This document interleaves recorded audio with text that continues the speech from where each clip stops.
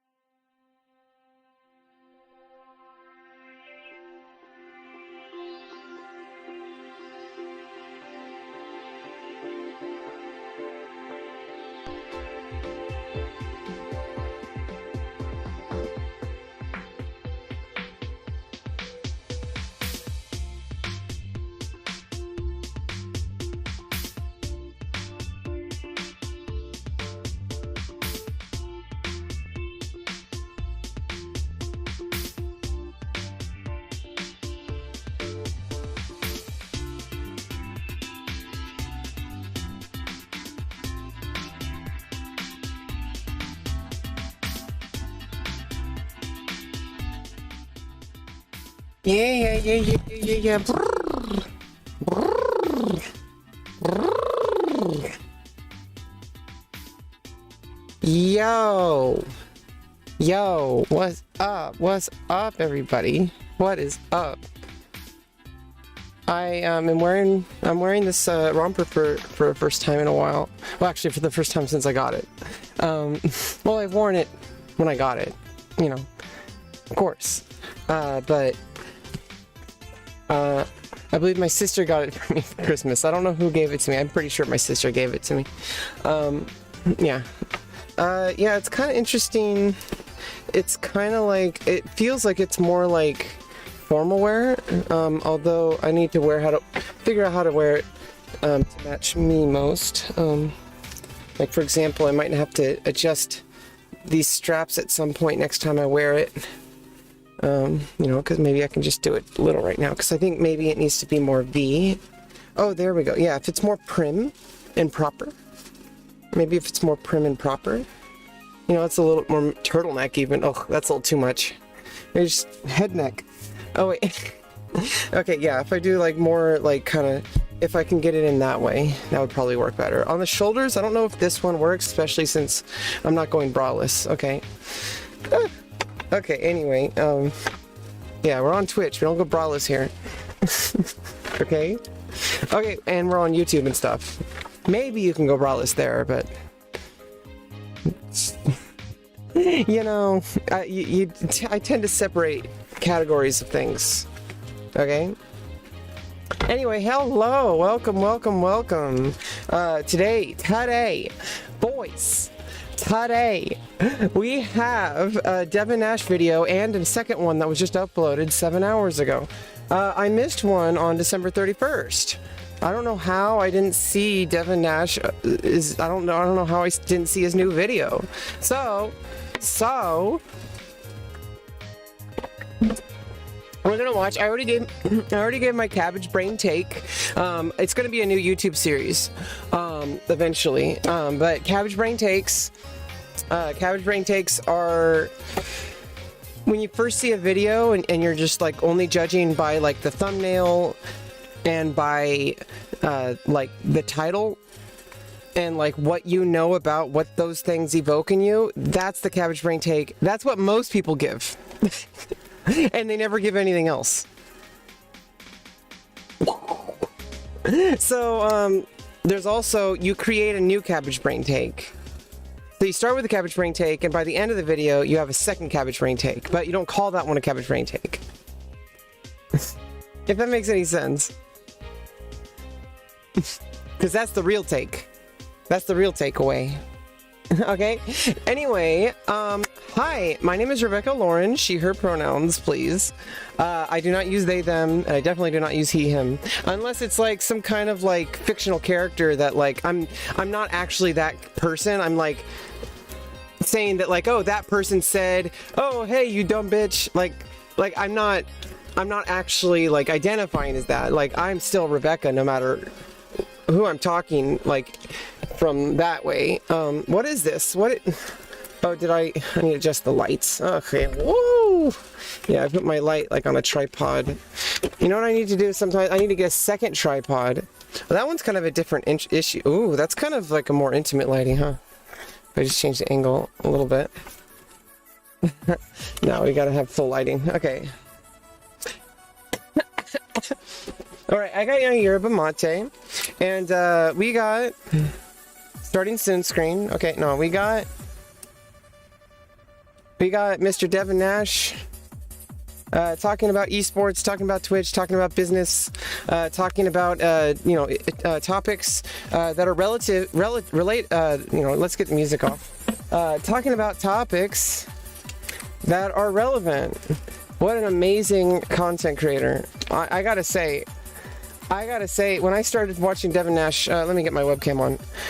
When I started watching Devin Nash, it was first of all, I started doing space backgrounds before he did. Okay, so let me turn off the music. Okay,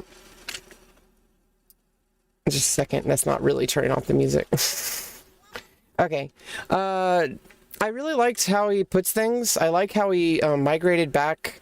I like how he migrated towards focusing mainly on YouTube, because Twitch, I feel like he's not really fit for Twitch. Like, I don't think he's really built for it. Like, I mean, he is, but like, I mean, I don't think he wants to do it. Like, I don't think that's like his thing. I think he likes being a YouTuber. I think he just likes being a smart guy. It's pretty awesome. You know, YouTube is where it's at. I mean, look, 13,000 views, you know, in 7 hours. Oh no, that was yesterday. That was 2 days ago. Okay. If you ever talk about women's issues online, it's just like they want you to make you think that you can't talk about certain issues, like women's issues, or you know, which includes trans women, and then obviously the broader sense of the word trans. Like, if you bring up these topics and stuff, like women in esports or like anything like that, then people online are mostly, I hate to break it to them, they're kind of. It's not that they're bad people, although some of them are. They know who they are. Maybe they don't. But, you know, some of them... What was I saying?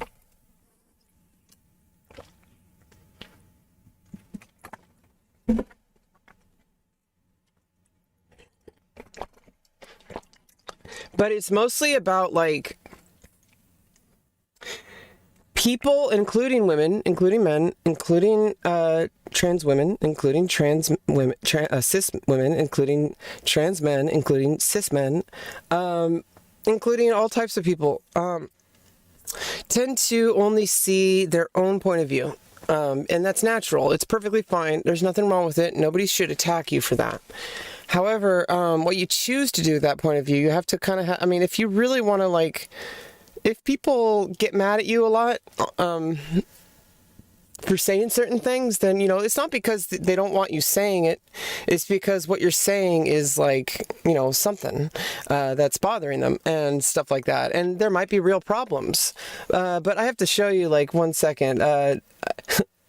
There was a comment, like, from somebody saying, like, sounds like a cabbage brain take. You're basically saying men shouldn't be men in gaming and should be submissive and passive when in the presence of women, as to not hurt their feelings or make them not feel welcome. Okay, well, that's not what I'm saying, but also, that's not what women are saying either. Nobody wants men to, like, walk on eggshells. That's not what trans people say either. Nobody wants people to just walk on eggshells, because that's what we're trying to avoid. That causes dysphoria. That causes, like, PTSD. Like, when people are like, oh, you know, I'm just going to say what you want to hear. Like, that's not something that, like, people want to have. So it's like... Nobody wants to just have their feelings, like, you know, just, oh, you know, pretend to treat me nicely so that, you know, it's like, what we're mad about is that you're not taking the time to be empathetic about people. And a lot of people online might have that issue.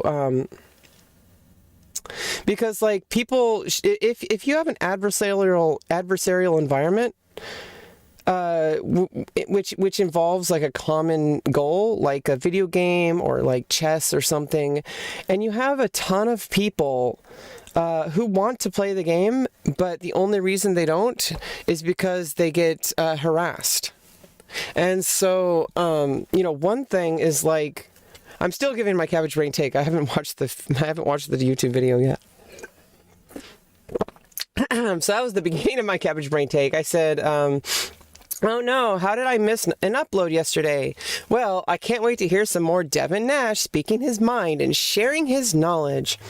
There's a lot of people not realizing that sexual harassment is very... So I don't know if he's actually going to talk about that. This is my cabbage brain take based on the title and based on what I know about women in esports. So, so it's like... So I just went with it. But I feel like a lot of women stepped forward, and that happened with Twitlongers and all that stuff, Fedmeister and all that, and other people's and shared, and I forget for, I'm just not gonna mention names because like there's just too many people involved, and I think people are missing the point. People miss the point. It's not about the person, it's about the fact that there's an environment where people think that that's normal behavior, and then when it's too late, people are like, oh, that's disgusting, that's that person's a rapist or whatever, and it's like the real thing is like, well, how come every day of your life you allow that kind of behavior, but allowing people to just like grab themselves in public, grab their crotch, or grab other people's crotch, and like it's a joke, and they're saying, oh, we're just joking around. I'm like, okay, well, first of all, what if all the men in the room don't want to see that? What if what if it's all men in a room and two of the men are like grabbing each other in front of the other one as a joke, okay, as a joke, and and the other one's like, hey, like, I'm trying to play video games, like, why aren't we playing Fortnite, or why are you guys doing that weird thing in front of me? Like, you guys think it's funny, I don't think it's funny. And you're like, and also like the other thing is like when people, and this is like growing up around men a lot, I've had 2 older brothers and a dad and like uncles and cousins and classmates. All my friends were male, like pretty much. I had like a girl across the street was my like best friend growing up, but most of my friends were male, and so like being around males, I constantly felt uncomfortable. I felt like I had to act like them. It's like, okay, like you have to comment on other people's bodies like way too often. Like, why? Well, first of all, it's not just women. Like, it's just men talking about men's bodies. Like, they're like, hey, like, you skinny motherfucker, or like, hey, El Goblino, or like, hey, you fat like tub of lard, or there's all that stuff that people do. And it's not just men, but like I'm just talking about from my experience, this was typically seen as a toxic masculinity problem, which was like people trying to overcompensate. And I was a victim of this too, because I had at the time identified it as male, and that was a really terrible time in my life. Because I thought that there was only one way to exist, and that I had to, because that was what they told me. And so like a lot of the guys around me, they would like, say like, oh man, I'd like fuck her, like, oh no, she's ugly, bitch. And I'm like, what the fuck? Like, I wanted to say like, I did. And when I did, I got like told like, what are you, gay? And I'm like, I mean, they were right, but not about the way they thought was. But like, hey-o. But, like when...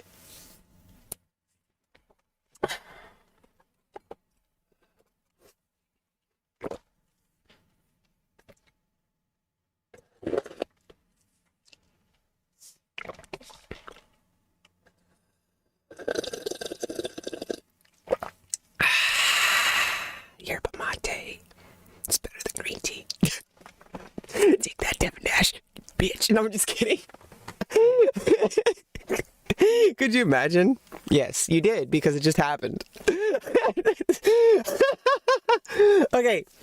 How come I left like soda poppin'? Why was I gonna say Chance? Oh, because the people I listen to all call him Chance. Okay. And because I actually don't watch all their streams. I only watch them on YouTube. Really? I mean, I do pop in their streams and like chat with people, like saying like, hey everybody, we're filming. Like it's like you're there along for the ride. That's how I feel. That's how I feel streams are. Streams are like when you're doing the filming. And like, yeah, you're like, you know what? I may as well like, broadcast this. Why not? Unless you want to do something that you're like really keeping hush hush, like NDA, like you're doing all that kind of stuff. Like you're like, there's something going on that nobody wants to know about until bam, Twitter post. Unveiled this summer, Rebecca Lauren takes the world by storm. Only she's the only one there. She's narrating her own life right now in order to break through it and find the other sentient consciousness. Okay, every person she's ever seen online or ever talked to in online, or anybody that she's seen, is actually an AI generated deepfake, and she has been the only person online for 22 years. Now, that internet that you've been using for 22 years, you finally know that Rebecca Lauren is the one who created it and makes it all possible. You're welcome. Yeah, you know, I created it. I created the internet. I mean, I created the framework that created Twitch. Like, I didn't create the frame, like the actual literal framework. I meant like, I didn't create it. Okay. But like, I could have. It's possible. It's possible any one person could have created today's reality. It's possible, but there's no way of confirming it. Because there's so many fucking people. It's like millions of people. It's like 8 billion people on the planet. Anyway. Yeah, a lot of women stepped forward and shared their stories, but people react and then forget that it happens. So that was the main point I was I basically kind of was trying to say. People just react to it, of course, and it does spread the awareness, which is important. But awareness alone is just awareness. Like, you can be aware that there's like a poop on the floor, but you also have to, like, you know, not step in it. So, a lot of men were like, oh my God, that's so terrible. And then they're almost there. They're almost there. Like, they're on the tip of the iceberg of figuring out, like, empathy. But then they make it about, like, oh, but that dude's just a douchebag. And they're like, they make it all about him. They make it all about the guy. And it's also not about focusing on trauma, because I've been through a lot of trauma. I've been raped. And it's not just about, because a lot of people have gone through that. And it's not about saying that it's diminished or putting a super spotlight on it. It's about, like, actually using the knowledge you gain to change the external, like, everything around you. So it's like, if you see something and you don't like that behavior, then it doesn't start where it ends. It starts with, like, you know, like, let's say, like, in a hypothetical example, there's like three, high school kids or whatever, or three college kids or whatever, and like, they're all, like, kind of like, there's the boy group, and then there's, like, a girl, and, like, okay, so, like, they're in, like, a chess club or something, or let's just say it's a Fortnite club, like, it's or Counter-Strike. Let's just say Counter-Strike. So it's a college, like, Counter-Strike club where they meet. They have a room that's given to them for like 2 hours a week or whatever, to play Counter-Strike. They have computers in there and all that. Like, let's just say that. So, like, it's an open club, right? So it's like, most of them are, like, guys, right? And then there's, like, the Asian girl, who just, like, dresses like a boy, and just kind of just is quiet, doesn't really talk, and everyone thinks everything's fine. But then, like, another girl comes in, you know, maybe Asian, maybe not, I don't know, but, like, not like a quiet girl, like another girl, like, just kind of, you know, like a girl. I don't know, like a girl like myself, or similar, like, just any woman, any other college student comes in and says, like, hey, I heard there's a Counter-Strike club, and, like, maybe this person's older even. That you could also use age as a thing too, because when you're older, and you have typically, like, 20 to 30 plus people, 20 to 30 people, like, in a club playing Counter-Strike. Well, how come, like, someone who's, like, just wanted to get into video games, they've been, like, a business person their whole life. They like, started taking college classes for, like, maybe they're changing careers, like, they started taking accounting or something. And they see, like, hey, there's a Counter-Strike club. I've heard about that. And, he or she walks in, or he or she or they walks in. And, yeah, I mean, in common usage, context matters. So people who get overly fixated on pronouns, like, just, pick your battles, please. Yeah, she, her pronouns, but not me. I'm talking when I refer, because I've seen other people do this when they like, especially with chess. Is in fact like Levi Rosman, known as Gotham Chess. I think it's Rosman, is it?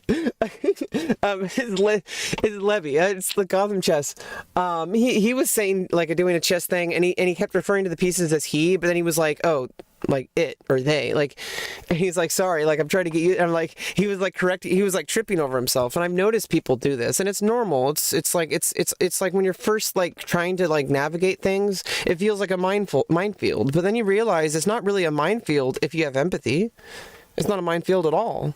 It's just, hey, these are things that I think about because around this person or around anybody really, and around yourself. Like maybe some of those things hurt yourself. You don't want to hurt yourself, do you?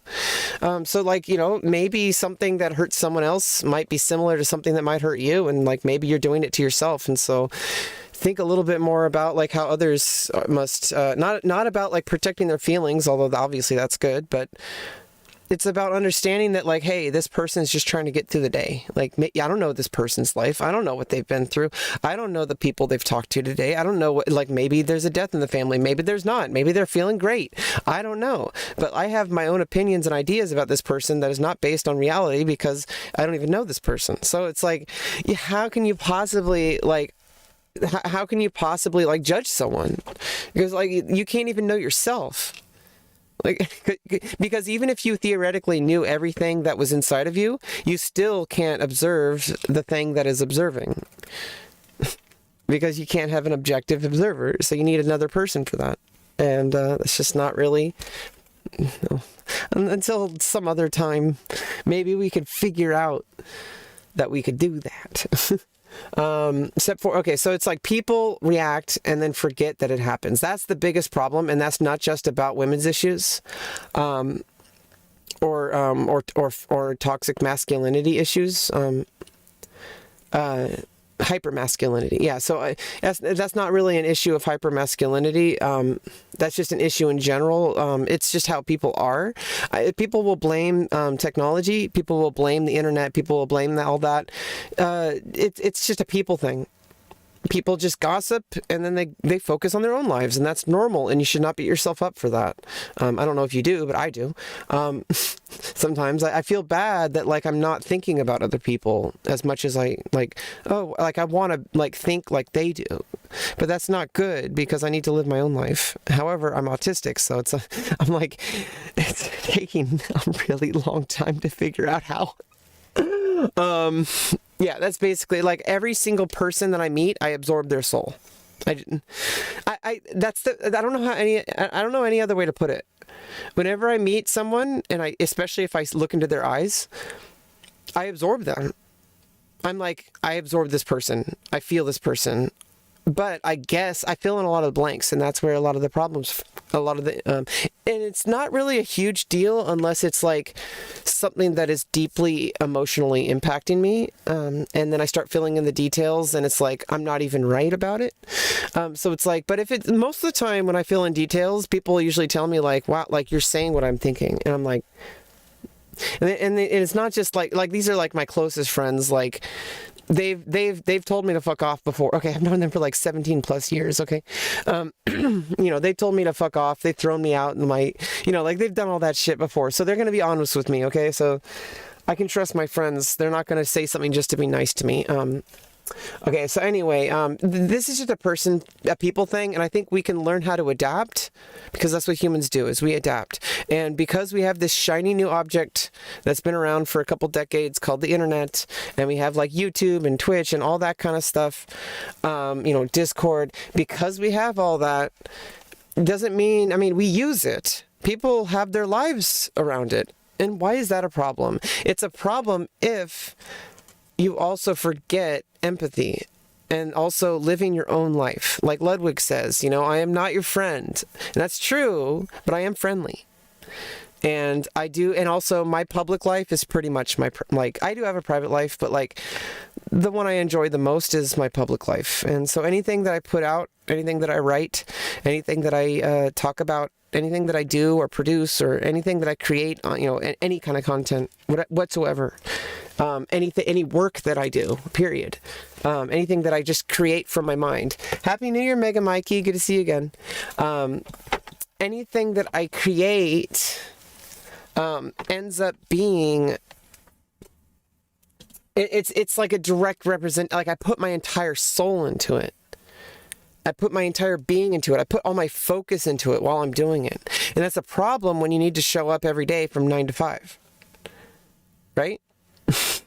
So I'm trying to learn how to hold back, but sometimes I feel like I shouldn't hold back. I should just because maybe I'm not doing enough.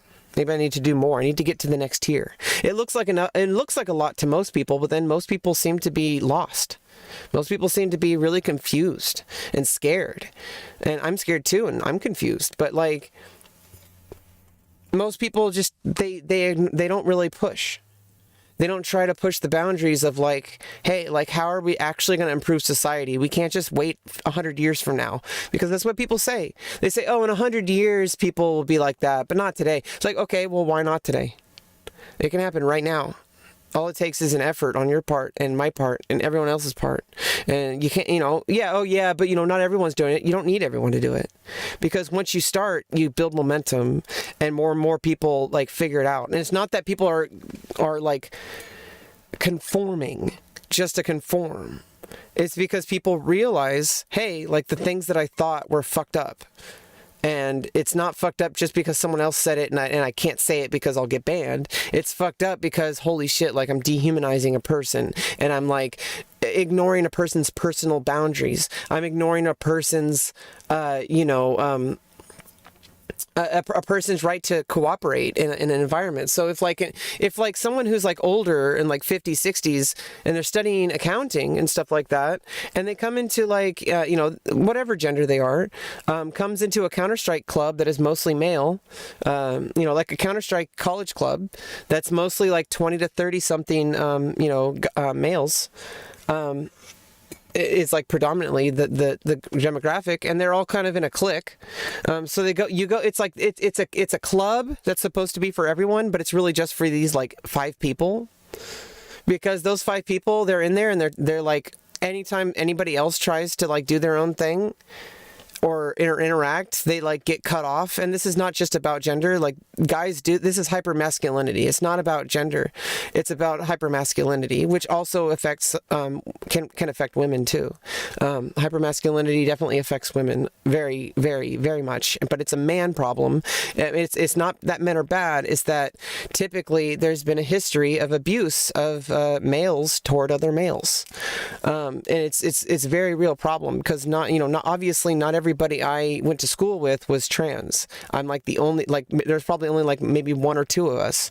I don't know. I don't know everybody who was in my, upbringing, elementary school and stuff. But, like hypermasculinity affected me, even though I claimed to be male back then. And because I was more feminine, and I was more like, I didn't really like doing the thing. Like I liked hanging out with the guys and like playing video games and like, doing like skateboard and all that kind of stuff, all the stuff the guys did. But then like, I don't know, just they were super fucking toxic, and I can't really pinpoint what exactly it was, but it's just like, I don't know, just like talking about people like you have a right to talk about them in a way that like, oh, that person's like, oh, or like her tits are too small. I'm like, what the fuck? Like, you could, maybe, like, why are you so fixated on that? And I'm like, not to judge people for having taste. That's not what anybody's saying. You're allowed to have taste. I have taste. But like, why talk about that? Objectifying people like their last week's Batman episode. And I think that's where it comes from, is because a lot of the times guy culture is about like, you collect stuff and you have to get more than all your friends, and then you like trade the ones like baseball cards. You trade the ones that that you don't have, and you have like extras of another. And like, it's all about like, hey, like, look at the one I got. Look at the one I got. Look at the one I got. And then like when a guy has it's like they even use terminology, they use vocabulary. They'll say like, oh, I got a girlfriend. And also, yeah, I mean, I would say I got a boyfriend. So I mean, but like it's not like they'll say like I got her, like I won her. And it's like people aren't people to win. Like, do you do that with your friends? Like, you know, if they're guys, like if you're just playing Counter-Strike in a Counter-Strike club or whatever, and like some guys walk in, they're like, hey, you want to play Counter-Strike? You're like, yeah, like let's play let's play like 1v1s. Okay. You know, that's usually what happens. Or you could be like, you know, because it's, you know, if it was a girl, you'd be like, yeah, come on in. Do you know how to play? Let's play 1v1s. And if it's a guy, it's like, hey, there's a computer over there. And I think it's because it's a language thing. And I think guys just kind of talk to each other that way. Because, like, I think it's because I think a lot of guys just assume that other guys are like them, including people who aren't guys. So it's like they treated me like that, but little did they know I'm actually a girl. And they called me a girl, but so what's funny is that I was treated like a girl, and at the time I didn't want to, which is funny. But I didn't realize I was actually a girl until later. And I was like, whoa, like I need my body to be different. It wasn't about it wasn't about being socially female. I considered myself just a person. Like as far as social, like there's 3 parts to how we exist. Like we have our personal identity that it like consists of multiple things. And one of those things is gender identity. And as far as gender identity goes, it's not one solid thing. There's social gender identity, which is what most people seem to be fixated on, because social gender identity has no fixed definition. Because if you're a woman or a man socially, it just means that like you interact and you're accepted as what is categorized as like an umbrella as like either female or male, like social behavior. Like, you know, the way you look, the way you dress, the way you act, the way you talk, the things that you do, you know, that's usually typically social, and those things change over time. Like the generations change. Those things change. It's not just about gender. It's just things change in general. So that's not what we're talking about when we're talking about transgender medicine. We're talking about a personal identity, which includes a need potentially for social integration and for medical and surgical intervention. And so that's something else. That is not social in the sense that like it is not required to be accepted as female to need those things or to have those things. And you're still female if you define yourself as female, and you're still non-binary if you define yourself as non-binary, and you're still male if you define yourself as male. So, you know, if you split it into those 3, the third is like spiritual. So the first one is like personal. Personal is like spiritual and personal. Like what is being your gender? Is it even a part of your identity? Is it a big part of your identity? Is it just a part of it, but it's important, obviously, because it's all important, or whatever. You know, your personal identity is so separate from how you look and how you interact, and feel. So the way I feel was wrong with testosterone, and so that has nothing to do with social integration. That was a personal, like, medical need. And once I got it, I realized, like, I've been missing out. Like, I wish I had started this. I mean, obviously, I have no idea what life would have been like if I had started that puberty, and female puberty instead of male. When I hit puberty when I was a kid, I have no idea what my life would have been like. It probably would have been equally or more tough, or maybe it would have been easier. I have no idea. I do not know the person I would be. I simply do not. I do not know the person I would be if I had gone through my female puberty. That being said, I am who I am now, and if I had been ready back then, and if science says it's safe, and I had enough informed consent, I was educated enough and understanding the consequences and all that, which is a process. And being educated is important. You have to learn. You have to learn what you're getting yourself into, because otherwise people can just, do it willy-nilly. And what if, have you ever, drunk dialed your ex? You might, that's exactly what doctors are trying to avoid. And it's just funny that so many people immediately jump to thinking that doctors are like, hey, here's some estrogen. Like, no, that's not what happens. Hey, plain simple. All right. So anyway, let's finish going over this. So, and a lot of the times I get gender dysphoria because of this one, and you'll probably know why, because I talk a lot. But I try not to talk over people. If I'm really upset and having like an autism issue, I'll end up talking over people. That's like the only time. I try to do everything possible to avoid that. Because I know that typically men will like interrupt women and talk over women, even when she's like saying, excuse me, excuse me, excuse me, excuse me, like, fuck you. And then when you say fuck you, they're like, whoa. Like, why are you so angry? Are you on your period? Which, by the way, like, I do get menstrual, I don't get menstrual flow, but I get PMS. But, you know, it's my own thing. I have no way to compare it to anyone else, just like no woman has anywhere to compare to any other woman, just like no man has anywhere to compare to other man. So nobody can compare to anyone else. However, there are common experiences that we can say, hey, like, enough people have talked about this. It's like how I could say that this is, the color purple, but what is purple? But you know in your brain what purple is. But like, what is it objectively? There is no objective purple. Well, there is, but we'd have no way of detecting it because we only have our own sense organs that take in the light that is refracting or reflecting or whatever, off of the object. And so the object itself is actually has no like visual stimuli. It's the light itself that you're looking at. You're not actually looking at the object, you're looking at the light of the object. So when you touch an object, you're not actually touching the thing you see. And apparently there's also a delay between when your eyes see it. It's so minute that probably only a machine would notice the difference. Oh, so when we create AI, we need to add in the delays. Yeah, when we create AI, we need to add in the milliseconds of delay. But then we also need to make a switch so that they can tell us what it's like. So they need to, so there'll be two different AIs. There'll be AIs who are AI from birth, and with you know complete, like, you know, everything's like perfect, you know, their whole machine body or whatever, you know, android body. And then there's the ones that have a humanoid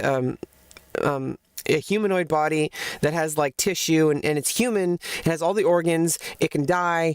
You know, they can die, whatever. You know, the body can die. You know, like it has everything. The only difference is it has a like positronic matrix or whatever for the brain. You know, like but like it's an artificially generated like intelligence. But like it's existing in like a human body. That would be kind of interesting because that's still an artificial life form. And I like how Data puts it. People say, "Oh, you're the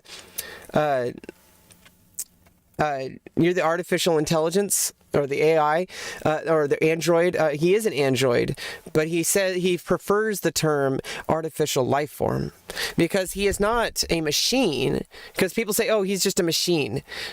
Like he says, like, I'm an android. But then he says, I prefer the term artificial life form.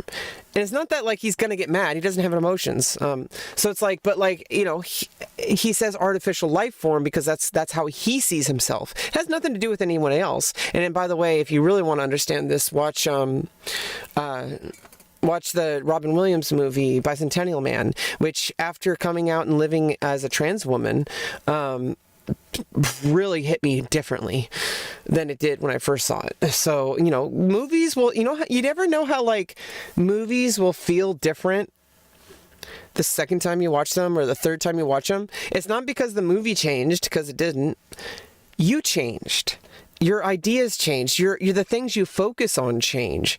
And so, yeah, people, when they're first going through this stage of like not understanding that there is a disparity between, you know, how women are treated in spaces and how men are treated in spaces. And I hate to break the gender dysphoria to you, but a lot of non-binary people, who were assigned female at birth also get lumped into this category. And to be fair, a lot of more androgynous and non-binary people who are assigned male at birth get lumped into the category too. So you're not alone, okay? AFAB people, you're not alone.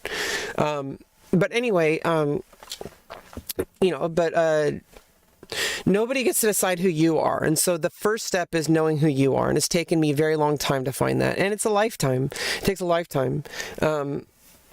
To find out who you are. Oh, one of the things, this side topic, one of the things that bothered me and why it was so hard for me to transition when I was younger is because I had all these and this kind of ties into the topic. I had a lot of preconceived notions about what it means to be a woman because of the women I was around, like my mom, who did her makeup for like 2 hours a day, and who went shopping. And I'm like, I don't like doing that. Like, I just like being myself. And for the longest time, I didn't even think of myself as a gender. And it wasn't until I was in high school where I was like, I'm definitely not one of the guys. I'm like, every guy I've talked to, like, I could be friends with, but I'm like, I don't like act like them. And when I do, it felt forced. And it's just like, I don't know, I figured it out. And I'm like, and I have like extreme dysphoria about my genitals. That was the big one. Okay, that was the big one. That was the one that told me for sure. But like, as far as socially being a woman, that's a bit different. Because being a woman it's changing in society. And also, like, women are feeling more empowered to, like, hey, like, obviously there's a halfway point. There's a meeting in the middle, because just letting men be toxic and then just adapting to match them, well, now women are becoming toxic. If you act like that, because the toxic behavior, it's not whether you're a man or a woman, but it's typically men who do that. And it's been going on for like tens of thousands of years.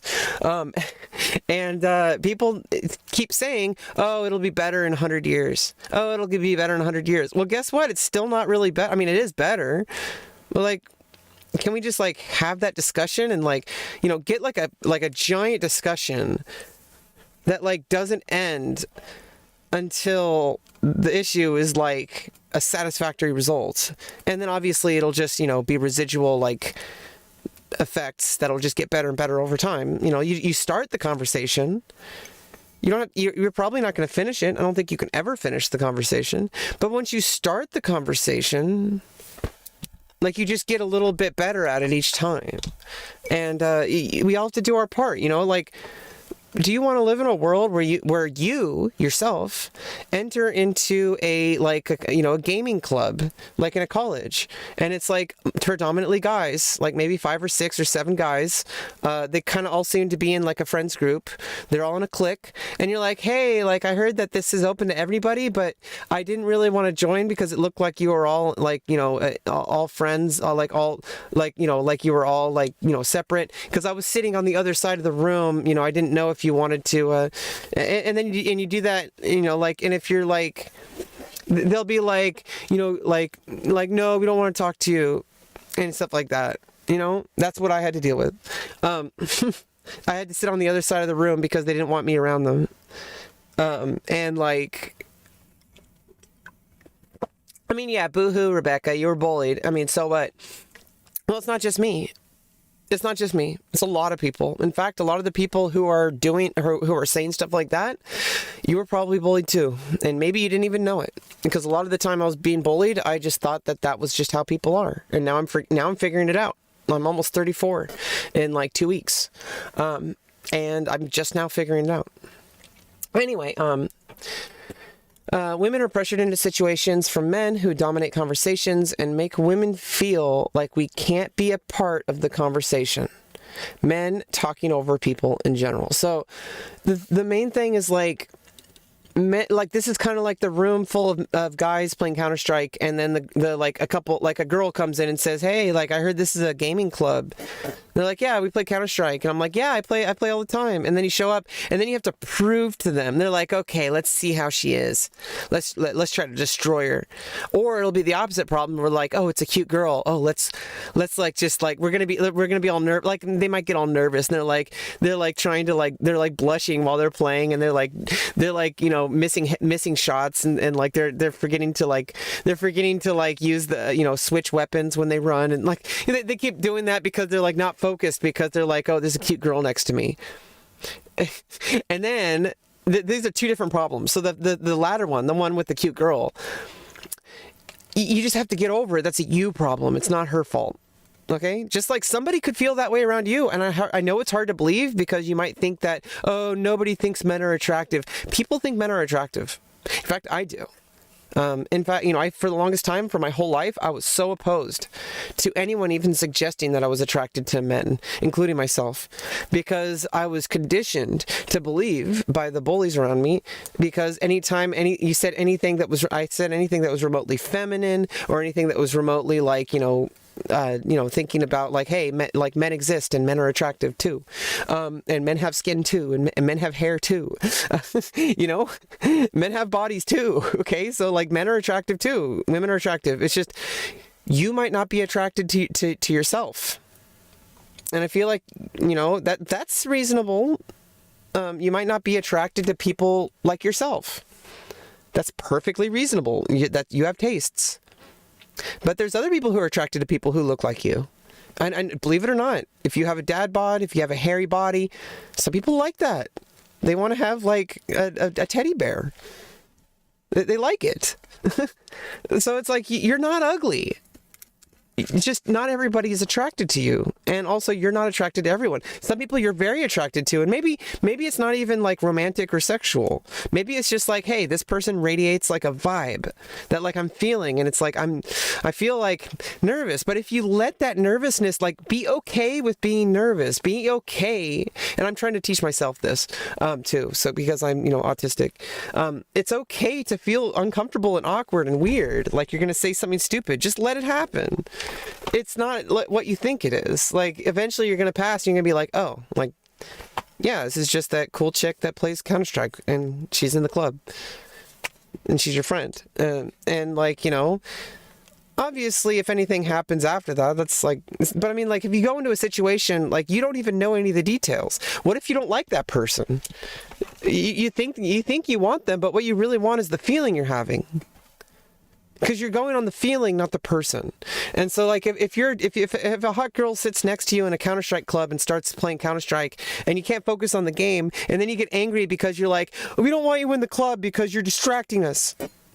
Well, that's not her fault. How come she doesn't get to? And then they make her feel like she wants to leave. They yell at her. They passively aggressive because they can't actually kick her out because, oh, it's a college campus. We have to be all inclusive. And they're like, oh, we're gonna let her play, but you have to sit over there, or we're all gonna face away from you. It's like, what the fuck?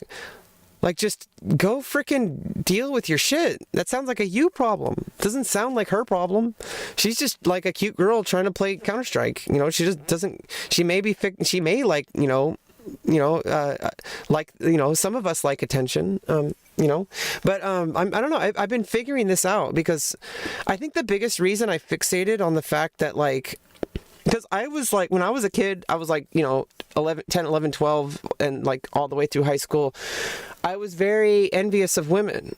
Because I was like, oh, women just, and also I was like bitter because I was like, oh, girls don't want to talk to me. And it's like, they can talk to any guy they want. Why would they want to be with me?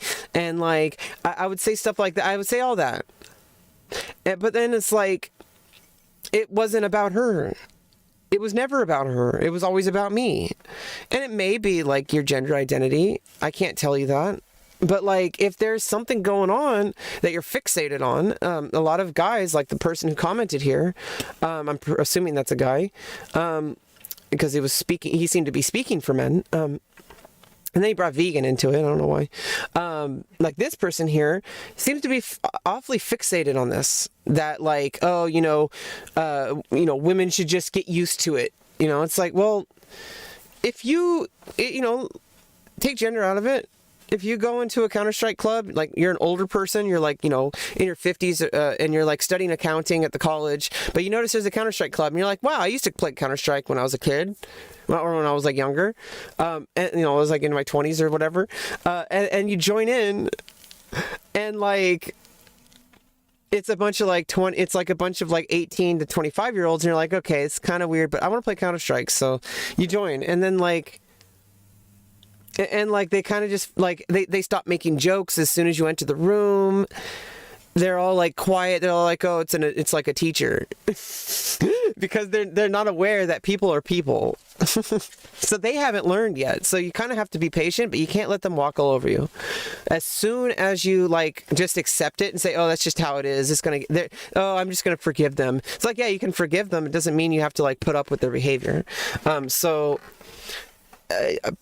everybody's a person, and it's, you know, we have shared environments, and if you do like a club, like a video game club or a chess club or something, all are welcome, you know. And obviously certain things, you know, you have to be a certain age or something to be a part of, but like, you know, for the most part, like, you know, chess has nothing to do with what gender identity you are. Chess is just it's a theoretical, abstract game represented by squares that are alternate colors and like 32 pieces that are, 16 for white and 16 for black, and that's all it is. It has literally nothing to do with gender or anything. Yet, if you're different, or if you're a woman, which is different according to guys, if you go into a space that's predominantly dominated by hypermasculinity, that's the real problem. It's not men, it's hypermasculinity, because hypermasculinity can also affect women and non-binary people. So hypermasculinity, like, is a part of society in general. It's not men that are a problem. It's not women's responsibility. It's not men's. It is men's responsibility though, because it's predominantly affected men. But it's also women's responsibility. But you know, put it on the people who are causing the problem, and it's not because it's just all men. Okay, calm down. It's because it's been a problem because it's been a male-dominated society, and people are like, oh yeah, but like, you know, this was invented by men, this was invented. Okay, well, what about the things that are invented by women that you don't even really mention? You like maybe put a footnote, but then you like have this like giant like 3-part documentary about some dude who like invented like a different kind of toothbrush in the year 1872 that was temporary. Like, you have like a 3-part documentary about this guy, but like this woman who like, you know what? I'm bad with facts. In fact, it's not just about women. It's also about men. Typically, I've had male celebrities are shoved in your face, and then women celebrities are seen as like, oh, they're like attractive, and they're like, but then the men are also attractive, but they're seen as like, oh, like they're so like smooth, and they're like, it's more social. Like when it comes to like how kind of like general society like puts us into categories, like. It seems like to be male seems to be more society and action based. And to be female seems to be more like aesthetically based and like also like action based. I guess they're both like that, right? So it's like there's a masculine look, there's a way men act, there's a way they like, you know, and by look I mean like every part of them, however that means. But like with women, it's like there's a way women see women, and also just like decent people, and then there's the way hypermasculine people see women. And those are two different things, because decent people who see women, they see a person who looks a certain way, and when they see a man, they see a person who looks a certain way, and you go from there. You listen to the person, you talk to the person, you work with them. It might never come up, but you know, someone might be very passionate about their identity. Someone might not really care. They just want to like do their job in the corner and then go home. And you're like, oh, that, you know, hey, like they might correct your pronouns, you know, once. Like maybe you misgender them once, and they're like, oh, like I'm a girl, and then they're like, oh, okay, and then like that's it. like she just like goes to work and then sits in the corner and does her job and then goes home. Nothing wrong with that. Some people feel that way. Some people are like, they're out there protesting for trans rights. You know, they got the trans flag in their bedroom. They have trans merchandise. Everything is trans. Their cat is trans. Their dad is trans. Their mom is trans. Everybody's trans. And like, that's cool too. I feel like I don't want to be judgmental, but for me, I felt like that was a honeymoon phase for me. I was like, hey, I'm trans. I owned it. I was proud of it, and I still am. And but like, I don't have to like have a giant flag in my house that takes up all the room, and I have to constantly worry about like it falling off, and also just like I typically don't put things on walls. I'm really vanilla. I like to like barely put anything. I like to keep very basic stuff, and right now I have a really hard time organizing my life because I live in such a compact space, but I want to expand my living space at some point, and it's gonna happen. Yeah, I think I can probably get away with. I think it was when I had the refrigerator plugged in, it was overloading the breaker, because I unplugged the refrigerator, and since then, like, I don't think I've had a problem. Although if my stream suddenly ends, you'll know why. It's because my breaker reset. But I can also have blanks. Okay. So yeah, I mean, it's like people immediately jump to this like, why are you lumping all men into this category? Why are you treating all men like they're rapists? And it's like, no, calm down. Calm down. There's a reason why you're defensive, and that's probably because you're not the person that we're talking about. Or you might be. Or you're doing something that they do, but like you're a decent person on deep down. Because if you're thinking that, if you're getting defensive about it, it's because you feel very strongly that behavior is wrong. That's what that means. When you're defensive, and also when you're defensive about something, like if somebody's, okay, like if somebody calls you a girl, like girly, but you like define yourself as a man, and you get defensive about it, you're like, what the fuck, dude? What the fuck? And then you puff out. You don't need to puff out your chest though. You don't need to prove it. And I think the fact that like if you feel that you have to do that, I'm not, don't mind me and my my opinions, but I feel like what that means is if you keep getting defensive about something, it means that you're avoiding thinking about it or talking about it because you have something in there. It doesn't mean it is what you think it is, like, because you don't know what things are. Like I didn't know what Santa Claus was when I didn't know what that's, like my idea of Santa Claus was very different when I was 7 years old than it is today.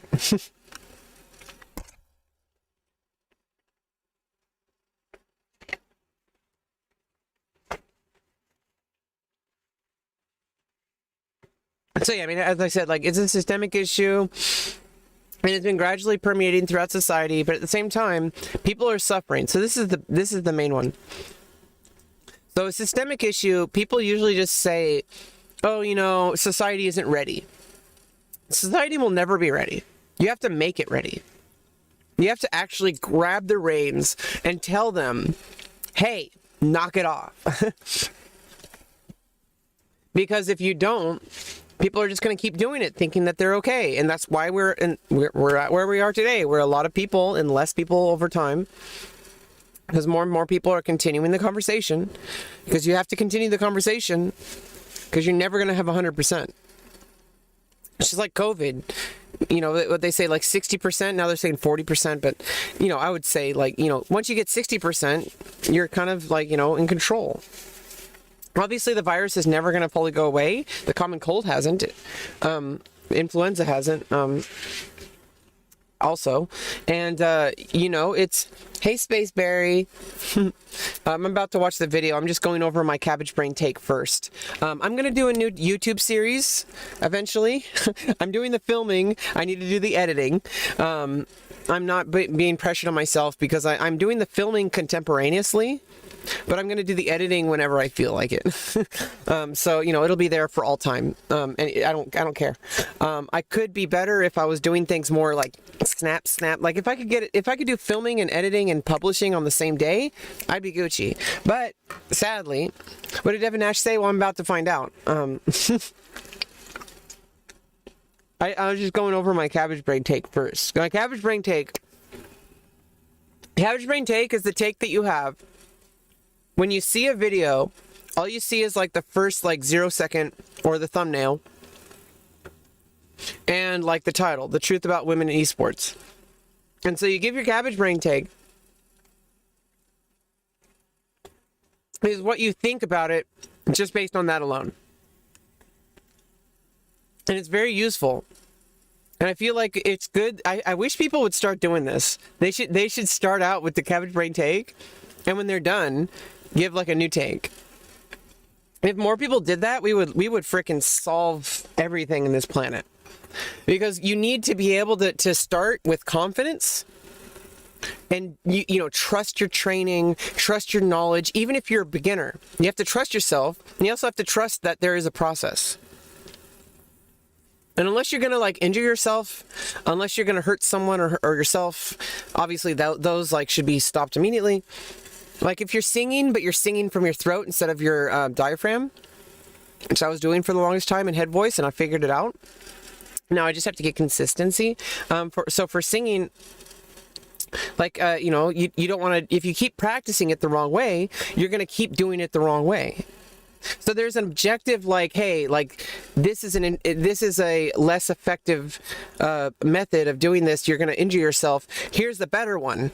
This exists, and you have to find your way to that one, but you can't do that if you keep doing the same thing.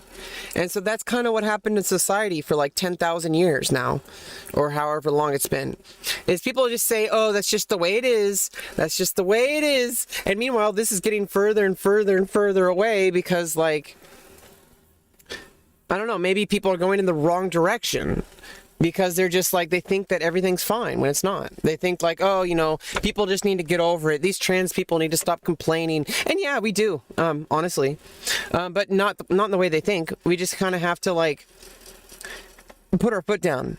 And if what we say is true, then why do we need to, you know, defend it against people we know are wrong? However, we do need to address things that permeate across entire society, and we need to get that conversation going. Because the conversation is not about policing terminology, although there is certain terminology that we just shouldn't really say because it just kind of feels wrong. You know, some people might not have a problem with certain words, like, you know, for example, saying the SH slur. I call it a slur. Some people might not consider it a slur. You know, like she-male. I don't like that word. It makes it, and just saying it makes me feel gross because it makes me feel like I'm being objectified by the male gaze. Not male gaze like Gays. So that's why I think that's why we don't say that anymore. By the male, like, by the male objectification. Because that's how typically men have seen trans women, as some sideshow. That like, oh, it's like a chick with a dick. In fact, that's actually how I found out about trans women, was a website that was this, it was like chicks with dicks or whatever. And I was like, whoa, I was excited. But then I had an older brother and a cousin who was like, those aren't women with penises, those are men with breasts, men with tits. And I was like, no, they're not.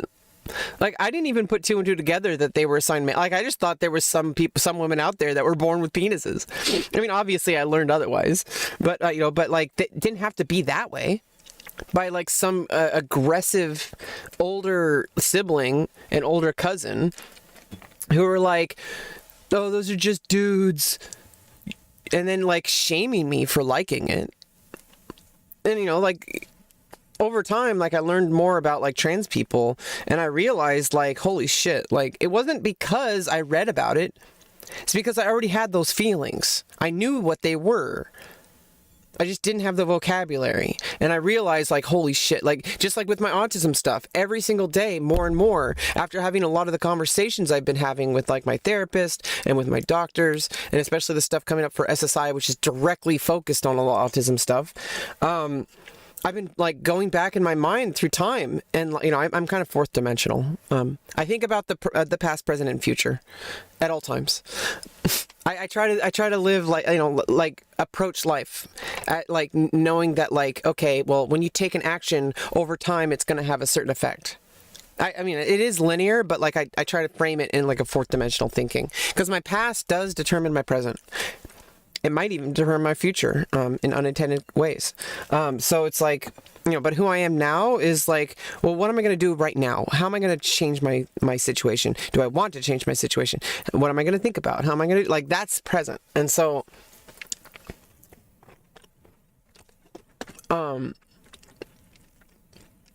yeah, it's the people are suffering part.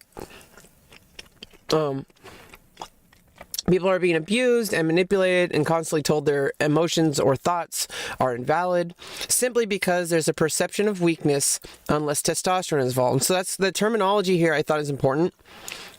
I don't think it's inherent to being a man. I don't. Because women can also have higher testosterone. Both men and women have estrogen and testosterone. We're all basically the same, but we're not. We have different, coding that comes in at the beginning. That's all that's different. But we can recode ourselves, but it doesn't recode the initial coding. It just changes the other stuff. It changes the hardware. It looks like a duck, sounds like a duck. It's probably a duck, There's a perception of weakness unless testosterone is involved, because testosterone, it does have a very real, it just like estrogen, has very real consequences in your body. And it's obviously it's people who are testosterone dominant, which is mainly men. So I'll use men for from now on. So men are usually are adapted to testosterone, and it's usually like the elders, the role, I guess not role models, but the people who influence the young child, I'm just going to use a male as an example. So the people in a young boy's life who are all of a part of influencing them, the man that he becomes. And so if all the people in his life are telling him that the feelings he's having of like, a need to like, I don't want to say aggress, but like the need to, it's like a push, because I know how testosterone feels because I was testosterone dominant I think I had lower testosterone than most males, but I know how testosterone feels, and I'm glad it's gone for the most part, because it's almost all, you always have some, because you need it to regulate your body and like your libido. I don't have like a super libido. However, I have a very, very strong sexual, I don't get into that. So testosterone, it has a very real effect on the body, and because I've seen the difference, I think I have a unique perspective compared to men who, are cis, and to women who are cis. It's because, women who are cis tend to not have higher testosterone, but there are women who have higher testosterone. But, and the same goes for men. Some men have lower testosterone. That's fine. Obviously, if it affects their health or their well-being or whatever, they go to a doctor about it. They say like, hey, I have low testosterone. They might want to switch to estrogen. They might want to switch. They might want to just, most of the time, I think most men probably don't do that. They probably, go to a doctor and they take a low dose testosterone to like boost it so that they can go into their 50s and 60s and with vigor and be strong.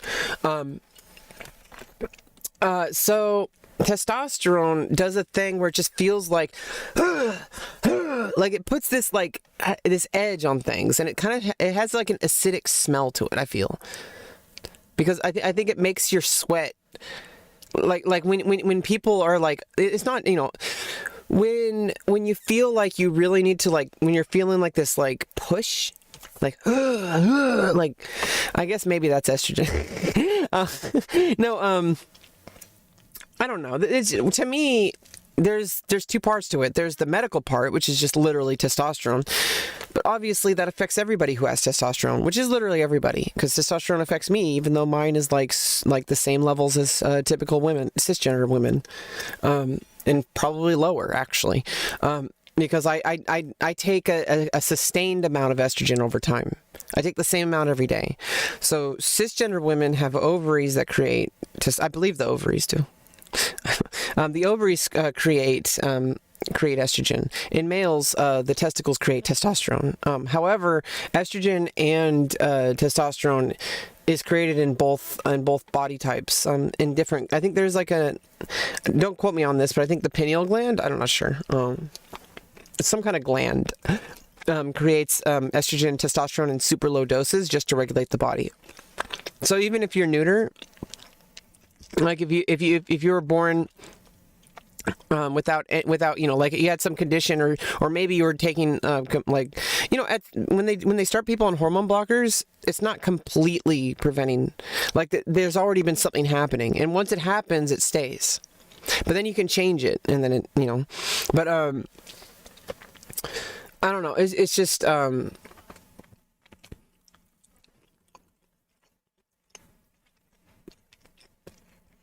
I believe the thing is, like, typically in hypermasculine society, which is the situation, and it's changing, but it's because people are talking about it, not because people are just waiting. And so people say, oh, why are you complaining about it? It's just, that's just not the way society is. Maybe in 20, 50 years, but not today because people are shit. And it's like, well, you have a choice. You could have responded that way, or you could have read about it and said, huh, and then moved on.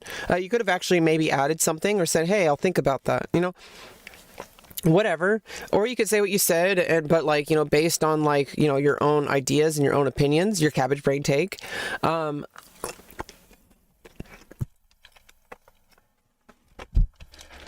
it's just over time, there's not a problem with initially saying that, because if that's how you feel, that's how you feel. But if somebody gives you information that influences, hey, maybe it's not what you think it is. Hey, maybe it's different than how you said it. Hey, maybe it's you're totally wrong, and you're an asshole, and if you keep doing it over and over and saying, what's wrong with you, why are you I don't care about your feelings, and it's well, you have to kind of ask yourself, if people are calling you an asshole left and right because of the things you say, then maybe you're an asshole because you're refusing to even look at, you're refusing to even change. You're just saying the same thing over and then defending it to the death. Why are you defending something that is a cabbage brain take? Why would you defend a cabbage brain take? You do the cabbage brain, you have the cabbage brain take. Oops. You have the cabbage brain take, and if you defend it to the death, your cabbage brain take is garbage. And the thing is every take we have is a cabbage brain take. That's kind of the moral of the story. Every take we have is cabbage brain. However, after we learn new information, after I watch this video, I'll have new information than what I had before. And so, I'll work through it and I'll think about it, and it'll change the way I think. It might not change heart, there's things that are just kind of set in stone for me, hey, human rights should be a thing, Anyway, let's actually watch. So today I want to cover one of the most important topics in the gaming industry and esports, and that surrounds the competitive inclusion of women within esports and the industry itself. And I want to cover this topic hopefully in its entirety, with my goal being to outline this entire argument, provide resources, and give people a central reference point to deal with this issue when it inevitably comes up a million times later. So this is a really important issue. It's something that I've thought about a lot in the esports industry, and something that I've done a lot about. So when I saw this topic come back, yeah, and he does. He's talked about how women are treated. He's talked about mental health in general, and how a lot of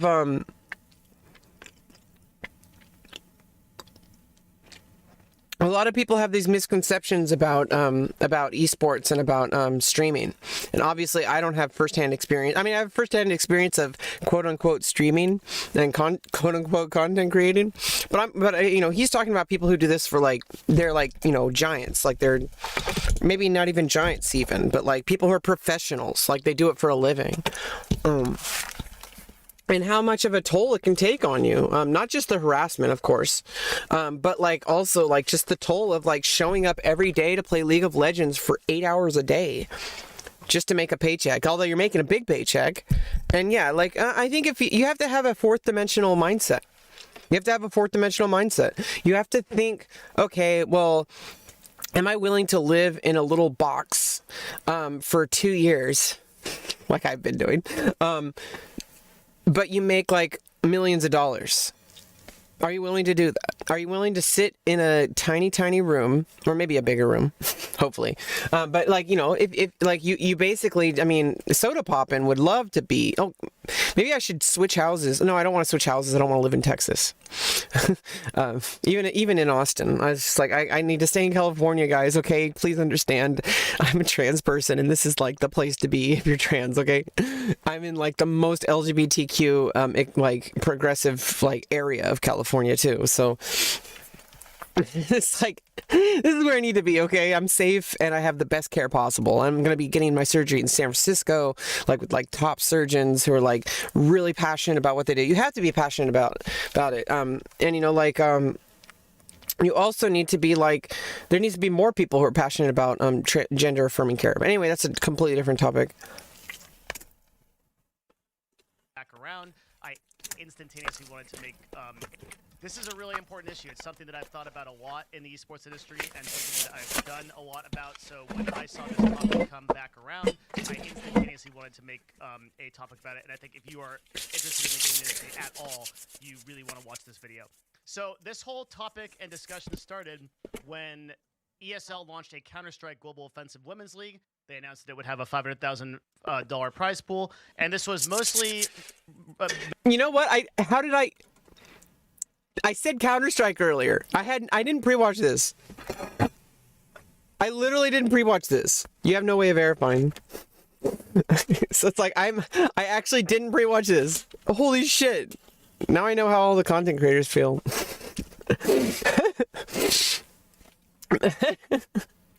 Met with positivity, though one particular person, a esports commentator by the name of Thorin, came under fire.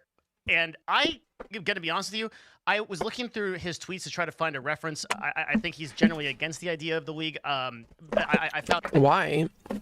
People are the same way about chess.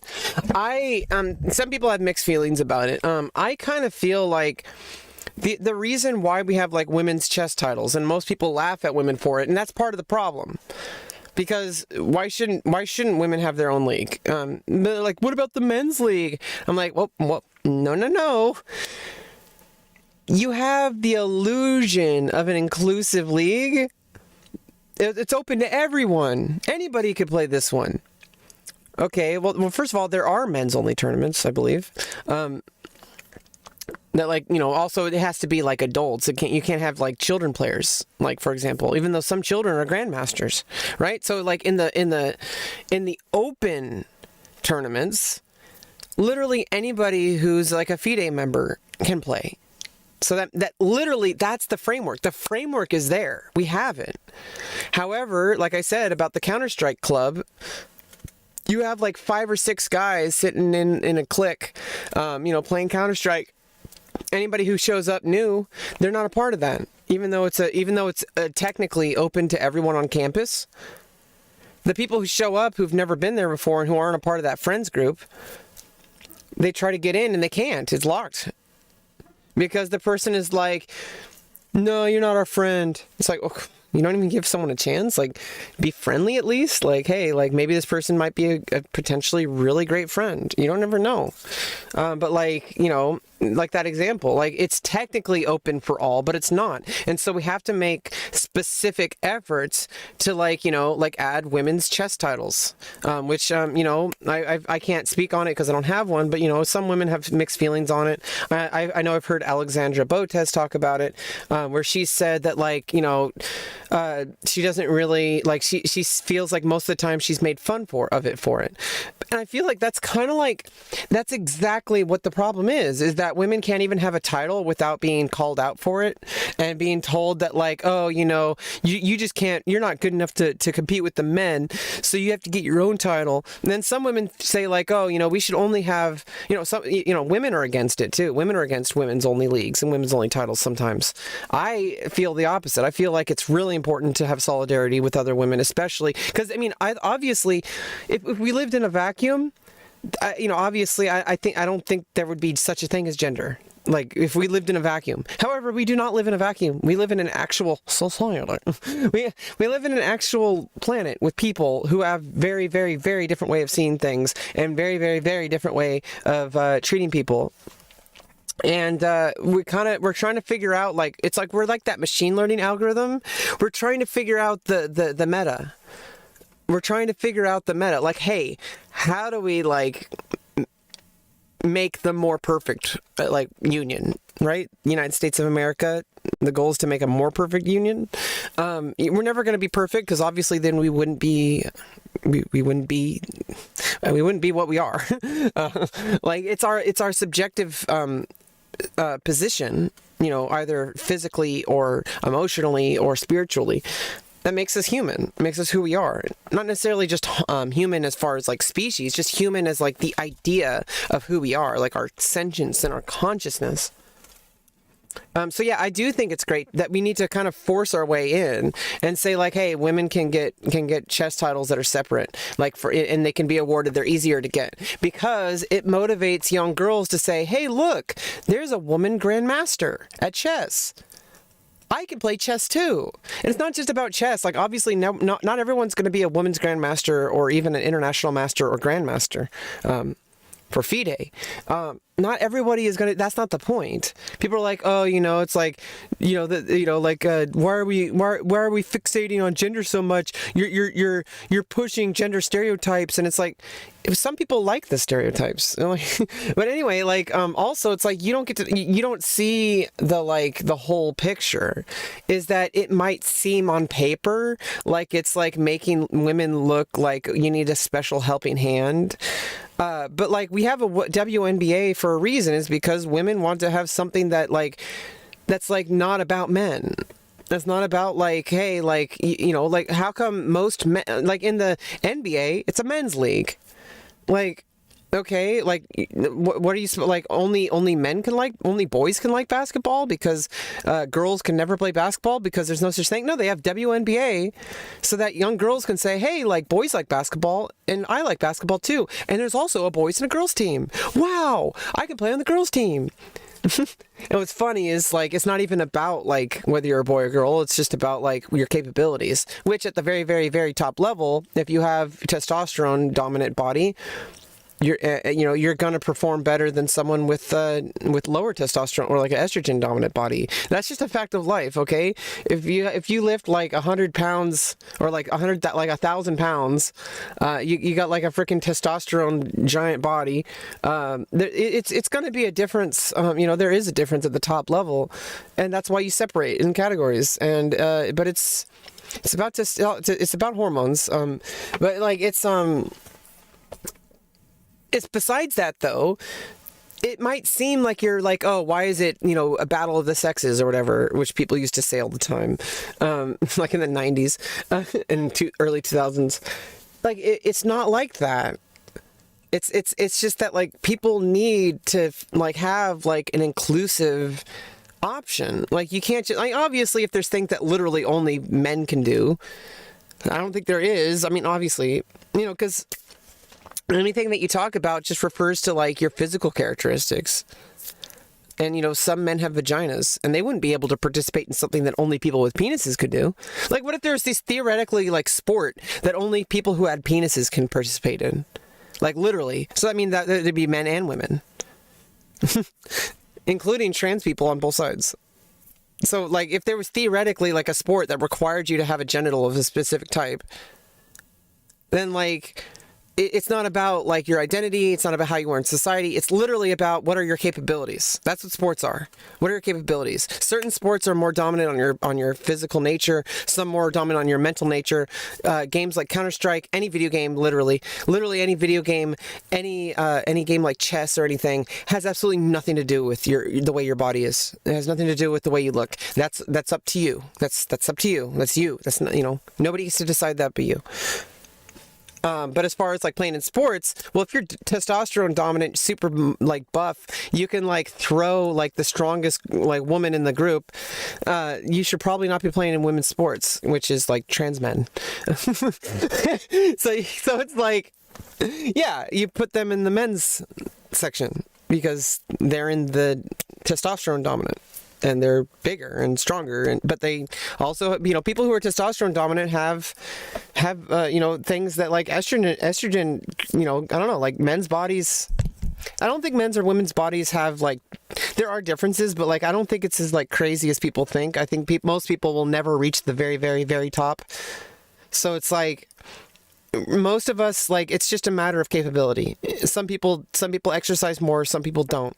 Okay, so if you're playing in high school or whatever, it's already disparaged, because there's going to be like super skinny kids. There's going to be like, you know, kids who can't really run as fast. There's going to be like the kid who's like every day going to the gym, like, you know, there's going to be different people in like high school. Like, it's not about like being the top of the top in high school unless you join like an actual like league. If you join like a league where it's like, okay, this is a men's league, or this is or a boys league, or a girls league, well, then it's about capabilities. And none of the people who are just like there just because they're like they were told they had to graduate or something like that, like, you know, and the people who don't really care about the sport, those people aren't going to be there. It's going to be all the people like the person who is like doing stuff like every day, like trying to improve. It's going to be all of those people. And so if you have all those people, if it's a sport, which Counter-Strike wouldn't be, if it's a sport that's like basketball or something, then it's like, yeah, if you're playing college sports and you're testosterone dominant and you work out a lot and you're like, you know, you're able to like, you know, it's not audition, but you like, you try out for the league or whatever, or get scouted or whatever,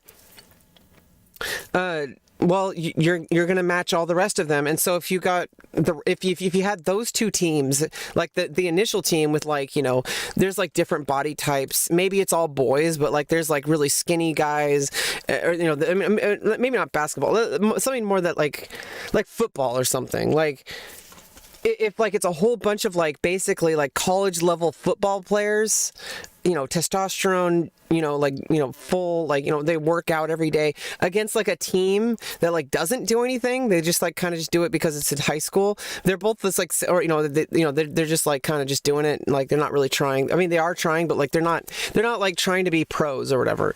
You know, they don't have that mindset. They're doing it for personal reasons. And so if you have those two fight against each other every time, the college team is going to win. Okay.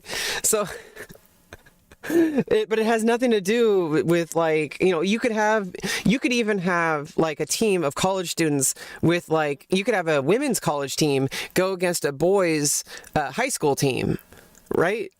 The college team is going to do better because they all freaking like work out every day and like push and push and push. And these people are just like, yeah, you know, I just want to go home and play Fortnite. Like, like you know? Okay, but Counter-Strike isn't like that. But it is in the sense that there's going to be people who just play for fun, and there's going to be people who are trying to be pro. Okay? So, like, there's going to be the people who are like, every day, they're like, okay, let me do my aiming assistant. Okay, let me do my exercises. They're like doing these special exercises that are specifically designed, like actual physical exercises. They're designed to help them with the game. They're reading about the meta. Okay, and then there's like the people who are just like, LOL, Fortnite. You know? On one, which was, if you don't need men and you're so great, then prove it. Start an all-female company that is funded by all-female investors. Run an all-female league on an all-female run stream platform. Cater to female fans and let me know how you do. Fuck. That completely misses the entire point, though. Because you're comparing women to men. You're saying that if women were in control, we would act like men. that women would just like flip it around. And I think that's a fear that a lot of people have. Some people also have a fear with that, with being white, and or, you know, with being critical of the fact that there's systemic racism. Like, some people are like, you know, like they think that it's just going to be the tables are turned because that's what they think because they watch too many movies. But I just, to be honest, I didn't go through all of his tweets. This dude tweets like 5 million times per day, and it doesn't matter what he said and what he did or whatever. This video is much more important than to address it against a single commentator. The fact of the matter is that there are many people who believe... I mean, we can go through the Twitter thread after. That women are either worse in esports or simply are just worse than men at competitive games, or don't belong in esports or gaming for whatever matter and just are worse in general. And we're going to address that today. So there are several different sections that I want to cover, and by the end of this, you're going to have hopefully a full picture, or I'm going to do the best that I can. And the first place we need to start is, okay, are women worse than men at video games? And that's a great question because we have to the date of this recording, never really seen like a true competitive representation of a woman in, say, like the North American LCS. Yeah, so that's the same with chess, because people keep using, because people who are like really hyper fixated on putting women down. I don't know why. Like, they're so hyper fixated on it. Maybe you're a woman. Maybe. You might be trans. If you're super hyper fixated on being angry that women are like, that men are better than women, or that, you know, whatever, if you're super fixated on gender like that, then maybe there's something going on there. But anyway, like, it's just like with chess, because, you know, misogynistic people will say, oh, but you know, how come there's there's only very few grandmasters who are women, like Irina Crush, or like, you know, how come the majority of chess grandmasters are men, and how come there's no women in the top 10, like, or whatever, like, because of the percentage. Like, there's a big disparity. There's like a whole bunch of men, or people who identify as men, compared to the women in the pool, and so maybe like 2 or 3 of those are going to pop up here. But like, if you have 2 pools of amateurs, you have male amateurs, and you have women amateurs, and there's like there's 10 million of these, but there's like 10,000 of these. Well, there's going to be a more higher frequency of people trickling up to the competitive spot. But like, you know, if this is like a, you know, just this spot is like just the open FIDE, like chess is, you know, technically gender neutral. It should be, and there should be no reason why there's only men dominating the game, except there's like social pressures, and this is the problem, is the social pressures.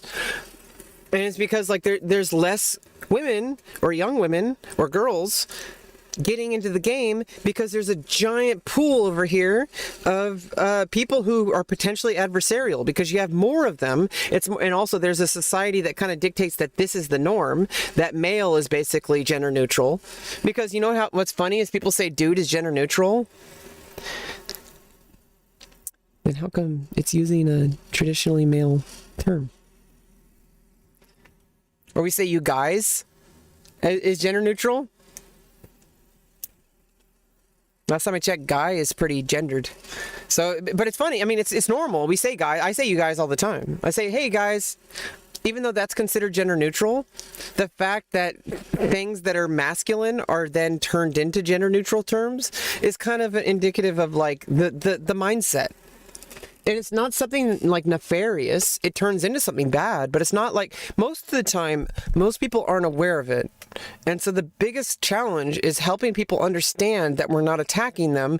We just want people to understand that they have an effect on the world around them through their actions, through their words, even through their thoughts, because your thoughts become actions. So you kind of have to police yourself. I do it all the time. You have to constantly think about like, hey, like, why am I thinking this thought?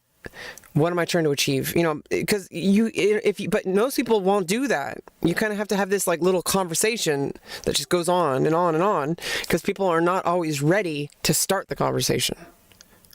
They're like, they see it, they do the cabbage brain take, but then they leave.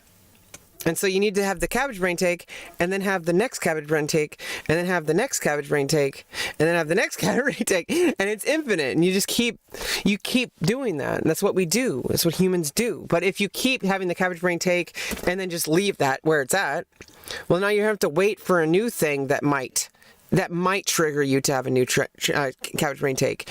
And then if you do that, and then you just stay there until you find some kind of new cabbage brain take, and then you just kind of stay there. And you're not taking any new, you're not upgrading your cabbage brain take very fast. In fact, you're probably going in the wrong direction. So what you need to do is, you can't trust your own thoughts. Just like I can't trust my own thoughts. But what I can trust is that, hey, I trust that I've learned a lot about this topic. I trust that I've talked about it before. I trust that, you know, I don't know all the answers, and that it's okay to say what I say, because I can always adjust it as I go and improve in this world. And so it's like, if you only stay at the cabbage brain take and you never try to push past it, like, it's just going to stay the way it is. Because that's what's going on right now on the internet. You see like 20,000 comments, like it's just all like either copy pasta or it's like some variation of like the same exact talking points that have been said over and over and over again, that have been debunked, that have been challenged, and like are like rarely like not even used among like people who know what they're talking about. And that's the problem, is because we can't expect everyone to be an academic. And that's the challenge, is because in order to make this happen, we have to get them to the place we understand. And in order to do that, they have to have an intense conversation that not everyone is ready for. But you know what? Ready or not, we exist and we're not going away. Or that would compete with a man. So that logic would follow. You would think, okay, well, why then? Like, obviously, since we haven't seen women in esports, it must lead to the fact that the women are worse than men at gaming, right? Well, let's take a look at what we know. So there are actually a few studies that have been done on women and men in gaming, and I'd like to bring those up. The first one here is a study that was done across massive multiplayer online games, actually a very large study. And I'm going to save you going through the entire study. I'll include the I'll probably go through it later. Links to these studies and everything down below. But in short, the results and conclusions are they took a couple of massive multiplayer online games, and then they came to a couple conclusions. And that conclusion is that when controlling for extraneous factors such as playtime and guild membership, our results showed that women perform at least as well as men do. Perceived gender-based performance disparities seem to result from factors that are confounded from gender, i.e. amount of play, not player gender itself. The stereotype of female players... Yeah, so I mean, that's like that's it. Like, it's like I just said earlier, like, it's not about like whether or not you started here or there. If there's an open section, like if there was a Counter-Strike League, or if there was a chess, like FIDE chess, like open rating, like there's an open section in chess, in FIDE. You know, the open rating is the one that's open to everyone, no matter who they are. You could be 12, you could be 80, you could be man, woman, black, white, whatever. But we know that chess, those of us who are really honest and who know what we're talking about and who are just decent people, understand that chess has nothing to do. I mean, if it does, it's either really minute or maybe it's not. But so far, like, there's no reason why women. There's no reason other than the fact that the environment is predominantly male. Why more women aren't in the top of FIDE. And so if you have like I said, if you have like 100 women, 100 girls, and you have 1,000 boys, and they're all trying to get to like grandmaster in chess. Like this, let's say this is international grandmaster, which is open to anyone. Like there's this big giant thing over here. And so there's these boys and girls that are doing it. But you notice how like on this side, there's already an arm leading up to it. But the girls have to start from over here. And so you have to come to the arm and then go up it. But you can't really do that because girls get pushed away because it's like, oh, it's a girl. Oh, I'm going to ask her out. Okay. Like, you guys don't realize that boys act like your stereotypical idea in a different way, obviously.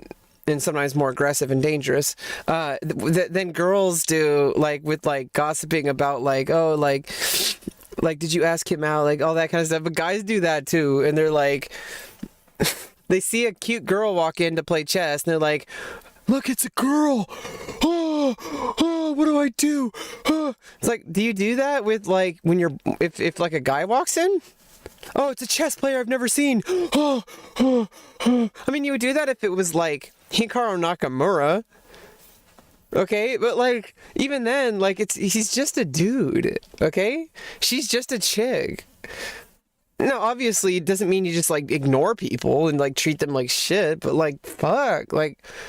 There's literally nothing preventing girls from getting to the top except for the fact that boys start here where there's already a foundation created by men before them of this like giant like pathway. Even though it's hard, it's still hard. No one said it's easy. But it's just like you have this additional barrier of like, hey, if I walk into the chess tournament, I'm probably going to be the only girl there. I didn't have that barrier, but then I had other barriers that prevented me from doing anything of the sort. I didn't do chess, even though I wanted to. I didn't do basketball, even though I wanted to. I didn't do a lot of things because I was just, I had the same issue, but it was based on my gender, but it wasn't the same way as like people who are assigned female at birth, or people who are generally just, I don't know. My therapist has told me, like, and she actually kind of like laughed, and she's like, oh, I'm not laughing, like, I'm sorry, like, but it's just like the way you're talking, it sounds like you have like the experience, like she didn't say it like this way, but she said like you have the experience of like a girl, like of a woman, like every woman I talked to was like, yeah, it sounds like a girl. You know, the only difference was I hung around mostly around guys. But even then, there were other girls who hung around mostly around guys, and they were kind of like me. So it's kind of interesting.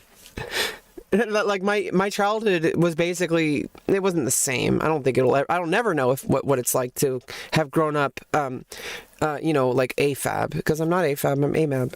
But yeah.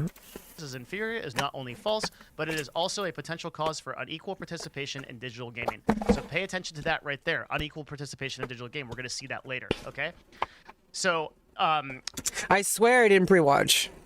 In EverQuest 2, which was one of the games that was analyzed, these models show that women in our EQ2 sample advanced in the game at least as fast as men, and in some cases exceeded them. But what you'll find across these studies is that oftentimes women don't have the same play time as men, and that is one of the reasons why they seem to perform less, but when equalized for that, they perform fine. Another study here. Okay, yeah, I think, you know, that is an actual thing going on with men. And that's kind of happened to me, is because in male society, you kind of just feel really frustrated. And you feel like you know, you don't feel attractive. You don't feel like people want to be with you. You feel like you have to get people to be with you. You have to feel like you have to like convince people to, because that's how men are to each other. It's always like a one-upsmanship. It's always like, you know, who can, you know, how can I impress this person? How can I impress my boss? How can I, you know, it's like, that's men built that. And yeah, women have to adapt to get there, and it's just fucked up because, like, why can't women do, like, why can't we all just have the same thing? Like, we're all like people, and there's certain things that, yeah, there's like nuance, but those things are already being dealt with. Like, those are that's like a medical thing. That's like that has nothing to do with like whether or not you're a man or a woman. That has to do with like, hey, you have a certain body type, or you have a certain body type. You have a certain like testosterone level. You have a certain estrogen level. That's something different, and that's determined on a case-by-case basis. But on things like that anybody can do, anybody who has access to a mouse and a keyboard and a gaming computer or whatever, or a chess set, you know, like, it's literally just your brain, and we're all human, and none of our brains are the same. We're all different. We all build it from our actions and our intent. We build it. You build your ability in Counter-Strike. You build your ability in chess or Valorant or whatever the hell you're doing. You know, especially if it doesn't involve like physical differences. If you're all on the same level playing field, because you're all playing the same game. When you play chess, you're both playing the same chess game. It's not different. Like, you don't have like an extra queen. You don't have like, you know, you have the same thing going on. Saying women perform as well as men in spatial action video games when accounting for previous gameplay experience. But I think what I was getting at was that, like, as a boy, you feel like you have to, like young boys, they're kind of taught that like girls won't like you, or if you talk to a girl, like you have to be careful when you talk to a girl because you might be accused of rape or whatever. Like, there's all this stupid shit men talk about, and they're stupid, they're false. It's like, dude, just freaking, like, if somebody tells you to stop something, it's not because of you, it's because of your actions. So it's like, if you're saying something that's really offensive, or if you're like, you know, invading someone's space, or, you know, like being overly like aggressive, like, you know, punching them in the arm. I really hated that in guy culture. Like, guys would punch each other and shit, like it's just like something that you're just supposed to take. I'm like, no, like, I don't want to be touched, like, especially not when it's like you're trying to hurt me. Like, they weren't trying to hurt me, but they're like, hey, like, and then when you mention anything, they say like, get over it. That's just what guys do. Get over it. I'm like, well, first of all, I'm not a guy, so, you know, Joke's on them. But you know, even to other boys, like, why do they treat boys like that? Why do they treat boys like you have to like be like this specific like idea, or if you're any different from what this is, like it's just like you're attached to like a totally different, like, oh, you're like, you suck, you're stupid, like, you know, they say like, oh, you're gay if you're like even a little bit feminine. And it's like, okay, well, think about all the boys who get into adulthood being treated like that, and obviously all the girls who didn't know they were boys. And you know, because, you know, people like to use stuff, by the way, this is a completely different topic, but for trans women and trans men, but like people will use like, oh, you're only trans because of your trauma.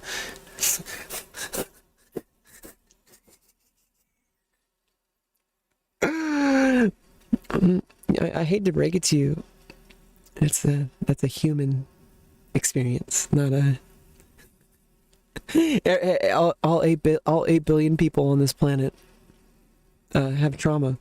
And guess what? You know, last time I checked, only like 0.5% or like 0.05% people are trans. So 99.95% of people are cisgender. So maybe that's different. There needs to be more studies. But from what I've read, like it's between, well, some studies say like 1%, but that was a very isolated study. Another study said 0.5%. And then another study even said no. Okay, so 0.5% are trans, and then the people who regret it are 0.05% of the trans population. So if you have so it's 0.05% of 0.5%. That's a different ratio. So it's like so let's say 100 people are trans. That means that, okay, so that, like if it was 5%, that means 5 people would be trans. That would be detransitioned, wouldn't actually be trans. So if 100 people are trans and transitioning, if it were 0.5%, 5 of those people wouldn't actually be trans, and they would need to detransition, or maybe they wouldn't. I don't know. But you know, so that's the answer: is nobody gets to decide your path. It's a spiritual journey. Transitioning is spiritual in nature. It's personal. It's about my identity. How I react in that is in the public area. That's something else. That's just me being a person. Okay, so however I look, however I act, all that, that's all a part of what makes me part of my path in my spiritual journey. And so that's not just about my gender, but like, so for, what was I saying?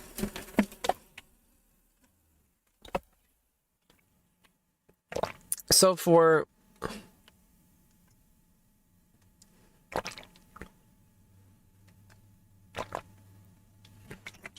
I forgot what I was saying. Again, this study finds. Oh, because like so 0.05% would be even less than 5%. Because like 0.5% is even less than, okay, well, so that means 0.05%. So 5% would be 5 out of every 100. Or 50 out of every 1,000. Or 500 out of every 10,000. But you have to, like, it's 0.05, so it's not 5. So 500 out of every 10,000 then becomes 5 out of every, wait, what? What is 0.05%? Oh, fuck. I'm really bad math here. Just a second. Jesus. Calculator.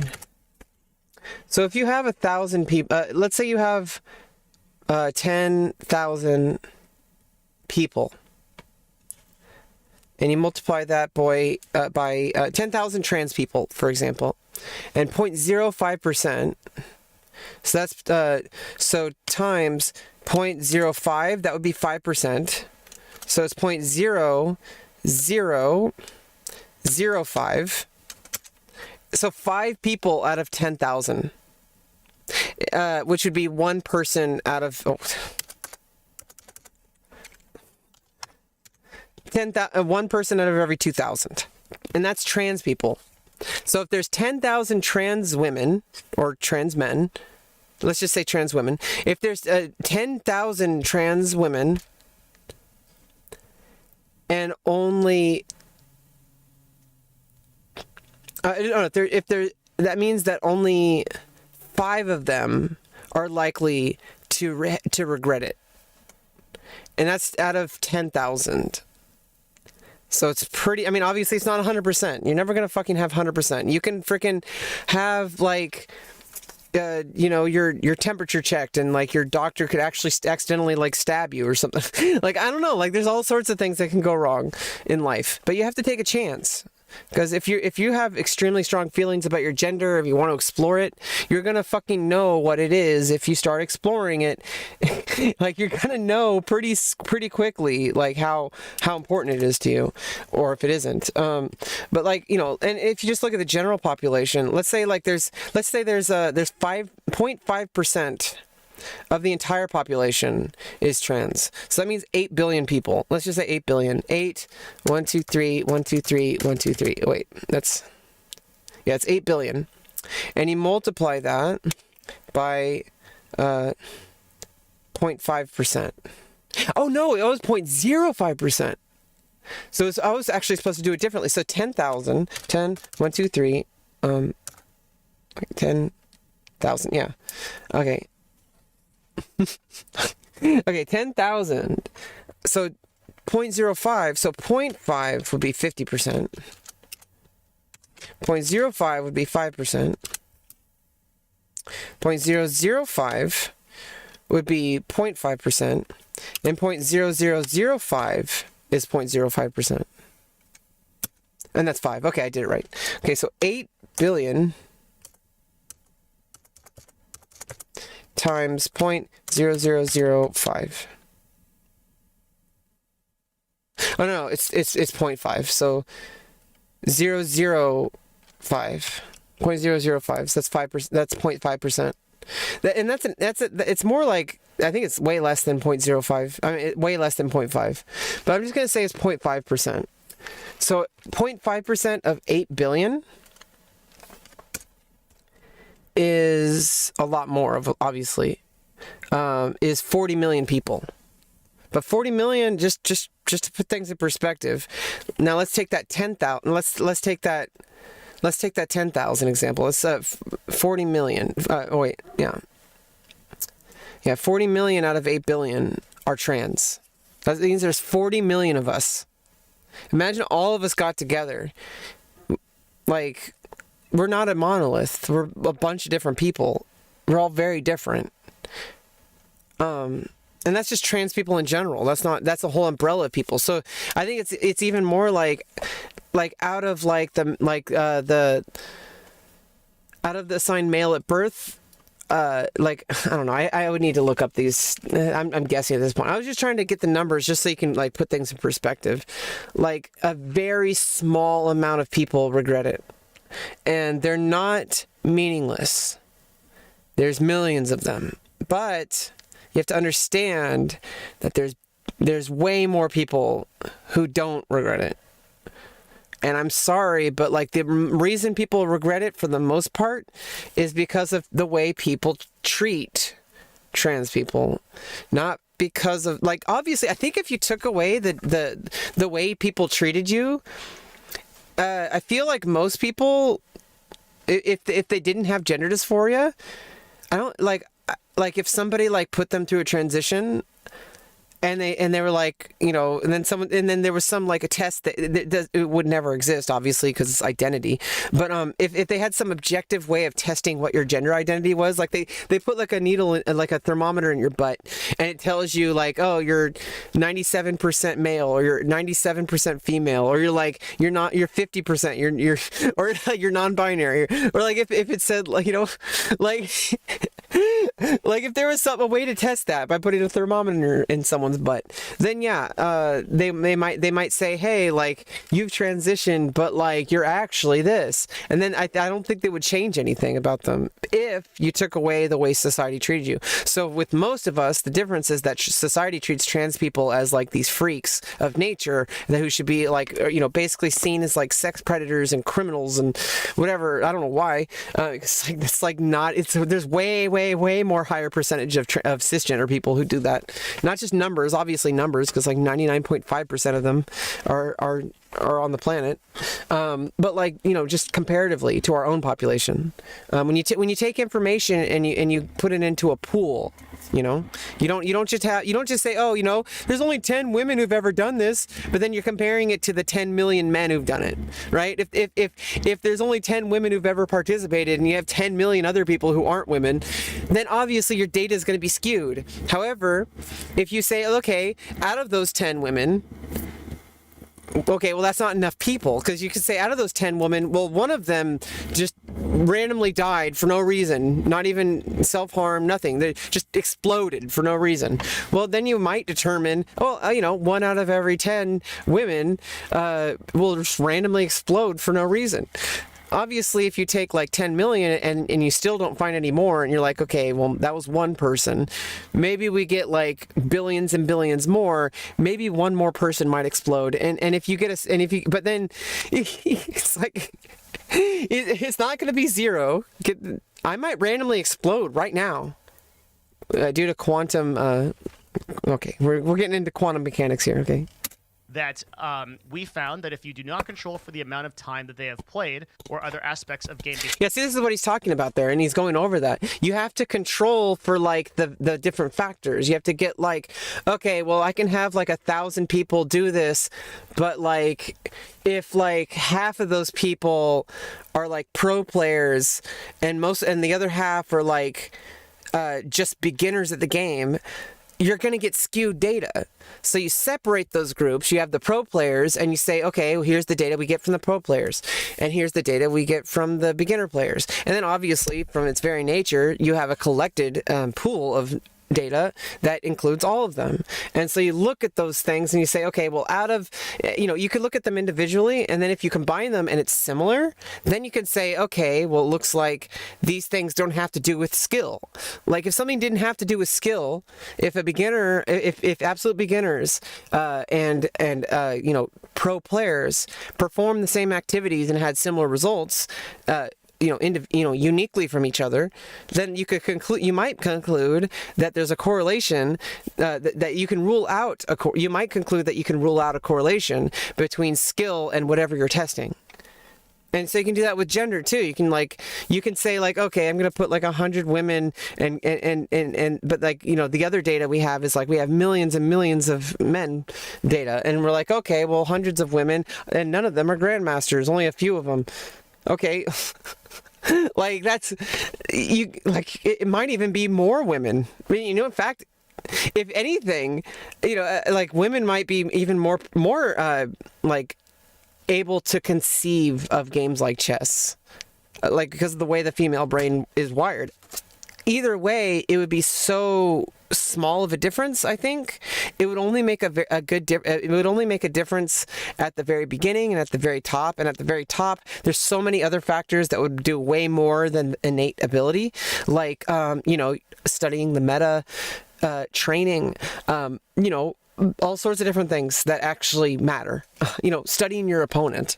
The stuff that actual competitive players do has nothing to do with like, oh, I'm just going to count on my natural ability that my brain gives me. No, that's going to give you like maybe like 0.000001 increase, and that's really only going to help you like in those instances where you're exactly matched with someone, which is like never the case. And during a match, you might not always be. See, it's like you may be equal, but you only have to win that game. You don't have to win the person. You don't have to beat the player. You have to beat them that game. And so during that game, there might be a spot where you could say, okay, they slipped, or you know, even if it's a minute error, you can take that and you can turn a temporary advantage into a permanent advantage.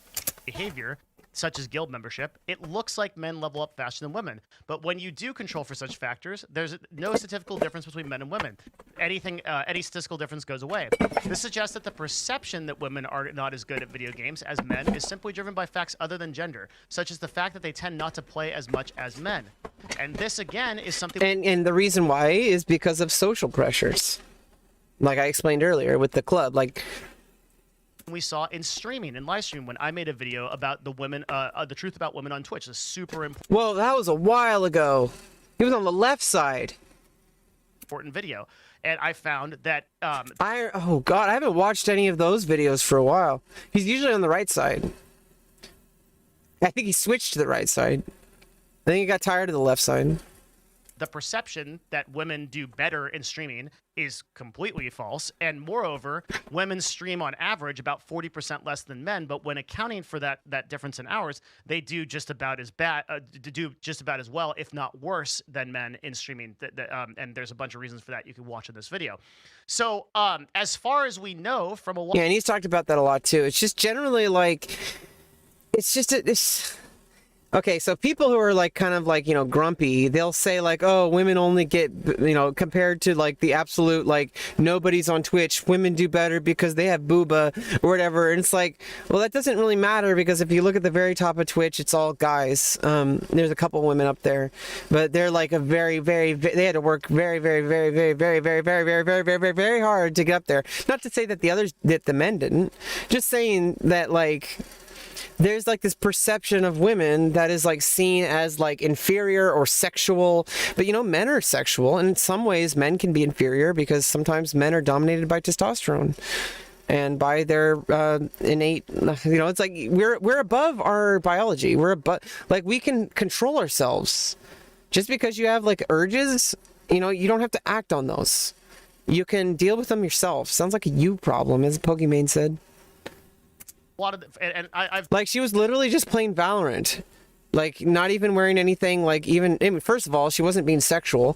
Second of all, even if she was wearing something more revealing, she's still not being sexual. Even if she was being sexual, which it is, you know, depending on how sexual it is against TOS, but like you know, like, you don't get to decide that. Like, you're either you're there for the streamer, and if you're there to like criticize the person, well, it's like, why are you wondering why you got banned? Like, you're not, it's not for you.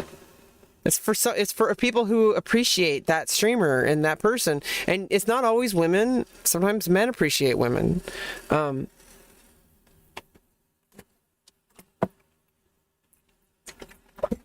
in the longest time, I tried really hard to convince myself that I wasn't trans, because I was like, oh, you know, men can do that. And yeah, it's true, men can do stuff that are seen as traditionally female, like things that women do. However, it's something very different in my case. Anyway, we're off topic. Dug into this and spent a bunch of hours researching this stuff, and as far as we know, there is there's quite a bit of evidence that says that women perform as well as men in video games. And it'd be in chess too. Like, chess is basically a video game. It's probably like one of the world's, I mean, it's like, it's not the first.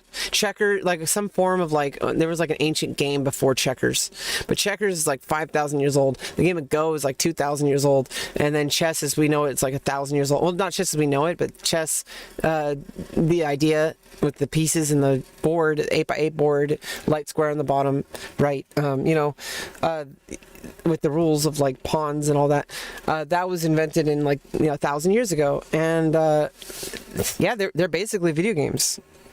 And the funny part is people consider it some kind of like academic thing, just because of, I don't know, it is kind of more academic than Counter-Strike, but it's not really. Counter-Strike is a very complicated game, and it takes a lot of training, and it takes a lot of tactics. It's a team game, so it's even harder than chess, because with chess, you're the only one playing, but you're moving an entire team. So it's kind of like Counter-Strike, but if you controlled all 5 players. That's kind of like how chess is. So like with Counter-Strike, like people have this idea. It's not just about like women. It's people also perceive video games that way, or games in general. Like, people will generally consider chess to be like something they want their kids to play.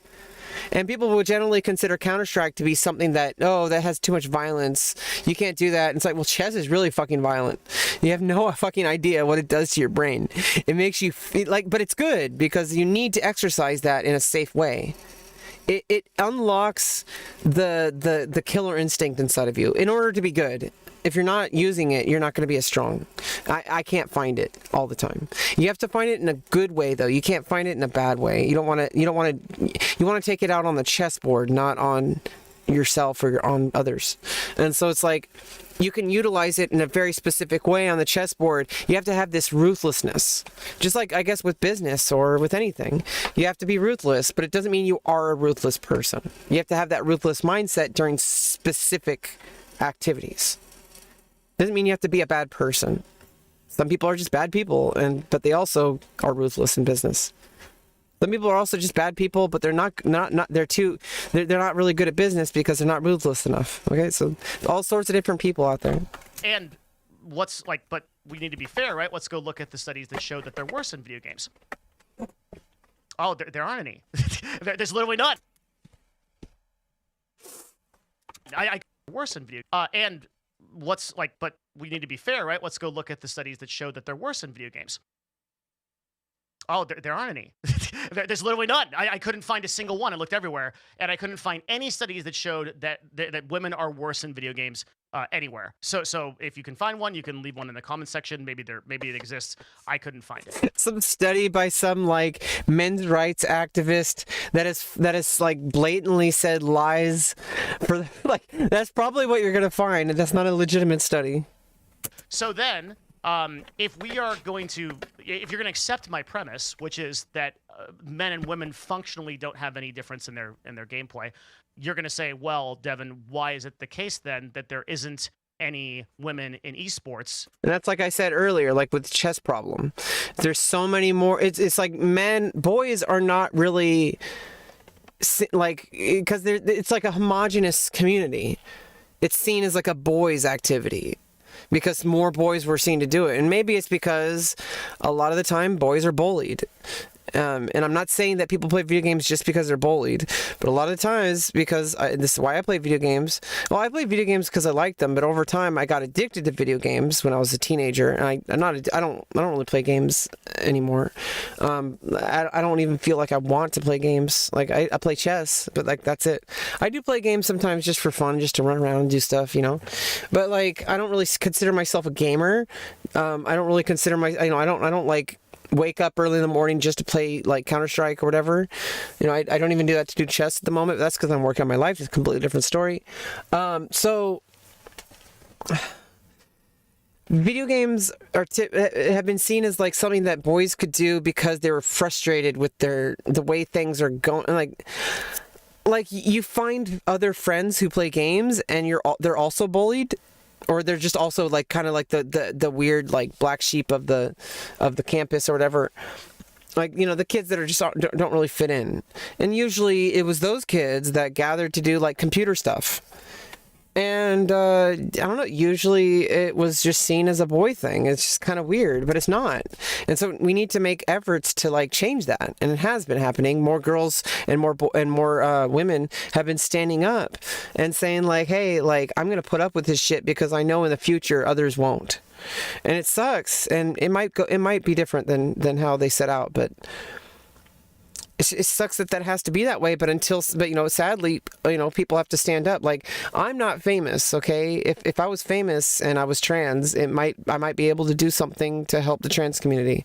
Not in like any specific sense, but like just being around and like knowing that young trans people or people who are questioning their gender are like, hey, look at her. She's thriving. She's happy. I can be happy too. I could be thriving. It doesn't mean they're going to do what you're doing. It just means like it gives you that like feeling of acceptance that you can do it too. It doesn't mean you're going to do it. It doesn't mean you're going to end up successful. It just means that you have the chance to do it. That you can actually do it and participate without all the extra harassment that like prevents you from wanting to even do it in the first place. It's like Counter-Strike was ruined for me a lot of the ways because it's like it's seen as like this extremely like misogynistic, racist community, and that's not the truth. We have to deny them that. We have to say, hey, like, you can't be like that. Like, you can't do that. You're not going to be on our team. You're not going to be able to be a pro esports player if you're going to be racist or bigoted in any way, like misogynistic. However, it just kind of is seen as that, like, it's like there's this like secret handshake that these guys have that are like, oh, we only talk about this when nobody else is around. It's like, you're around. You're the one who's has to hear it. You're training your brain to go through things that are hurting people instead of like trying to break out of it and saying, hey, like, something I'm doing is, not really right. Right, as of the time of this recording, right, there are no women that are competing with men in esports at the level like at League of Legends or CS:GO, etc. So, oh, really? I thought there would have been. Right now. So what reasons could that be? And now we're going to get into the real meat of the video and like why I think this is actually so important. Like, why have we never seen a top female competitor in one of these games? Okay, well, I'm going to set up the argument, and I'm going to show you here that essentially the very first reason, and a very significant reason for this, is that we need to bust out the notepad here. Who let the dogs out? That's right. It is that time in the video to wield the secret weapon. And he uses straight up Notepad. Doesn't even use Notepad++. Why? You could be using Notepad++. I guess it is easier to open it. You just press Windows key R and type in Notepad. Number one, we, in the industry, right, parentheses, are creating a hostile environment for women. Yeah, I mean, I told you, I didn't pre-watch this, okay? It's just, this has been an issue in society for a very, very, very long time. Way before women fought for the rights to vote. This has been going on for a while, guys, so, spoiler alert, women have it pretty hard, okay? So, one of the things I had to accept was, like, okay, well, now I won't be able to pretend not to be a woman anymore. Like, like, I can't. I literally can't. Like, it was hurting me, but also, like, the thing that was holding me back the most was this hostile environment for women. And I'm like, and then, some people will even say, and they didn't, like, there was a couple of commentary on this in Orange is the New Black. People will accuse, like, trans women, like, there was a line in the movie, in the show, where, I forgot her name, but, like, she said, like, she was, like, in charge of the prison. She was, like, she wasn't the warden, but like she was like the head of something. I don't know, with Caputo, but like she said like you got handed I don't know why a man would get handed a lottery ticket and then turn into a woman. It's like that's a really closed-minded way of seeing it. In fact, the fact that a woman said it is to me is kind of like it's kind of ironic. like it's kind of ironic if a woman considers the fact that like that like somebody would like that being a woman is inherently like you threw away a lottery ticket because you started out as a man, like that's really like it's breaking down because it's avoiding the actual problem, which is society and how people treat each other and what we normalize. And it's taking all of the onus on what gender you're assigned at birth, which is not how things work. The only things that really matter are what we do and how we change things. Hey, Strive for Divine, good to see you again. So there are numerous dozens and dozens and dozens of famous women streamers who have talked about this issue.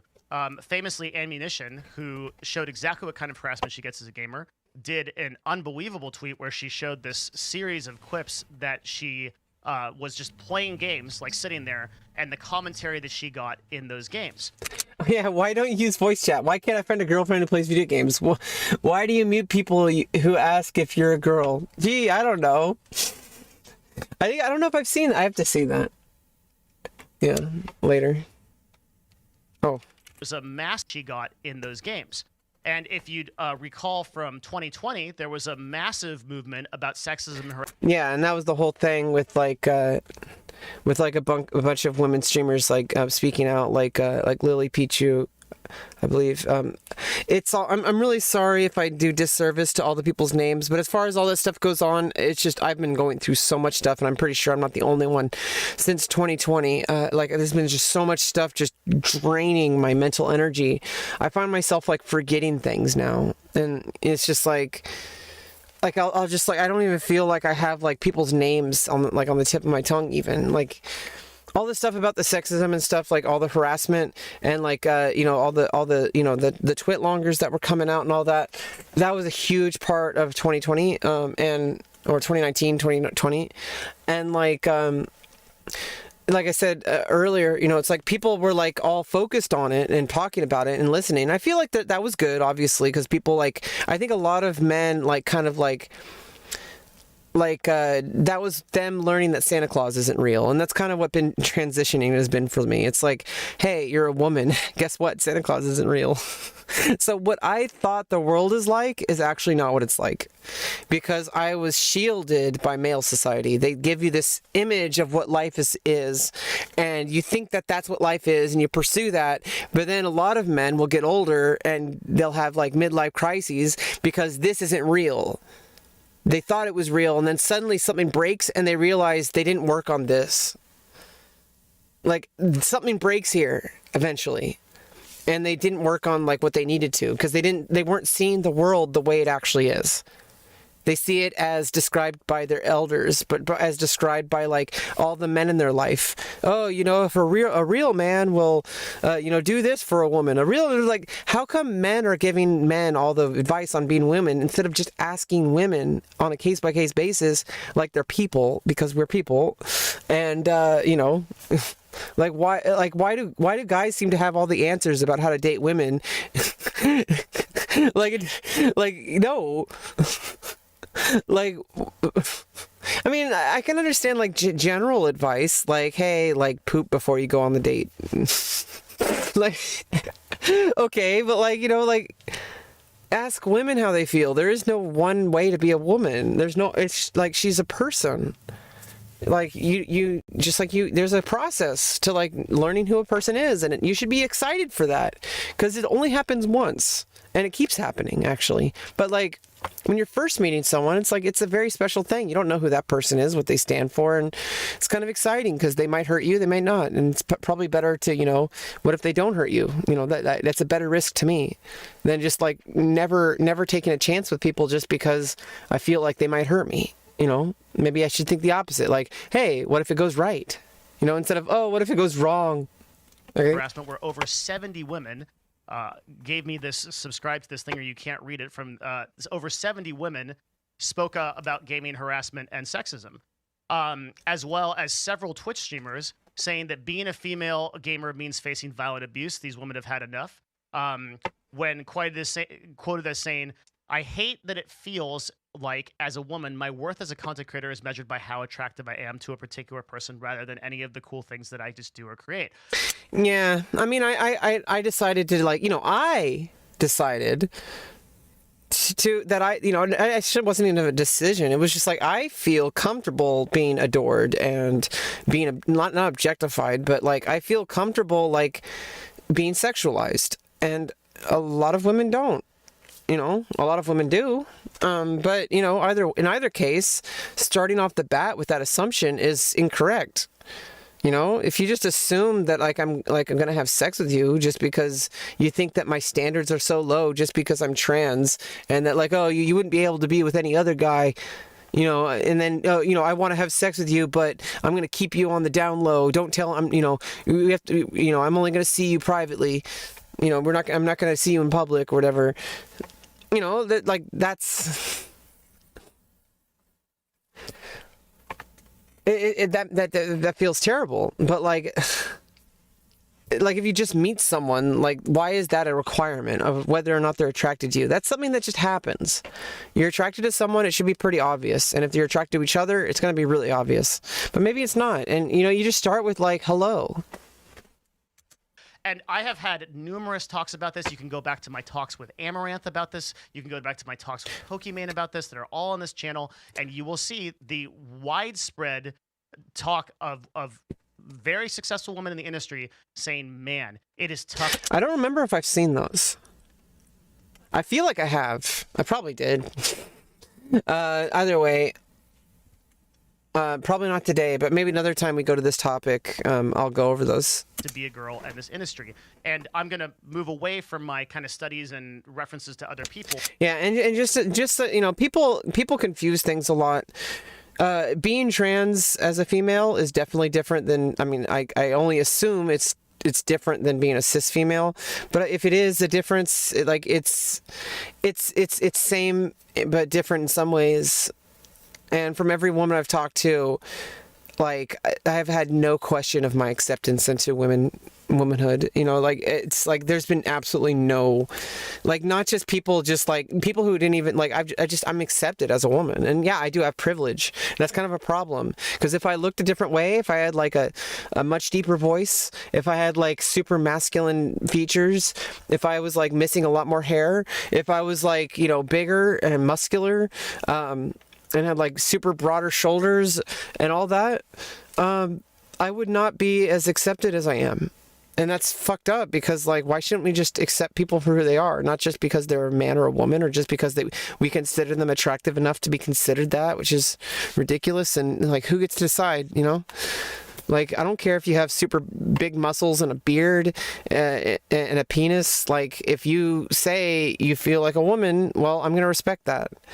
Now, if you say that out of the blue so that you could get access to a female space just so that you could touch me, that's different, and you'll go to jail, which is why we have laws. And so last time I checked, that doesn't happen. Men pretending to be women doesn't really happen, and or men pretending to be trans women so they get access to spaces to commit a crime doesn't happen. And if it does, they go to jail. So there's a repercussion for that. There's a, you know, it's like that applies to everyone, not just trans people. And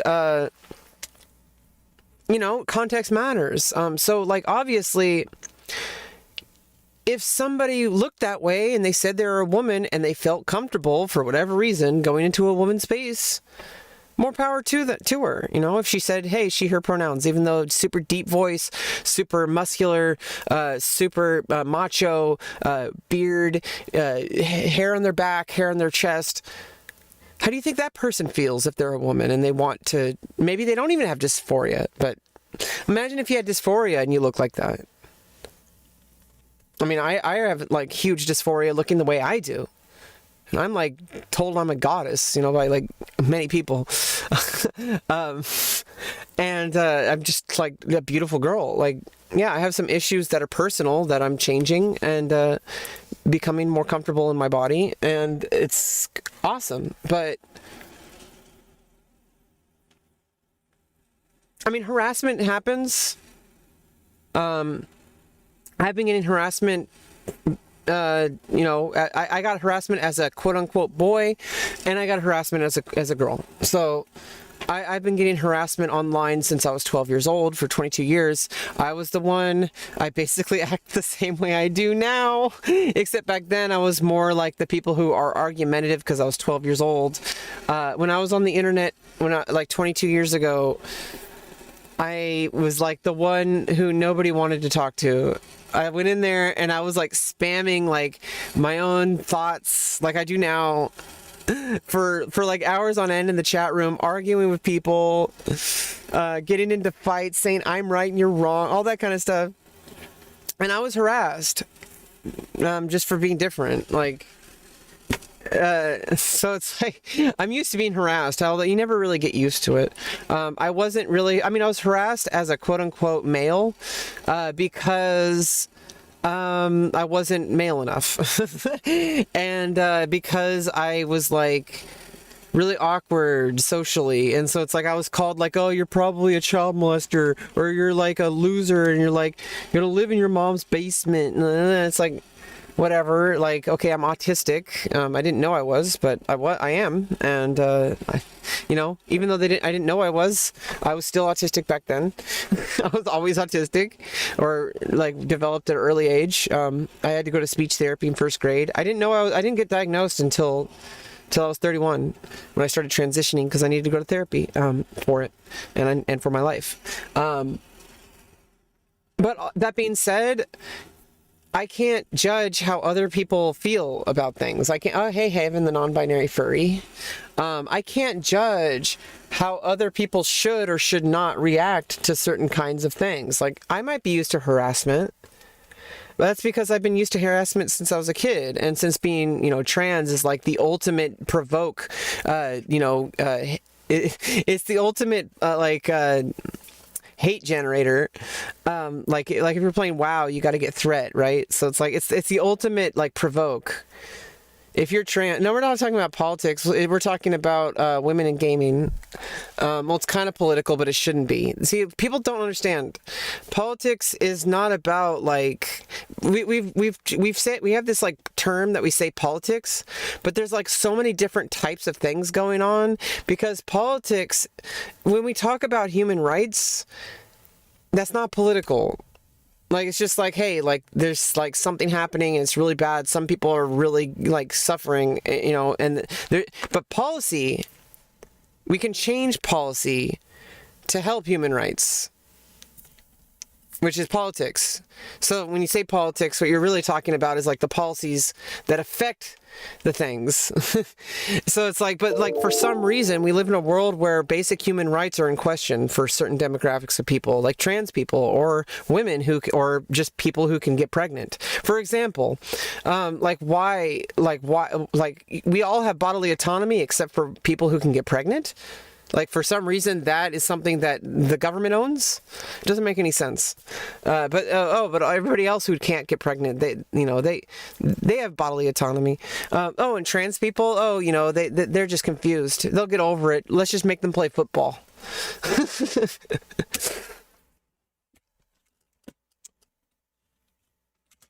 And just tell you, I've been in esports for almost a decade now. I ran 2 major esports teams, and I can tell you that the harassment and the difficulty for women to be in gaming in general and esports especially is unbelievably hard. Yeah, especially like I guess Poland is probably like the worst.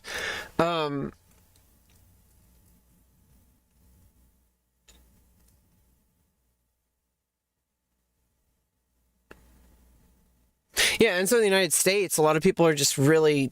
There's the added part of just being in the United States, we're just mostly uneducated people. And when I say uneducated, I don't mean like college degrees. I mean like just uneducated in general, because people refuse to listen to other people or learn anything that's different from their own direct experiences. And... yeah, I mean, eventually logic and reason will win out, but do we have to wait another 10,000 years for that? Or can we do that, like, right now? Because we literally have the option to do it, but we don't. Because all we have to do is just say, hey, like, I have the ability to actually, like, listen to what someone's saying and process it, and however I do that, I don't have to wait 100 years for there to be trans acceptance. Okay, I can't. I'll be dead. Okay, I have to have trans acceptance now.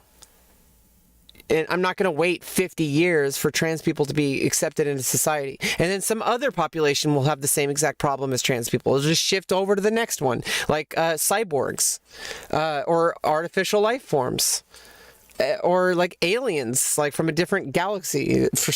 Like what where does it end? There's always going to be some different group that is just mistreated disproportionately. And right now, it's women. It's been like the biggest for all of human history.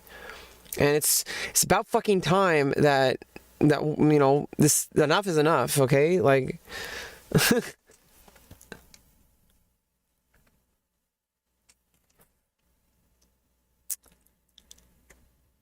oh yeah, the neo-Nazis.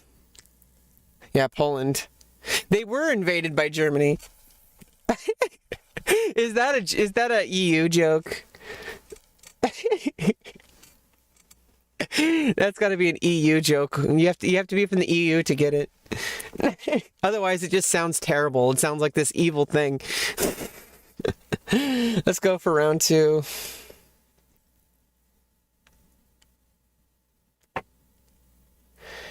Yeah, Sharia law is that's a problem too. Like women have been like, it's just been this thing where it's like, oh, you can give birth and you're considered weaker because you don't have testosterone. You don't have as much testosterone. And it's not. I don't. You know what? I feel like it has nothing to do with penises.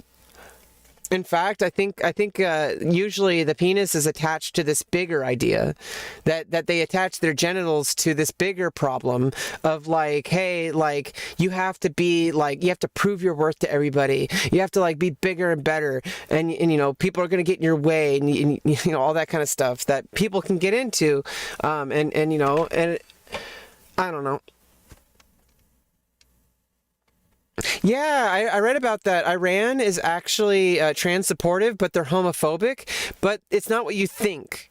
It's because if you're gay, they'll give you a choice between being put to death. From what I've read, I could be completely wrong, but from what I've read, like a long time ago, was that in Iran, like if they'll give you cross hormones and have you like force you to be trans if you're gay, instead of killing you. That's like really fucked up. I mean, what if you're a gay man, you don't want to be a woman? like a gay man is still a man. Like right to the point where they're not welcome in gaming houses because they are seen as disrupting competitive integrity. Oh, and then obviously the thing where it's like men just automatically assume that, oh, I'm attracted to someone, that means I should pursue something. Like, no, you could be attracted to someone doesn't mean you automatically should just start pursuing something. And a lot of these streaming houses, I don't even know the tip of the iceberg with that, but a lot of these were like a lot of the men and especially the more popular ones, the ones who are like, bigger streamers or whatever, would take advantage of the women because like, hey, like, we're in the streamer house and I'm like this bigger streamer and like I can just walk all over you and just and it's like subtle. It's not this big thing. It just happens over time in these little teeny actions that people do. And I've noticed it's like people start off from like this place where they're like, hey, I'm attracted to this person, and that means that this person should also be attracted to me and I should be with this person. And that's not how it works. And I've been trying to learn that too, autism issue, but also being raised as a quote unquote boy. In male society, it's like, it's just seen as like, if you want something, you have to keep trying. You just, they say like, oh, if at first you don't succeed, try again. And that's burned into young boys' brains by like everyone around them. And I saw something on Facebook a while back where someone said, she was like babysitting her nephew, or no, like hanging, like not babysitting, but like with her nephew and talking with her nephew, and because I guess he was like staying over, like because the other parent was like out of town or something, and said like, oh, there's this girl I like, and she said no, and then like the parent said, well, you know what you have to do, right? And he said, I know, try again.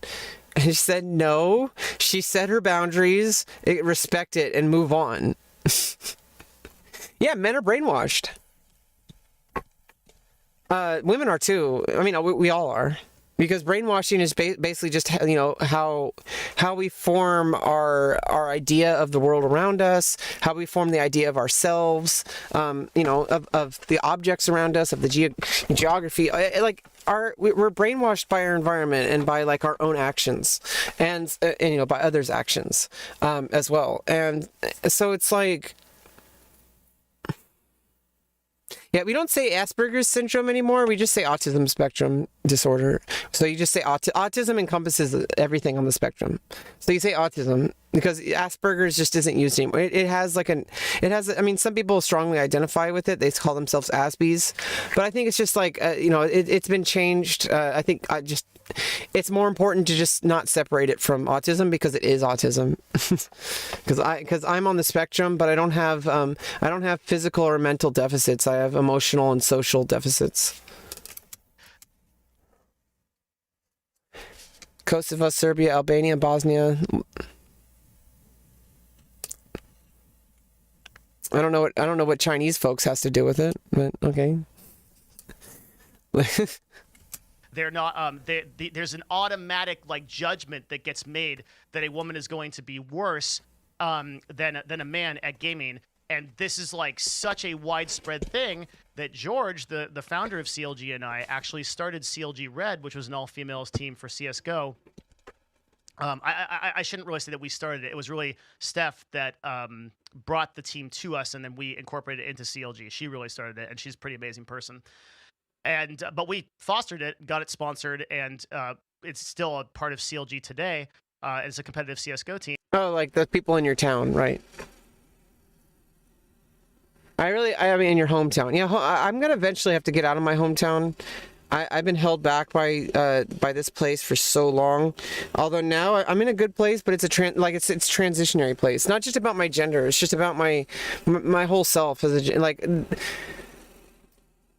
I live in a beautiful area and it's a wonderful community and stuff like that. It's beautiful. It's amazing. Like I feel safe. It's relatively quiet. However, like there's a lot of mindsets, especially in the city. You know, like on the town over, where my hometown. There's a lot of kind of like people like kind of have this like snobby attitude because it's like wine country. I mean, Sonoma County. Oh, you're in the capital. Yeah, usually when you get to more like bigger cities, there's just more people and you have to learn how to get along. The racism doesn't really have a place in society because it's friction, unnecessary friction. Like we just want to get through our days and we all eat, sleep, and poop. Okay, so like in the end of the day, like just stay in your own lane. And like, yeah, it doesn't mean you have to only stay in your lane. Like you can, you know, be along for the ride with other people. You don't have to like exclude other people. You don't have to crash into people. You don't have to like get out of your car and like, you know, get a baseball bat out of your trunk and like hit someone's windshield. Like you just like freaking go and stay in your own lane. And it's like you can kind of notice like in bigger cities there are more LGBTQ accepting, and it's because like, well, a lot of people are LGBTQ. Like why would we want friction? Like it just makes things more difficult. Like we have day-to-day life we want to get through. We have to work together. You know, we want to have fun together. We want to live our lives. And like it's so hard when it's like so many people out there just they have this idea of what reality is, which we all do, really. But like there's this idea that like a lot of men out there who may not have like been initiated to reality, they have this like idea of what things are, and so when they see stuff they're seeing it from a different angle, and sometimes it looks scary from that angle. But you have to realize you're seeing it from the wrong place. You're seeing it from a fiction that was given to you. A fiction that everybody's created equal and that everybody has the same opportunities. I mean, we are all equal, but like we're not equal because of the way that society works. And so there's like these very specific moving parts that need to be changed. And you know, they're modular. You can change out the modules. We're all human. We have a planet that we live on, and we can exit the planet potentially and actually like expand to different planets or just out in space in general. And then it's like then we have all these extra things. I forgot what I was saying. I can tell you I've had a lot of experience talking directly with women who have experienced this level of harassment, and it makes it very difficult to join the gaming industry. This is something we're going to talk about more because and like, you know, I am a woman, so this goes for me too, but women are getting more empowered. However, let's bring along everyone who's marginalized, not just one group, and which is why people think that that's what's happening.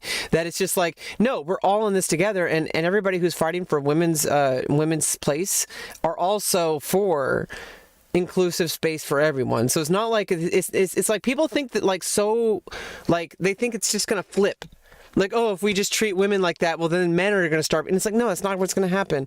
You know, they're like, oh, what about black people? Oh, what about trans people? It's like, okay, like if women have more acceptance, well, I mean, not only just because more women have acceptance, but like if we create an environment where people are allowed to just enjoy and do and work together with people without all this extra friction that gets in the way, we could accomplish so much more.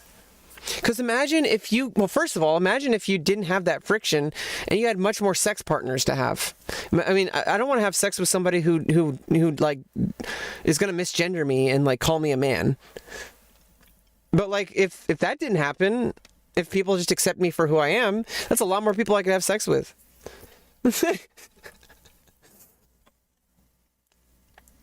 Yeah, so it's like women have been the longest. Women have been. I'm pretty sure the universe. If there is a god, she's black. Look at the universe around you. It's all black. It's all black. It's mostly black. In fact, the whole universe is black. Now the whole universe isn't African, but but the whole universe is black, and so it's like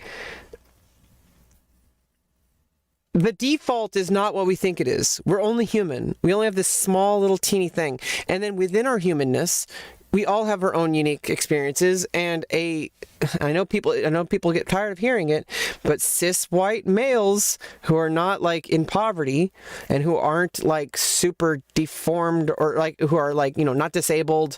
Deformed is the wrong word.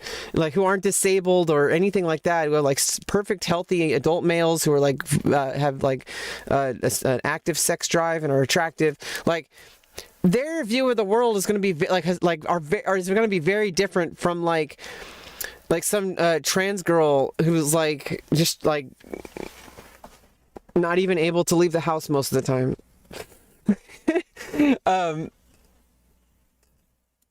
I'm just setting up this argument. So if you change we need to help people see a new shared picture. Because Santa Claus isn't real. Because for a lot of people, they think that this is the world, this thing that they've been taught, or that they've grown themselves, really. Because our idea of the world is from our own experiences across our lifetime. And so they have this idea of it that's built because society says, oh, you're a male, you do this. Oh, you're a male, you do this. Oh, you're a female, you can't do that. Oh, you're a female, you can't do that. And it's like, you're setting the stage for it to fail. You're saying like, hey, here's what people can do. And then people come to it without friction. And you go directly to it. There's no, like, it's like getting a conductor. You don't want like corrosion on it. But right now there's a lot of corrosion on our society. Like we have a whole bunch of, we have perfect like electricity. We have enough electricity. I'm metaphorically. Like we have like, we're trying to get electricity through it. But there's all this like, oxide and zinc oxide or whatever it's on it. I don't know. And it's like, well, it's like it's not going to be very effective because there's going to be like some people can't even get to it at all because it's like, oh, well, you're trans. Oh, sorry. You're not going to make it in this industry. Watch me, bitch. Because the next section that I want to go into is like, well, okay, if only there was like a historical thing, since we don't have like let's just like go with the haters and all the people, and they say, okay, well, there hasn't been female competitive gamers, and there's no evidence that shows that like women are ever going to be competitive at any level. Okay, cool. Well, if only there was a field of some kind. Okay, the whole thing with Tesla was something completely different. Like Tesla was because he's gay, and it was a crime. It was like it was against the law to be gay in the UK. Oh, and then also like, there's like a lot of stuff that was going on where the government was like, we can't let anybody have this. It's like, there's all that shit. I don't know all about that. All I know is that like he was basically, he ended up killing himself. I mean, that was Tesla, right? Am I thinking about the right person? Either way, I'm pretty sure that's Tesla. And like, I don't know, it's just like, it's this whole thing that like, who gets to decide, like, why are we like making these arbitrary moral decisions about who people are? Like, oh yeah, you're gay. Oh, that can't be, we can't have that. So it's like you force people to do it in secrecy and risk going to prison or forcing themselves to be someone they're not. Which like a lot of people do. They get into like, they become like, they get into really into church and they like push down their They push down who they are because they think that they're not allowed to be who they are. And it's really fucked up, and it causes a lot of problems and a lot of suicide. So, yeah, just let people fucking live. Like, Jesus fucking Christ. Just like, we need to get rid of that corrosion. Like, just we need like a clear connection to what we want, because it's already hard enough even without the friction. Even without the friction.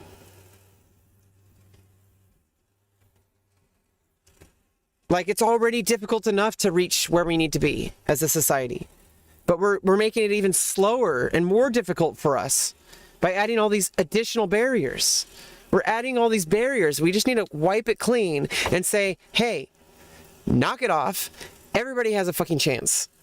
Let's just fucking build each other up and work with each other and stop being little fucking dipshits. Yeah, this conspiracy made a death ray. There's something about, like, my dad keeps talking about this. He goes into those YouTube dives where he watches these videos that, like, you have to like go through like 20 pages of recommended, or like 20, like, it's like after 20 video suggestions you get into the conspiracy theory part of YouTube, and like he keeps believing it's like he believes things are real when they're not, and I'm like, okay. Like, I'm sorry, it sounds like it's convincing, but it's not based in fact. They make it sound, they're like, oh, if you get this, it's self-math. You say, oh, this proves this proves this, and it's like, well, you're the one who set up those conditions, so it's like, I don't know. The whole thing about, like, I guess, like, they found, like, a body, like, melded into a, like a submarine wall or something. I don't think that was a death ray. It's probably like an atomic bomb or something. Or some kind of like radiation thing. Find some kind of historical reference point where women were once believed to be worse than men, and then history proved it different. If only we had a field like that. Oh wait, we do. It's the STEM industry, right? Science and mathematics, where this actually happened before. This was the exact same thing. So in a Harvard paper, the first women that came into Harvard were came in. Did you just say Harvard? Imager. Imager. Harvard? It's not Aardvark. It's okay, Devin. It's not like Aardvark. It's Harvard. Harvard. Like, it's not Harvard. Around women that came into Harvard. Did he actually say Harvard, or is it Harvard? The first women that came into Harvard were... He said Harvard, okay. Came in around the 1900s, and at the time, it was widely believed that women were just worse than men at everything. And read this. As to the question of opening faculty positions to women, Harvard president, this is the president of Harvard, right? One of the most prestigious schools in the United States, reportedly said, where are we going here? Okay. There's no D. Reportedly said that the mental capacities of the female sex were lesser, right? Yeah, this whole idea, and what it really is because men can't control their sexual arousal, and so they can't perform when a woman's around, and so they either make women wear more clothes even when they don't want to. Obviously, it's okay if you want to wear more clothes. If I want to cover up, you don't get to decide if I get to cover up or not. Like, I'm going to cover up or I'm not. But like forcing women to cover up, like Sharia law, or just like denying them access in the first place. Hey, semicolon W semicolon, how are you doing? Are you uwu? So I forgot what I was saying. I forgot what I was saying. Reportedly. Oh, because like you know, because they can't control, like, that's, you know, that's most likely why it's been like in the past, because it's like, and still today, it's like, oh, well, you know, I'm distracted by the women in the workplace. Big deal, get over it. That sounds like a you problem. Sounds like the one who should be getting reprimanded is not the man. I mean, not the woman. It should be the man. Like if you can't do your work because there's a woman in the workplace, because you're distracted for either sexual reasons or because you're like, why is there a woman in the workplace? This is for men. I worked hard to get here. Well, so did she. She worked harder than you too, because she had to prove herself even more because she's not a man. Yeah. But like, you know, get over it. Like, that's a you problem. If you're attracted to a woman and it gets in the way of your work, that's something you have to work on. Maybe you should jack off more instead of feeling shamed. You know, there's a whole fucking barrel of shit that you need to unpack. Maybe, like, if you feel intimidated or like emasculated by women, that's a you problem. Okay? So stop, like, that, like, at no time, like, should there, like, be, like, some kind of repercussion for a woman being too attractive to a man. Like, if anything, a repercussion against the man, but not just because he, like, accidentally looked at her for a split second, but, like, you know, checking her out. Like, people check people out, you know, women check men out too. Like, geez, I do now. More and more. I've been accepting my sexuality more, you know, more and more. Especially like the past, like, I don't know, several months. But like, it's just like, you know, I used to not really like feel like I wanted to look at men. Don't generally, I notice different things about men now, and it's like, hey, like, yeah, I can see that. Okay. But like before, I wasn't really fixated on it. Because I was so like, I had a whole bunch of barrel shit that I needed to unpack. And I had all these ideas of sexuality and gender that were burned into me through bullying and harassment. And so it's like I had all these ideas of what things were, but it was false. And so I had to let go and just listen.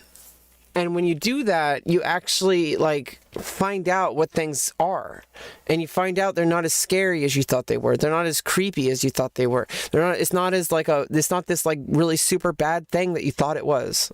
So it's like you kind of just give it a chance and just kind of be uncomfortable with the discomfort. Said, where are we going here? Okay. Reportedly said that we're going lots of places, Devin. Now that I'm here. Lots of places. Mental capacities of the female sex were lesser, right?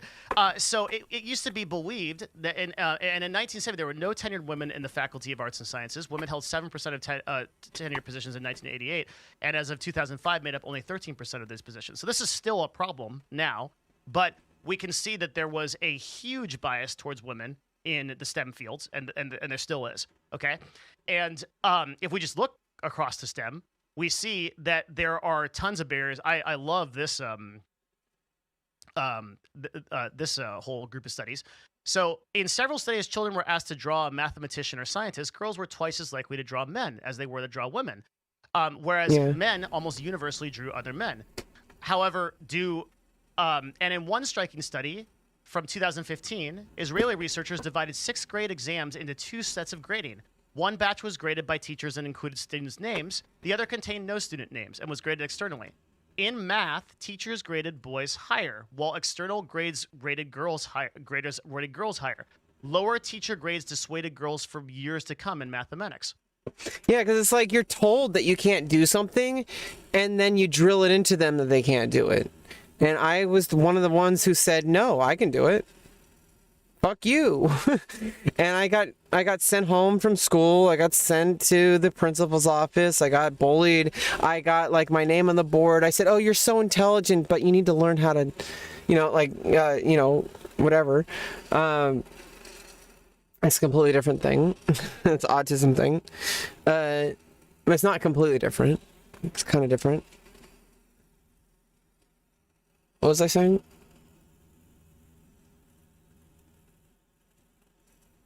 Oh, because like if you like, it's just like you know, there's a similar thing where like people were talking about, I've read about before, like a study before. I see. I'm not like Devin. I'm not at the point where I actually have the resources to pull all my. I'm really bad at doing like college essays, but I'm good at writing them. But it's a lot of work for me. Because what I do is I read a lot of stuff and then I internalize it and I process it and I like come up with my own synthesis. That's easier for me. It would be a lot better. Obviously, my points are a lot stronger if I take the time to do like what Devin does and get like all the articles, all the stuff together. I'm terrible at that. I know it's like, I mean, it's just difficult for me. It's an autism thing. I failed in school because of it.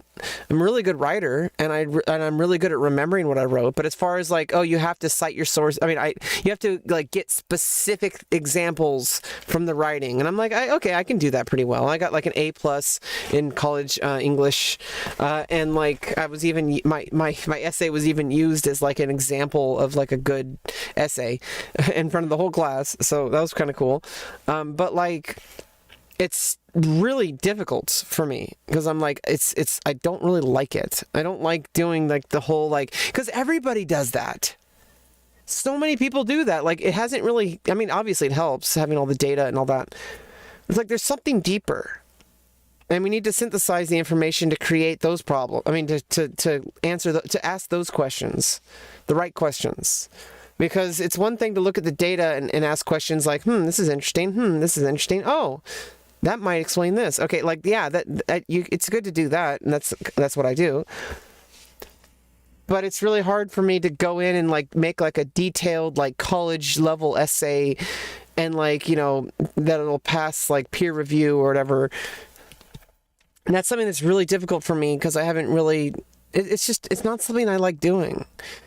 Academia is really, I mean, I don't know. I could be good at it if I trained it. I would see what I do is if I don't particularly enjoy something, but I know that I have like a knack for it or something, I'll be like, okay, well, I'm just gonna like, I'm gonna give it a try and try to push myself until it's not uncomfortable anymore. And obviously over time, if it's completely like still uncomfortable for long periods of time, and it's not something that I necessarily have to do, then it's just like, I'll just dismiss it. And I'm like, okay, well. Another study found that female high school students view chemistry textbooks containing pictures of female scientists. They perform better than female students who view textbooks containing only pictures of males. So within STEM, there is a massive stereotype. Yeah, that's not what the topic is. That's separating. But we're talking about sports that don't involve. The sports that don't involve you know, physical differences or gender differences, like he used Counter-Strike. It was the article he used, and he's not talking about men versus women. He's talking about women achieving success in things that typically are dominated by men, that have no reason to be like. There's no reason why there shouldn't be more women grandmasters in chess or women players in esports. No, men play better because they have more opportunities and they typically put more time in. That was the article he literally just showed before. Yeah, it is pretty cringe, but whatever. It's not bannable just yet. We'll see where it goes. That women perform worse. And it was widely believed at the time. Oh, no, I misread what you said. Yeah, that's definitely bannable. I misread what you said. Yeah, you're just going to block you. Yeah. Anyway. Time when the Harvard papers were done, that women were worse in STEM than men were. But we now know that not to be true, right? So, when you look at the actual research, you find that women oftentimes actually perform better in math when tested without men. And when women are told they're going to do badly by men, they do worse. Okay. Yeah, so it's like it's a self-fulfill, it's an other fulfilling prophecy or whatever. You tell okay, oh yeah, now I remember what I was gonna say. Like you tell a young black kid that he's never gonna get to college unless he plays sports, right? Like you tell a young black kid, like, hey, you got to join the football team. That's the only way you're gonna get in college. Like he gets told that by like his black family or black friends. And it's pretty much true, but it doesn't have to be, because there's really no reason why black people can't succeed academically with non-black people. So it's like it's just like you tell a black kid that this is where like systemic racism comes into play, because like you tell a black kid that like, oh, you gotta be careful, you gotta like keep your nose clean because you don't want to be a thug, you don't want to be a gangster, you gotta play football or basketball so you can play sports so you can get into college, and like all these things, and it's like, well, you're the one making that reality happen. Like, all you have to do is, like, say, like, hey, why don't we just let people try to achieve things and then just categorize them by ability rather than categorizing them by arbitrary standards that we set across for no reason other than some kind of like unwillingness to like work, accept yourself, and instead like, criticizing other people and assuming that other people are worse than you just because they're different. So okay, but if you actually look at the data, women can score consistently equal in math and sciences on par with men. So in science, girls perform on par with boys and enroll in advanced science and math courses at equal rates as they move into high school. A gender gap in participation starts to appear as girls take fewer or more advanced STEM courses and tests as they get closer to college. And then, right?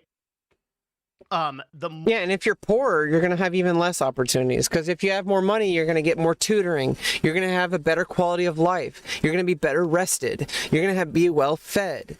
And there's all these problems with, like, we expect people to have vastly different life experiences but achieve the same goal. And the people who have these other things against them, like poverty or the color of their skin or their gender or their ability, whether they're disabled or not, they have all these different experiences, and yet there's this like, oh, well, those are just the others. Those are different. But no, we're all people. The people who succeed the most tend to be like white men, or just men in general. But like, and it's just like, it's because you're setting things apart as like, oh, well, that's the LGBT people. Oh, that's the black people. It's like, no, we're all people. Okay, and we're all different. And like, I don't know, once you start deciding like what is and isn't something, like based on nothing but like your assessment, based on your own point of view, based on opinion, well, it really doesn't go too far. Because, you have to actually look at reality and actually, like, say, like, hey, like, the studies actually show, in, like, controlled studies, that men and women are equal. Like, like, come on. Like, perform equally, like, in math and all that kind of stuff. More women that participate in STEM, the more women get interested in STEM, and the better that they do as a group. Yeah, so it's like with the COVID thing, like that I said earlier. Like, you don't have to have 100% to get to get protection, like 60%, and now they're saying 40%, I guess. Once you get it going, it'll have momentum and it'll make it easier. Like with women, like the more women who do things that are typically dominated by men, the more it shows younger women who are interested in it that, hey, she did it and these other women do it, I can do it too. Instead of like, oh, only boys do that, I can't do that because I'm not a boy, or insert girl or boy, whatever. Like, it's bullshit. Why are we separate? First of all, in school, why are we separating gender so much? They're literally kids. A lot of those kids don't even know their gender. They're just like, finger painting. like, like why are we so obsessed with separating things? Like, yeah, I can understand like when you get into like certain things like, you know, I understand like okay, like maybe you want to separate bathrooms, but even then, like, it's just a bathroom. They all have doors anyway. Like, especially if it's a private bathroom, like they're literally gender neutral. Like if it's just a bathroom with like one, like not a public restroom, but even then, what like, what's the huge deal? Like why not just like, shouldn't we just like, you know, instead of like demonizing people for like, oh, you're not supposed to go into that bathroom, like, you know, like accusing a trans person of being like some kind of sex pervert for going into the bathroom that like, you know, is her own gender, like a woman's restroom. Like if somebody does that in some states in this, you know, some places in this country, it has never happened to me, but you know, people actually are like, you know, will physically beat them and kill them. So this is like person is just trying to go to the bathroom, and the reason why they keep saying, oh, it's because like, you know, they don't belong there because, you know, I don't want my little girl with some man in the bathroom. It's like, what the fuck?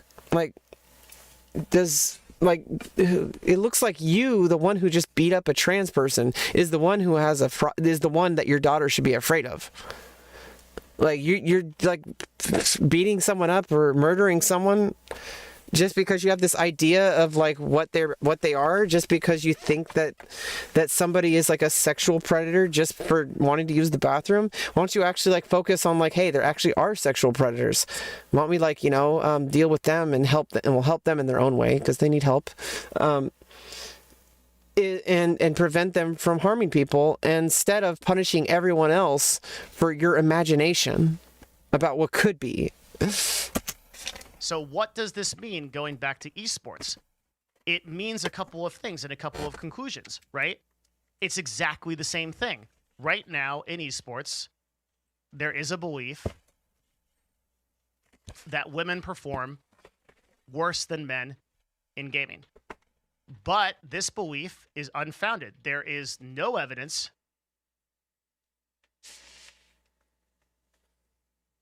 that women perform worse, and some compelling evidence that they do equal or better. Okay? Yeah. And furthermore... See, honestly, if anything, women are better.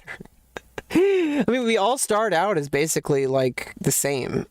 Like we're basically humans' natural form is the feminine form. Interestingly enough, but it doesn't make anyone better than anyone. But like if anything, like the women are performing better in the tests. Hey Tsuyo, oh it's Soyo. Okay, not Tsuyo. Tsuyoi. Tsuyoi is Japanese for like strength, being strong. Like an adjective. It's an e adjective. So it's tsuyoi. That's soyo. I don't know what that means, but welcome. And you got a bunny rabbit. Oh, that's an Eevee. Oh, you got a cat. Is that a bunny girl or a cat girl? I think it's a cat girl. I think it's a cat girl. Anyway, welcome Soyo. Oh, it's a cute Eevee. The belief that women in esports are worse than men is totally unfounded. It's all based on the belief that there hasn't been women in esports before. Yeah, and when you use that data, it's easy to draw conclusions from data without realizing the factors that made that happen. So when you have data, you can have a bias based on the fact that like you can look at the data and you say like, oh, see, only 10 women ever became a grandmaster or whatever. Like I don't, it's more than that. But like, oh, see, but then you see that like thousands of men, like thousands more of like. There was like 10 women, but there was only like 15 women from that. Like you have 10 women become grandmasters, but there was only like 20 women or something like that. But you have like, oh, but look at all this, thousands of men. And then you see that like, oh, but there's like millions of men. like, you know, it's like. Okay. But that was exactly the same argument that everybody used in STEM. They said, well, there's no women in arts and sciences. There's no women that do mathematics. There's no famous women that do mathematics. There's no good women that do mathematics. Do you realize that's the exact same argument that reportedly extremely intelligent people at Harvard and Yale and Brown were saying? Wait, is he starting to talk like me, or am I starting to talk like him? Does he watch me? Well, thanks, Devin. I'm glad you like it. About women, and now there are tons of famous women in mathematics, tons of famous women in STEM, and we know that the social structure, the cultural structure of how we encourage women to be a part of things and how they feel encouraged is directly the result of if women is directly relevant to if women are going to perform better or not. Okay, and esports is exactly the same thing. There is absolutely no support group for a woman in esports or in live streaming right now, really, if you want to be a woman in these fields. It is so hard, okay? Like, and there's going to be, and that's like what I want to talk about now. It's like, there's going to be people that are like, oh, like, well, how hard could it be? We would have seen one breakthrough, right? We would have seen one go past all that and succeed, right? And I want to tell you a story about Roger Bannister, okay? Roger Bannister was the first person to run a, was it a 4-minute mile? Yeah. He ran the first 4-minute mile, okay?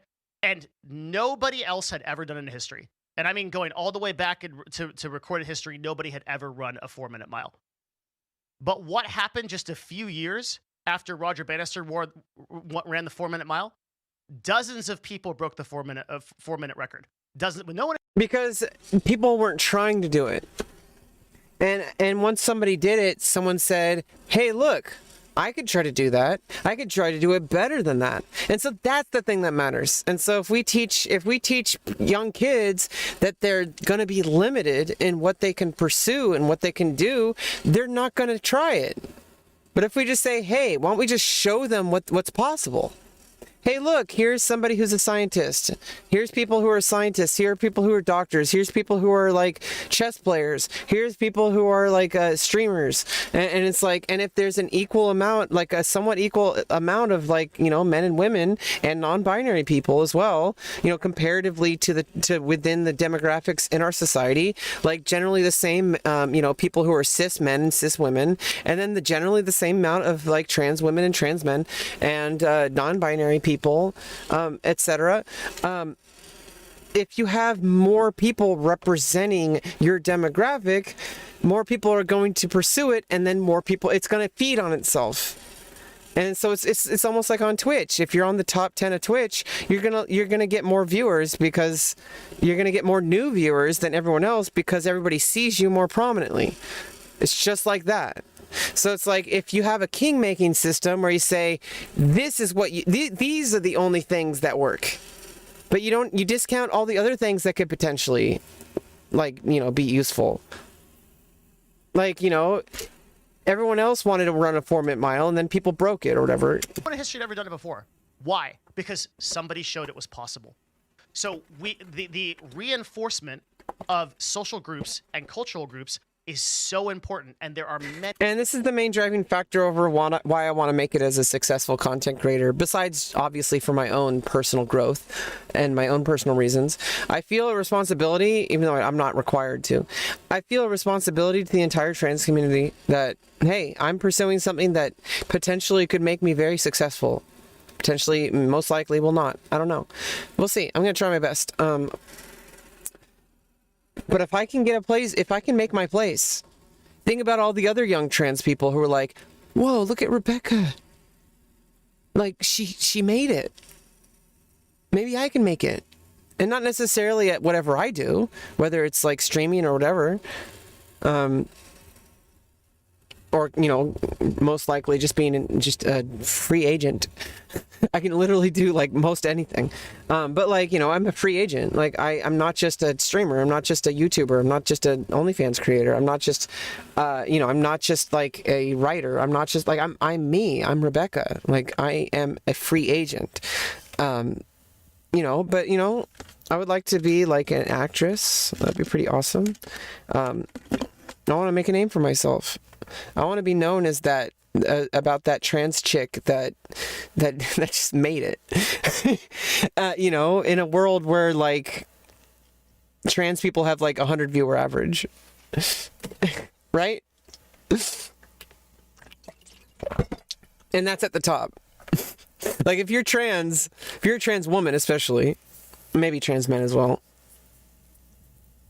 I've heard from some trans men that like society accepts maleness more. So it's like this kind of go like if you're a male, you know, like trans men. I don't know. I don't want to speak for trans men because I know that they have their own experiences. I've listened. You'd have to listen to them. I've heard a lot of different takes on it. It's not really my place, but I can obviously relate. But it's like, you know, from what I've heard from some people, they, you know, it's just like, yeah, society is more accepting of somebody who's trying to go towards the male side than the female side. So, yeah, I mean, I was already a victim of hypermasculinity, and then it just moved on into a victim of misogyny and sexism. So, welcome to the club, Rebecca. It's okay. That doesn't make you define who you are. That's just the way the world is. But we can do our part to try to change the world. But like, it's going to be what it is, regardless of me. So it's my job to learn how to accept me. It's my job to learn how to use what's going to be useful to me and discard the things that are going to harm me or whatnot. And I highly feel that, like, if I can do it, if I can just, like, fucking break into this world, somehow, because I have to figure it out, I have to actually make this, like, autistic brain and, like, I have to actually make something happen, okay? I don't know how to do it. I'll have to be the first to, like, break, like,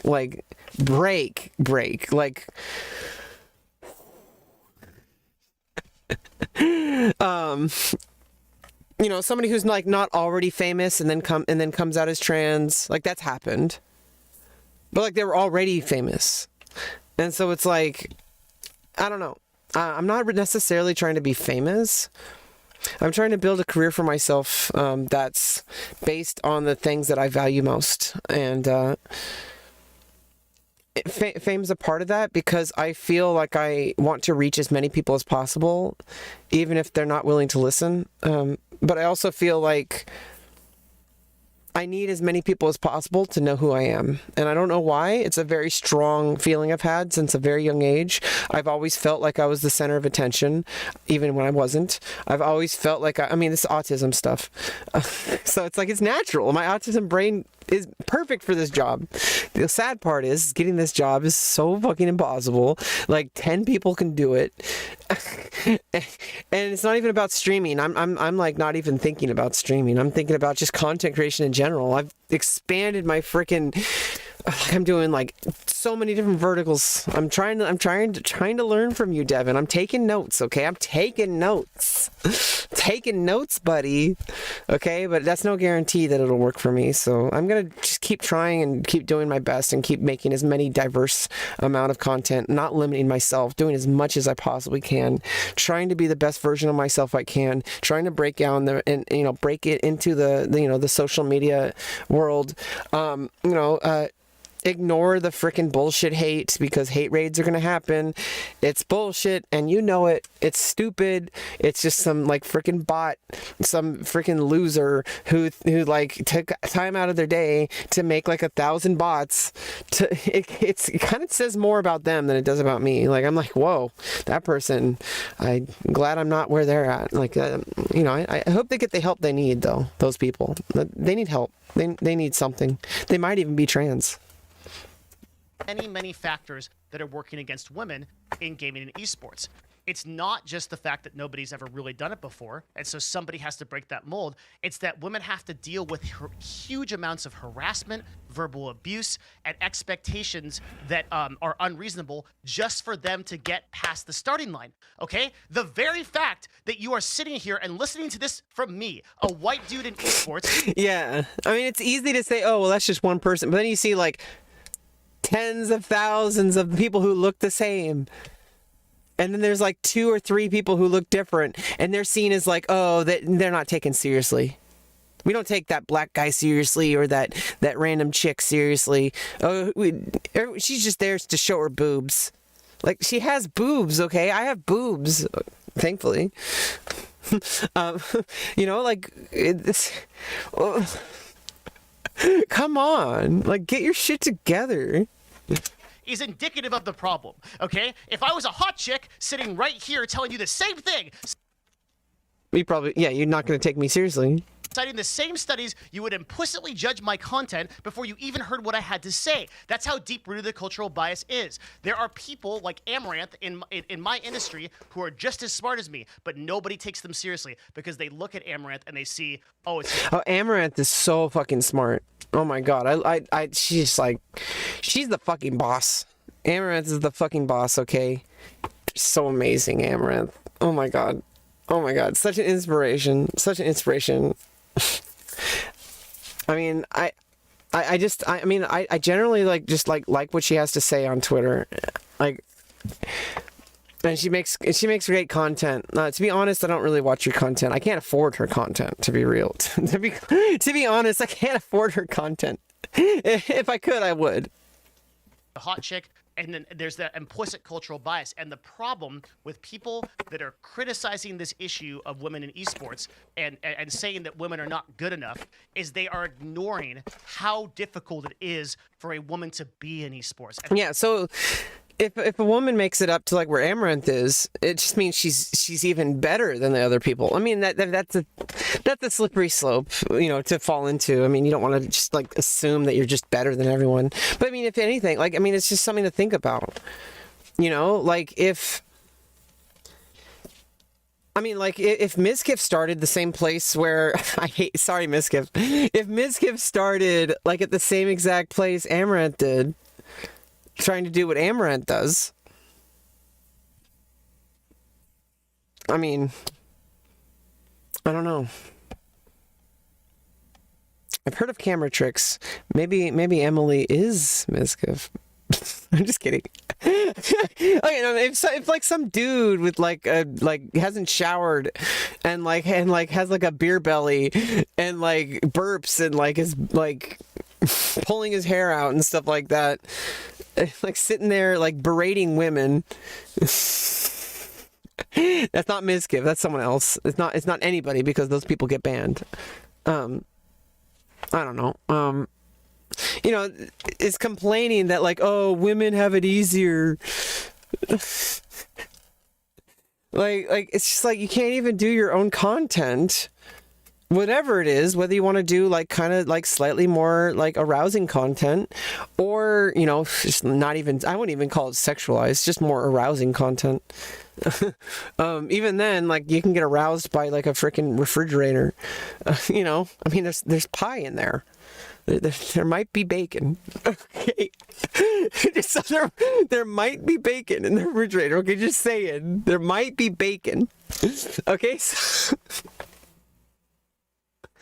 but you know, it's like if a woman wants to like play Valorant or something, like, you know, like the vast majority of like male streamers are just like all gamers, and yeah, I mean, I understand, but it's just because like I feel like people feel like they created the concept of video gaming and they feel entitled to it. They think it's a men's space, just like with chess and just like with STEM and like they create a space and they say, oh, they're used to interacting with men in that space. And so when you add a woman, or you add, you know, somebody who's just different in any way than from what they're used to, it puts like it changes the workflow. But that's a you problem. Okay, that's why we have workshops. That's why we have my 10-part course that you can buy with on Patreon. Oh, no, that's why we have, like, you know, those sensitivity training. It's not because we want to be woke. It's not because we want people to, like, you know, oh, we need to have the appearance of like acceptance and like, you know, all that. No, it's because like people need to understand that there's people of different experiences that you work with, and they might not think that what you say is a joke. They might actually take it deeply personally. And it's not the person who took it personally's problem. It's you for making a very insensitive joke. It's not that they're trying to stifle you from making jokes. You can do that privately, but in the workplace, and, you know, as far as like the internet's concerned, you can consider like esports the workplace. If you're esports, if you're getting into esports or whatever, like it's the workplace. So it's like we have to work together, and we can't work together if you're just like at work shouting that like she needs to get her boobs out of here, like. Like, what the fuck? If you want boobs so much, maybe you're envious of them. Like, it's like maybe you're envious of her boobs. Maybe you want boobs. They're great. But not if you don't want them. Then they're not great. The opposite of great if you don't want them. So, geez. But like, because someone has boobs, you're gonna be like, oh, I have to treat this person like, oh, I can't say what I want to say anymore. It's like, well. Yeah, you probably shouldn't say something if it's going to be like a problem. But then again, like, it shouldn't be like, I can't say this because the boss said I can't say it. Like, why do you want to say it in the first place? Why do you want to make kitchen jokes and like racist jokes and stuff like why do you want to make those? Why do you want to make things that's going to cause other people to feel dehumanized? And yeah, people are like, oh, you know, you just want to take away everybody's fun. It's like, yeah, there's a lot of people who aren't having fun. You're having fun. All the other people who think it's funny are having fun. What about all the people who are committing suicide because of like a lifetime of similar treatment? And not just similar treatment, but that's a slippery, it's like a snowball. You start with the jokes, and then people feel more empowered. And those jokes become like bullying and harassment. And then harassment becomes actual physical harm. So if you say that it's okay to say whatever you want and everybody just has to get over it, then you're gonna normalize that behavior. And if you normalize the behavior, it escalates. And so you got to say, hey, like, it's not cool. It's not cool that you're just like harassing this person just for showing up in the game and having a woman's voice. You know, like, I can't go into the XQC Discord voice chats. I try to go in the XQC. I know, it's like, why? Why would I want to? And I'll tell you why. Because they made it, the people who dominate it are very, like, racist, sexist, like, misogynistic. And they're not banned or anything. And they dominate the voice chat. And I walk in and he says, oh, you a girl guy or a guy girl? I'm like, what?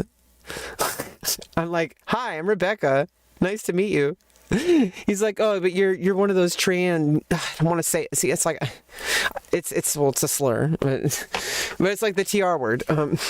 Like, you're one of those, and I'm like, okay, like, what the fuck? Like, I'm a girl. Like, you know, why are you calling me? Why is the first thing you ask me, are you a guy girl or a girl guy? Or in another voice chat, in the NMP voice chat, somebody said, as soon as I joined in, they said, soy? But then that might also be a meme in that community. In fact, that's probably the most accepting Discord I've ever been in. Even in the ones that I'm like more accepted in, like, I'm accepted pretty much in every Discord I'm in. There's always going to be like dissidents, obviously, but I mostly hang out in like Botez Live Discord and the OTK Discords. And like, I'm sorry for my rants, okay? I do it. It's my thing. I do it when I have nervous breakdowns. It's my way of avoiding going into a deep, dark shadow place where I'm going to never return, okay? So it's what I do. And I'm sorry. I don't want to take it out on other people by spamming them with my like thoughts and stuff, but it's better than... See, the fact of the I do it in public because it has to be in public. That's why I got into content creation. Because in order for me to feel safe and feel at peace, I need to know that other people can potentially hear it, even if nobody's hearing it right now. I need to know that in the future, someone could hear what I had to say. That I didn't just let it go. I didn't just let it dissipate. I didn't just put up with it. I actually expressed it. Doesn't mean I'm going to believe everything I say all the time. But there's certain things that are just hard, like, you know, like hard stances. Like, trans rights are human rights. Black Lives Matter. You know, women, just women. Okay? and how difficult it is for a woman to even succeed. You could, again, go back to my videos with Amaranth or Pokimane, the two most successful content creators of all time on Twitch, and just the amount of trouble they get in as a result of just being a woman. I mean, before anything else that comes from being a streamer, because if you're a streamer, it's a hard job in general, and you're going to get a lot of hate. I get a lot of hate, and I'm a white. Yeah, I have no idea what I'm in for if I ever get any kind of like large following, but it's gonna be pretty fun.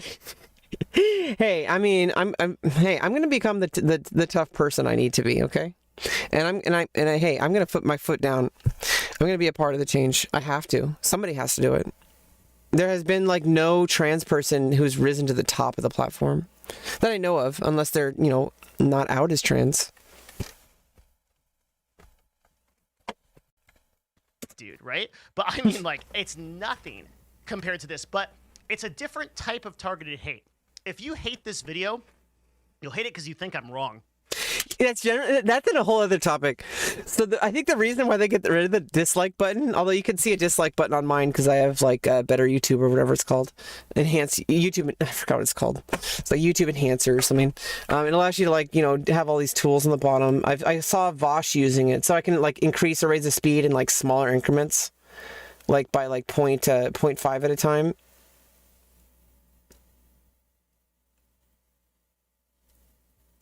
I mean 0.05 at a time. And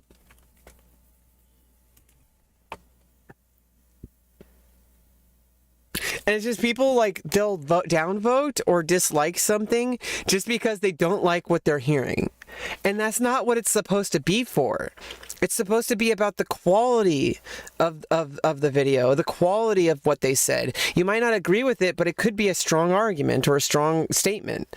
And so that's what it's really for, but obviously you can't control the entire population. Like, you'll hate it because you think that I'm But I mean, they can control it because they disabled the dislike button. It does create another problem where people can't see how many dislikes there are, but that's what Twitter's for. presenting bad points, or I'm wrong in some way, or because I'm like a douche or whatever. That's what you'll hate. You won't hate me for how I look. You, most of you. I mean, somebody's gonna be like, "Hey, his headset's weird." I don't know, right? It won't be.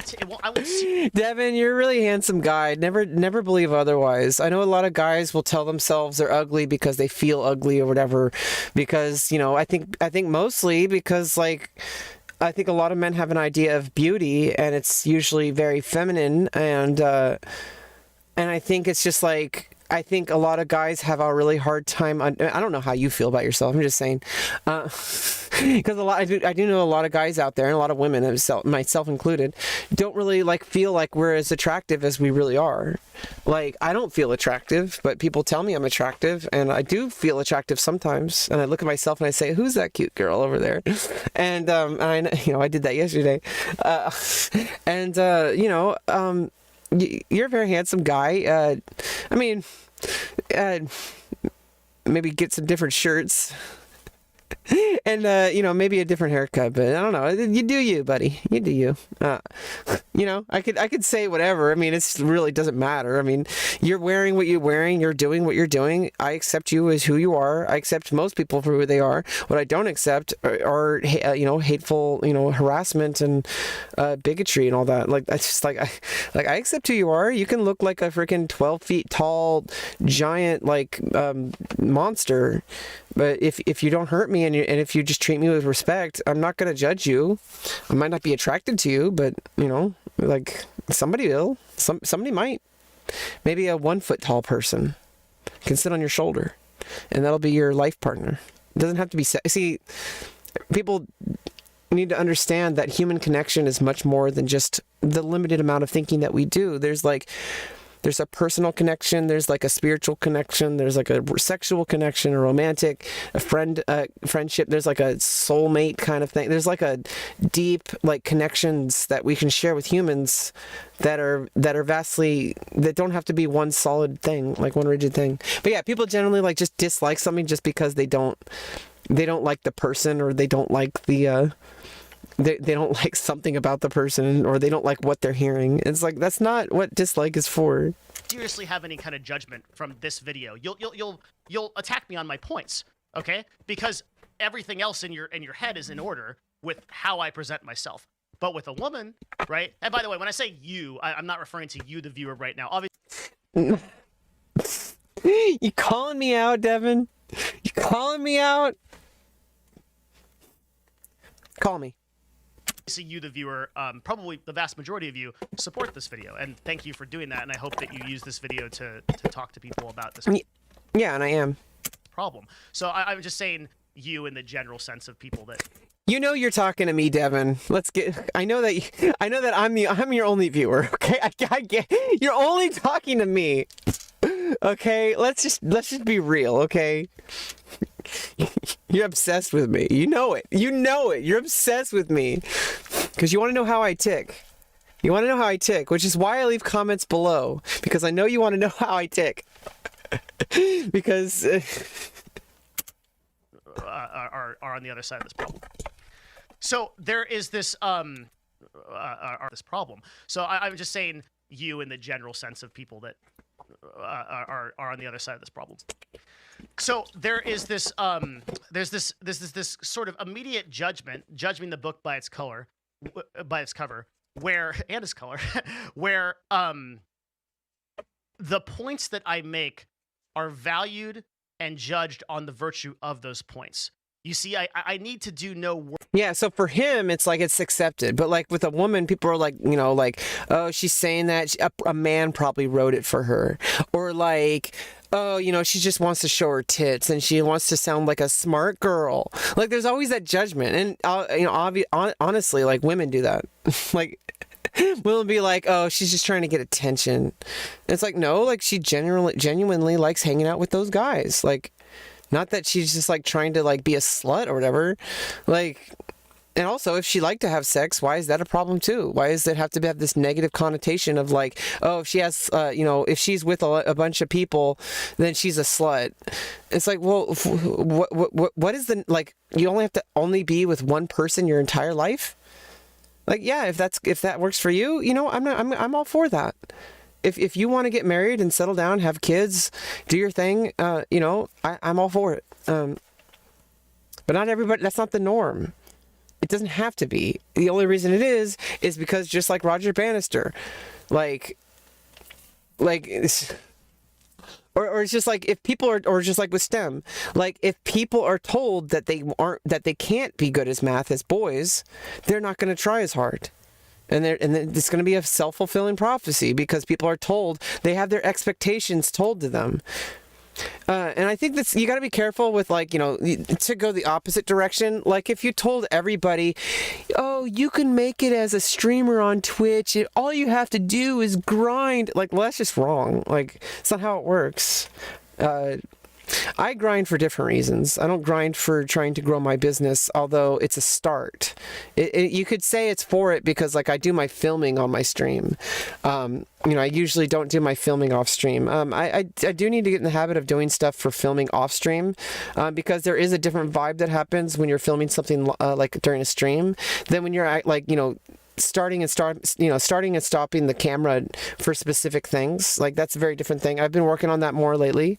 But you know, there's it's still difficult. I mean, I have autism, you know, it's like, I mean, some people identify as autistic. I kind of don't. I mean, I am autistic. That's the language to use with autism because I'm not an autistic I am an autistic person, but I'm not a person who has autism. I am an autistic person. So it's like, it's just the way my brain works. I've never been not autistic. So it's like, my brain just works a certain way and it's wired differently. But the difference is the external environment.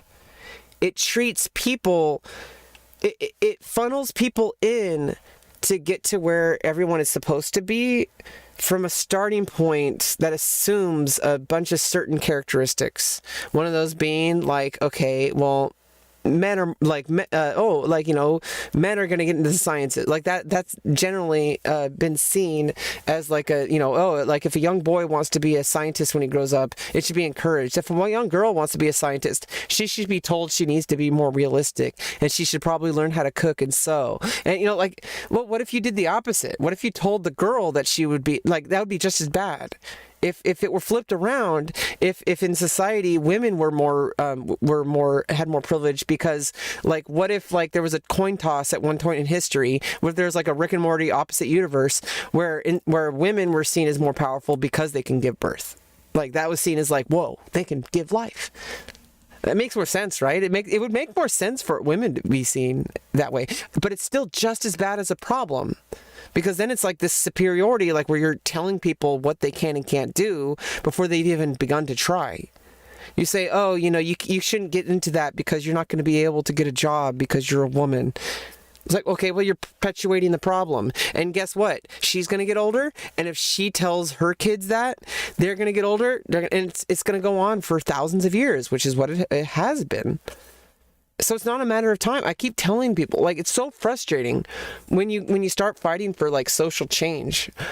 And people say, oh, you know, we know we want that, but it's not going to happen. Maybe in 50 years. It's like, no, it's that attitude is the reason why it's not going to happen for 50 years. And it probably won't even happen in 50 years after that. It probably won't happen because of this continuing like cycle of, oh, I know there's a problem, but there's nothing we can do about it. So let's just live our lives. Like, no, we can't just live our lives. There's people who can't even live their lives.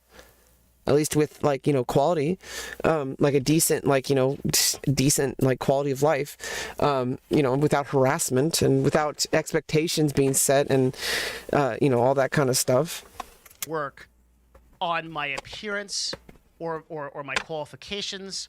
I sound and I speak like a person that knows what they're talking about. And I mean, for all I know, he could just be some random, like, dude living in his mom's basement all these years, and I've been listening to him, and he's just like, I mean, that's still impressive. Like, honestly, like, if he was able to, like, lie about all this shit, that's still, I mean, that proves his worth anyway, so it's like, but I mean, I'm just going to assume he knows what he's talking about because I've listened to him for a while and he shows me a lot of data and, you know, and he's made a whole lot of sense and it matches up with a lot of other people's experiences when he talks about stuff. And I think he's a pretty generally cool dude. And 60% of the people that watch this video will be unsubscribed, but will still think that I have... Devin, you can't do that in a 30-minute video. You just can't. You can't just come up and say 60% of you aren't subscribed. Did you just do that? Did you just slip that in there? Did you just slip that? What? You can't do that, Devin. You can't just slip that in there. He slipped a little YouTube thing in there. It'd be almost like if you said like, I don't know. It's like if you also fit like a like and subscribe in there. That'd be funny. That watch this video will be unsubscribed, but will still think that I have serious qualifications. You may not even know that I was the CEO of an esports team. Might not even matter. Oh, that's not what he said. He said like people who have just watched him for the first time. I don't know. I think he still was doing the YouTube thing where he says 60% of you are unsubscribed. You know, 80% of you are unsubscribed to me. So like and subscribe and hit the bell notification so that you can see as soon as I upload a new video or go live. Because what I'm saying sounds convincing enough, and I look the part, right?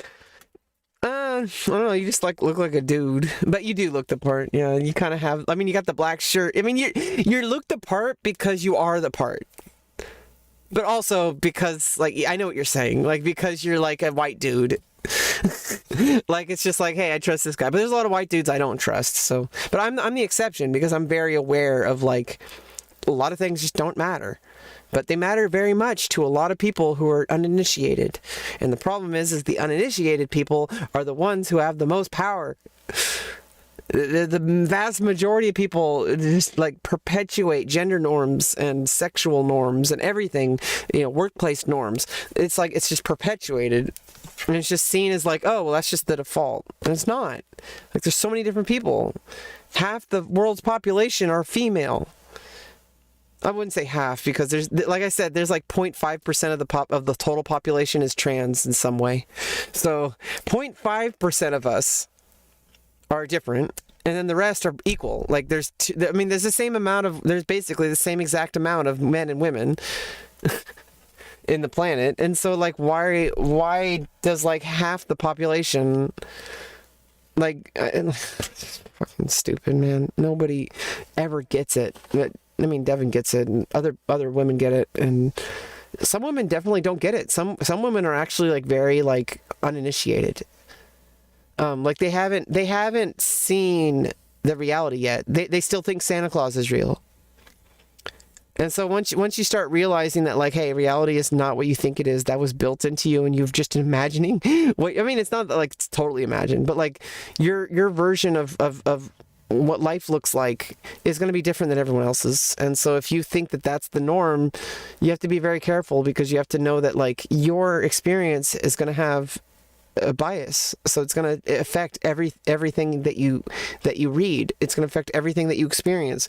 And so the key is to not be who you are. The key is to like understand that and like try to work with it, and also try to spread awareness, because there's a lot of people uninitiated. And luckily we have like platforms like YouTube where we can do that. Sadly, nobody wants to listen to me. That's my fault. What a lot of people that are on the other side of this issue are underestimating is that as a woman, to get to the starting line of making a video like this. Oh, so now he's talking to the people on the other side of the issue. So not me, but like. Or making a stream, or joining the. Get to the people that are on the other side of this issue are underestimating is that as a woman, to get to the starting line of making a video like this, or making a stream, or joining the esports industry, or being a competitive gamer, you have to overcome every single person that tells you to get back in the kitchen as soon as you join an Overwatch lobby, or tells you that you cannot be a streamer, or if you are successful as a broadcaster, it's just because of your attractiveness and your boob size. Yeah, that's gonna come, isn't it? Especially since I do sex work. Oh well, you know what? It's a well-trodden path, and at least we're trying to fix it, and I can be part of the change. Okay, don't underestimate the power, because if you say, oh well, if I do that, I'm gonna get harassed. Well, think about all the other 10 million people who just said that. So you have to be part of the change. If 10 million people decided today, hey, we're done with this, no more. Like, women deserve equal pay. Women deserve equal opportunity. You're not going to get away with your misogynistic jokes, with your judgment based on my appearance. Like, you're not going to get away with, like, you know, the biggest problem I see is that we supposedly have workplace protections where people can't hire you or fire you to, like, you know, discriminate you based on your, like, you know, we have all these legal protections, but people find ways to weasel out of it. And so it's like no amount of legal change, no amount, I mean, obviously it's good to have like affirmative action and like the STEM programs for women and all that. But like no amount of legal change, like policy change, will get rid of the human factor of like society in general is just like, has like this dialogue that is one way. And people say, oh, you're just one person, you can't change it. Well, like, yeah, and like sometimes people lose their lives for speaking out against things, but that's how many people have to, you know, then it like it because they want to discourage other people from coming forward. But if 10 million people came forward and said we deserve a universal basic income, you know, and like hundreds of millions of people, like billions, if the entire planet, if like half, like if like enough people came together and said we're not putting up with this anymore. We deserve equal protections. We deserve equal treatment. We deserve equal opportunities. We deserve to get the care that we need, like medical care, without like, you know, with like some passive aggressive, transphobic or misogynistic or person, like deciding like, you know, I'm not going to hire this person because they're problematic. I don't, you know. Like it's, oh well, you know, all the other coworkers that, you know, like I don't want to cause any friction in the workplace. If I hire a trans person, it might invite transphobic. It's like, no, fire the people who are transphobic. Don't fire the trans person. What the fuck? Or the woman, you know, like, you know, I'm a trans woman, so I got like a double whammy here, and I'm autistic, so I got a triple whammy, and I'm poor, so I got a quadruple whammy. At least I'm hot. And I cannot echo to you how difficult that is to deal with over and over and over again. Because if you want to attack me on my points, I'll do it all day. That's fine, right? We can go back and forth on that. I don't really feel personally offended, but if I was getting personally character attacked every single day as a result of my nose being too big or my lips or whatever Yeah, it's like the people who hate raid me, like on Twitch, I think what they want is they want me to say like, well, why am I coming to stream if the only people coming to my stream are going to harass me? But then if I don't show up to like, try to, build something for myself, like not necessarily streaming, if I don't show up to just do my thing and start my business and try to succeed and try to break out, then that's all I'll get. Are people who are just like trying to say, oh, see, this is what you're going to get if you do this. See. And I'm like, okay. Like, I'm not going to back down because like some like small person who has some kind of issue, keeps harassing me. Like, but at the same time, the volume, I can only imagine the volume that Amaranth receives. And she tweeted about it, the other day. And I really stand, stand firm with, female creators and also male creators who are harassed every day. Asmon is called, Asmon bald, that's a thing too. It's just being a streamer in general. But with women, it's like, it's even if you're not a streamer, like, with men it is too, because if you're different in any way from what is considered like, what you're supposed to be, it's like, like I was when I was a quote unquote boy, was like, I was different. I was supposed to be like the boys, and I wasn't. I was very different. I'm unique. I'm individual, and but they want me to fit into their idea of what I should be, and since I don't. I was outcast, and it's not just women, but women have a historical, like, just look. You need to look at the historic. Like, there's a difference between some white guy who enters a lobby, and then like, let me see, like someone like some guy who like randomly gets called fat or something. Like, yeah, it's not very nice, but it feels a lot different if you're called fat if you're a woman, because it's like there's an extra layer of like you're being judged for like your gender too, even though literally someone just called you fat.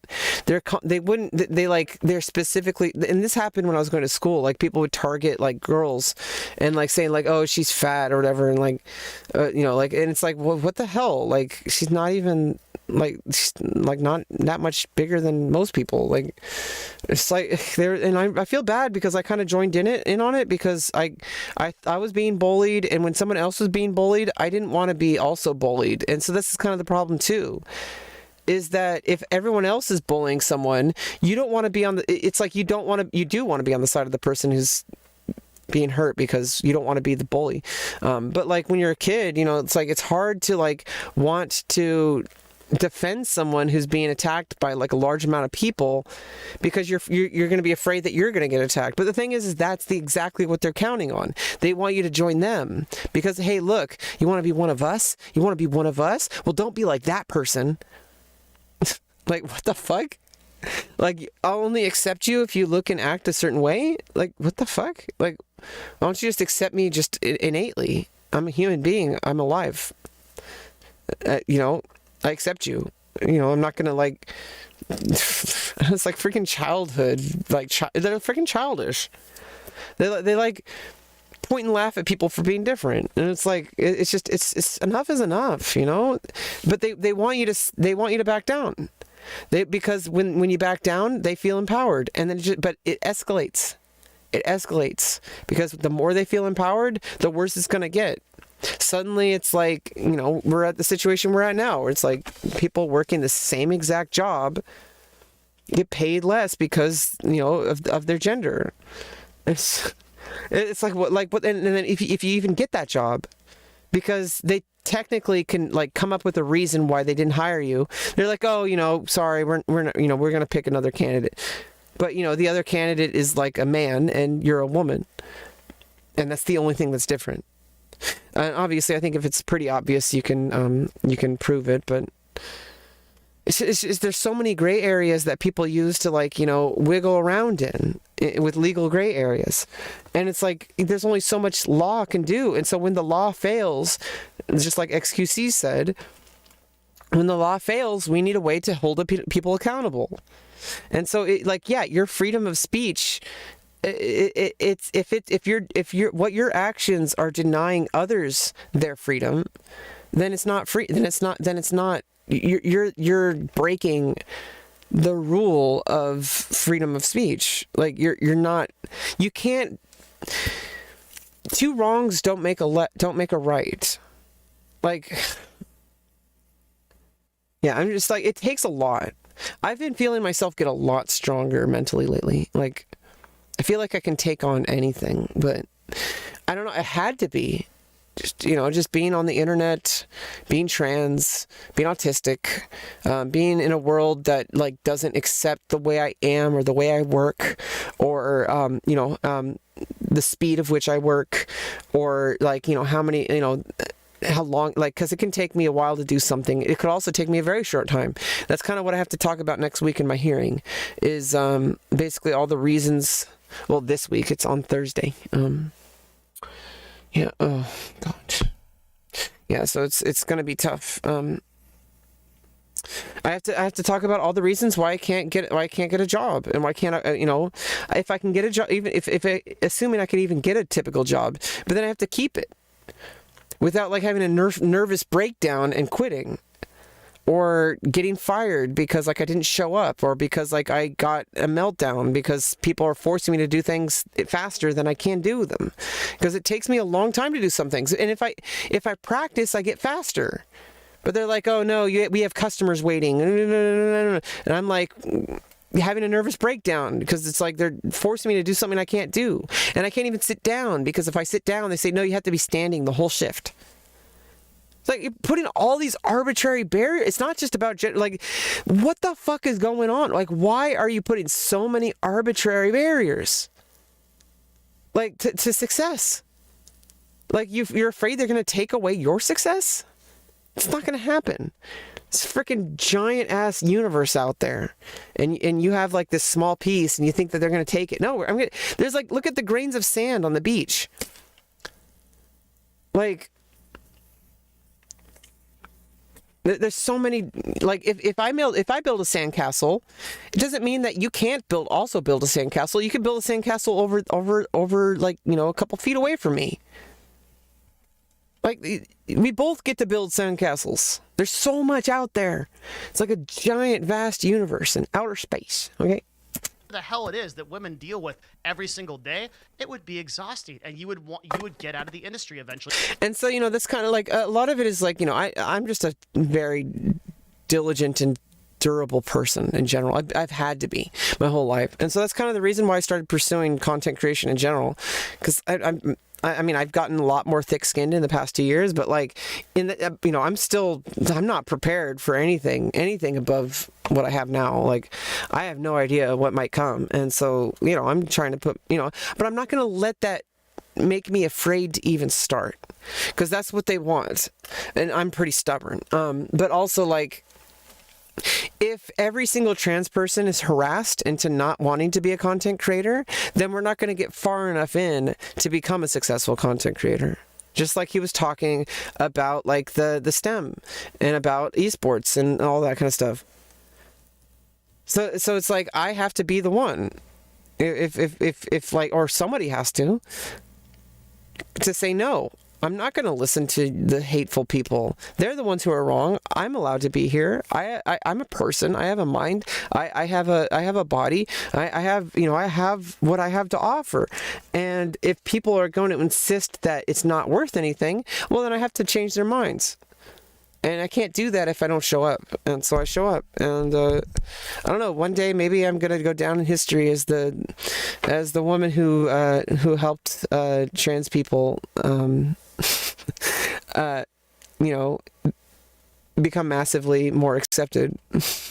I might get a Nobel Peace Prize. Let's do it live on stream, you guys. Let's do it live. Rebecca Lauren solves transphobia live on stream. That should be the stream title.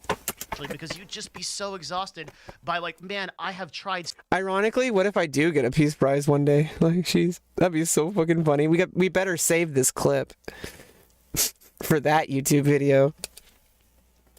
When I get, it's like an award ceremony for my, like, it shows like a clip of me getting a Nobel Peace Prize, and then it shows the clip of me saying, so hard. I worked at least as hard as every other guy, but they don't have to put up with these issues. And the problem is that unless you are in the shoes of these women, or you're very empathetic, it's extremely difficult to relate to because you've never had that difficulty, right? Like for me, I think that's, I don't think that's true. I think they just forget. Or maybe they pushed it away, or maybe they didn't realize it. I think a lot of boys, well, a lot of men, when they were boys, experienced a lot of this, and I think they pushed it out. Like it got pushed out of them. Like they were just forced to like just toughen up, which meant conforming to what all the other guys wanted. Like acting a certain way, looking a certain way, dressing a certain way, whatever. And I feel like a lot of people really do understand it. Just they don't put two and two together yet, and so it's like we kind of have to be patient with people until they figure it out. But like we're not gonna just sit idly by. Like I'm gonna try to do my best to like say like, hey, like I am who I am. You know, I've been harassed for being trans, and I've been harassed just for being a woman. In fact, a lot of the people harassing me for being a woman didn't even know I was trans. And as soon as I was trans, they started doing the trans stuff. So it's kind of gender confirming, but it's terrible. It shouldn't be like that. Women should not be harassed just for existing. Women shouldn't be afraid. Like I'm afraid. You know, honestly, since transitioning, I'm like more afraid to like go out and like walk at night. It's not really dangerous where I live, but at the same time, I have places I walk to at night that are safer. You know, I don't go into any dark alleys or you know, unlit places or anything like that. In either case, there's where I live. There's a lot of people nearby. There's no like, well, at least where I live, there's no like if something bad happened, there'd be somebody nearby. Like I could try to like scream or something. You know, it's you know, there's people. There's people. It's a pretty calm and peaceful place, but where I live, and you know, it's like that's how life should be. You should just stay in your own lane. And like, why do you want to cause friction? Why do you want to cause negativity? Sounds like a you problem. Like if you cause friction and negativity, that's probably because you're experiencing something that you haven't felt yet. And I bet you, Devin, because you said, oh, I bet you've never experienced it. I bet you like 9 out of every 10 person who is like either like, you know, indifferent or even adversarial against, you know, the like women's rights or trans rights or black rights, you know, stuff like that. They've experienced something similar, and they're so afraid of it, they push themselves in the opposite direction. And you know, I think a lot of transphobic people, you might want to explore your gender a little bit. Maybe you're trans, and you're going to be happier than you've ever been. If you just like accept it and just explore who you are, whatever that is. Whether you're like me or not, you might not be. You probably are not. You most definitely are not me. But you know, like it's not. Think less in specifics. Think more in general ideas, because when it comes to stuff like that, when people make comparisons, people are like, oh, that's a stupid comparison, it's nothing. It's like, no, like it's not exactly like it, it's just a similar thing. And it's like, it's evidence that adds up. It's like, if like it's the same root problem, it's just people get afraid to face their own demons, and so instead of facing them, they push them outward and say, oh, if they ever see any trait. I do this with negative traits. So if I hear somebody say something very negative, I will feel like angry about it. It's not because I'm angry at the person. It's because I'm angry at the idea. And it's I have to remember, like, hey, like I have to like calm down a little bit, you know?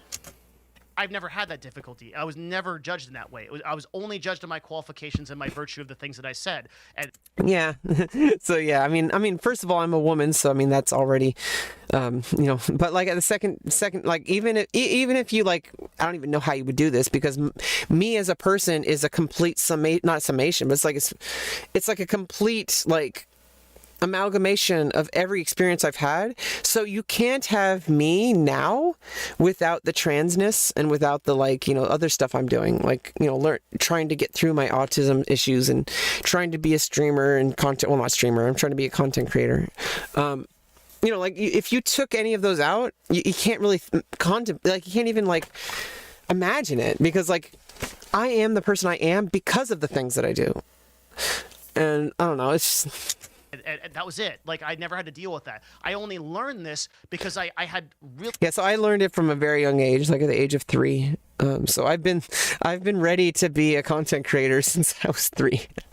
No, I mean, I've been ready since ever. I mean, 12 was probably that was when I started the internet, okay? I've been on the internet for 22 years. And I mean the social part of internet, in video game circles. I was in the VG Music forums. So if you remember Sephiroth 88 or Donaduro or Donochi or Sephirosu, that was this girl over here. Yeah, I was the same, but nowhere near the same. But I'm more or less the same person as I was when I was 12. But back then I was very homophobic and transphobic, and the reason why was because I was afraid of my own feelings. So what it really boils down to is weakness. People who are hateful, people who are bigoted, people who harass women for being women, they have their own insecurities, and they're weak. They're just weak. They can't deal with their own thoughts. They think they have to I can't do that because everyone else will think. Who cares what other people think? There's millions and millions and millions of people. There's always somebody who's gonna hate you. There's always gonna be somebody who disagrees with you. Fuck them. Well, not literally, that'd be rape, but unless they consent to it. But no, I mean there's so many other people who accept you. And that's what I've been learning. There's people out there, no matter how obviously when you're online, you see the negative and you're oh, that's, but I've learned how to shift, and I'm it's just noise. And yeah, noise can be annoying, but it's noise. It's just some copy pasta. It's I'm over it. There's people who actually love me and accept me, and I live my life around those people, not around the people who are oh, you're not a real woman because you can't give birth.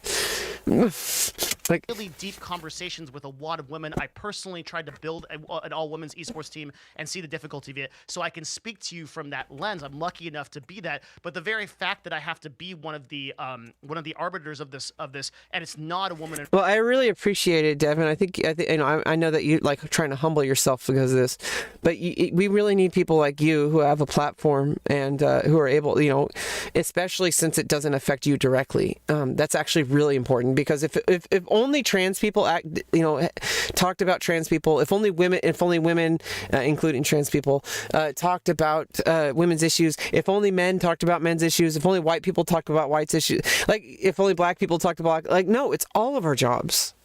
It's all of our jobs. We all have to be a part of it, because we're all connected. We're all on this planet. Even after we leave this planet, there might be something more to us than this earthly body. There might be something else. You don't know. I don't know. Nobody knows. All I know is what we have in our reality. I'm going to deal with that because it's the most obvious one to deal with first. I'm not going to deal with things that may or may not be real. I'm going to deal with things that are real, that I know are real, and maybe they're not what they seem, but they it's pretty obvious that hey, people eat, sleep, and poop, and people build things, they work. People work and do things, and get rid of the barriers. Stop arbitrating. Who gets to stop gatekeeping? Who gets to be a certain thing? The only gatekeeping should be the natural gatekeeping of ability. If you can't do it, you can't do it. But don't tell somebody they can't do it just because they're black, or just because they're a girl, or just because they're trans. Oh, Devin knows. In fact, one of the things he said to me was yeah, it's even harder for trans people.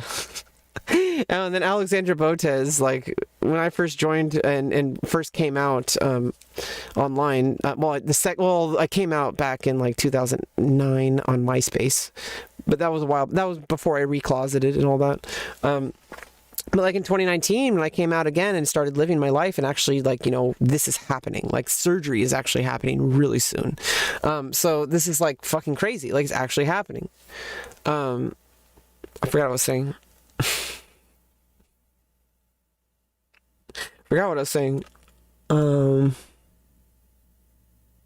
Well, we need people like you, Devin. So don't sell yourself short. Okay, you're great.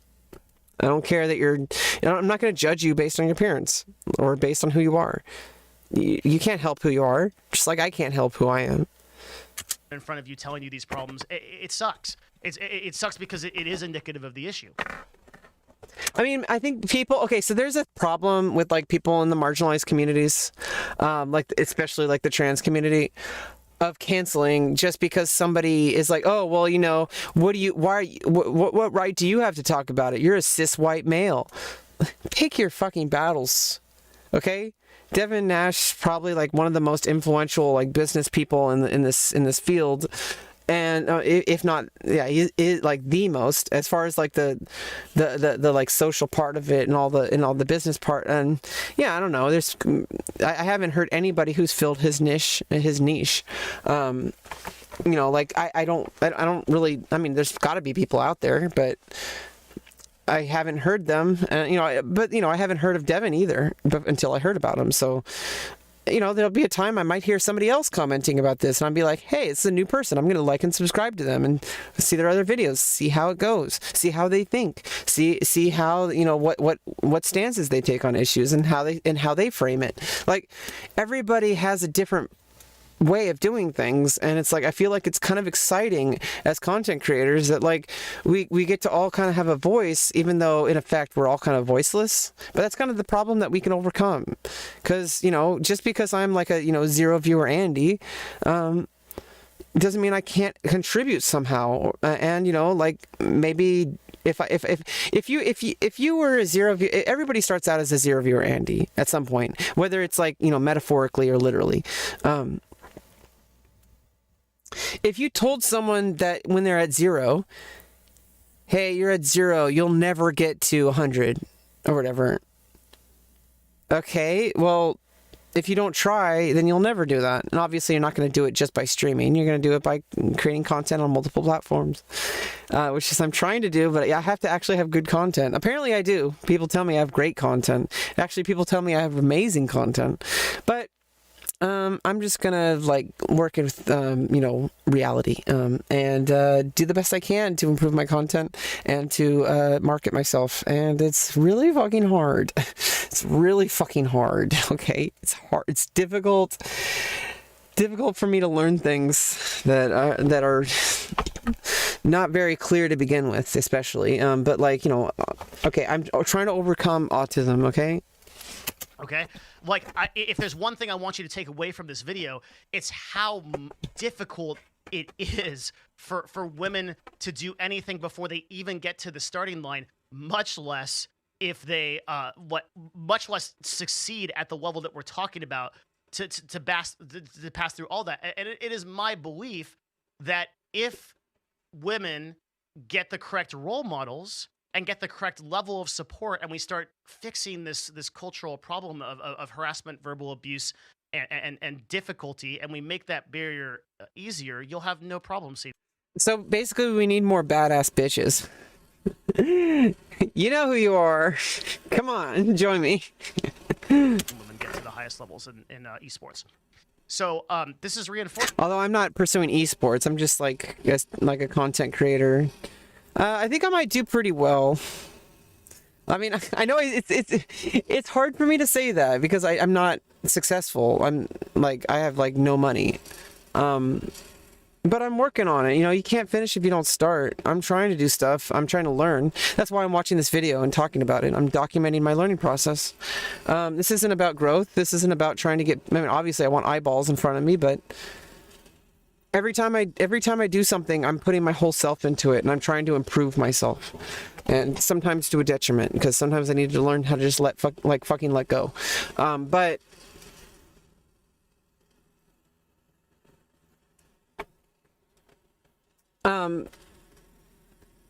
I feel like it takes people to like kind of stand above it and say like, yeah, they're wrong, you know, they're losers. You know, you know why they're trying to discourage me? It's because they know I'll succeed. because they're afraid. They're like, oh, you know, it's just some booba girl. Oh, the only reason you know what's ridiculous?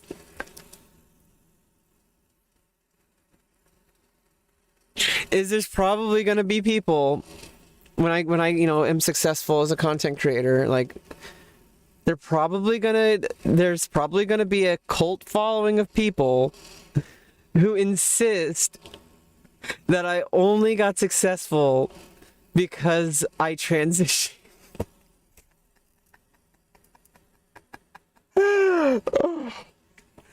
Imagine like if we just see that, I mean, that way of thinking is based on current reality, because that's how, like, what if trans people become like the next, like, you know, women get like, you know, get like, what if we have like this typical, like, this is the default, women get put into the default, and then like gay people are like where trans people are, or no, wait, gay people are now, like, gay people are then where, like, you know, misogyny, like where women were, and then gay people are the default, and then trans people are like, okay, well, now they're more like, now trans people are more like how women were treated, and then we become the default, and then whatever comes next.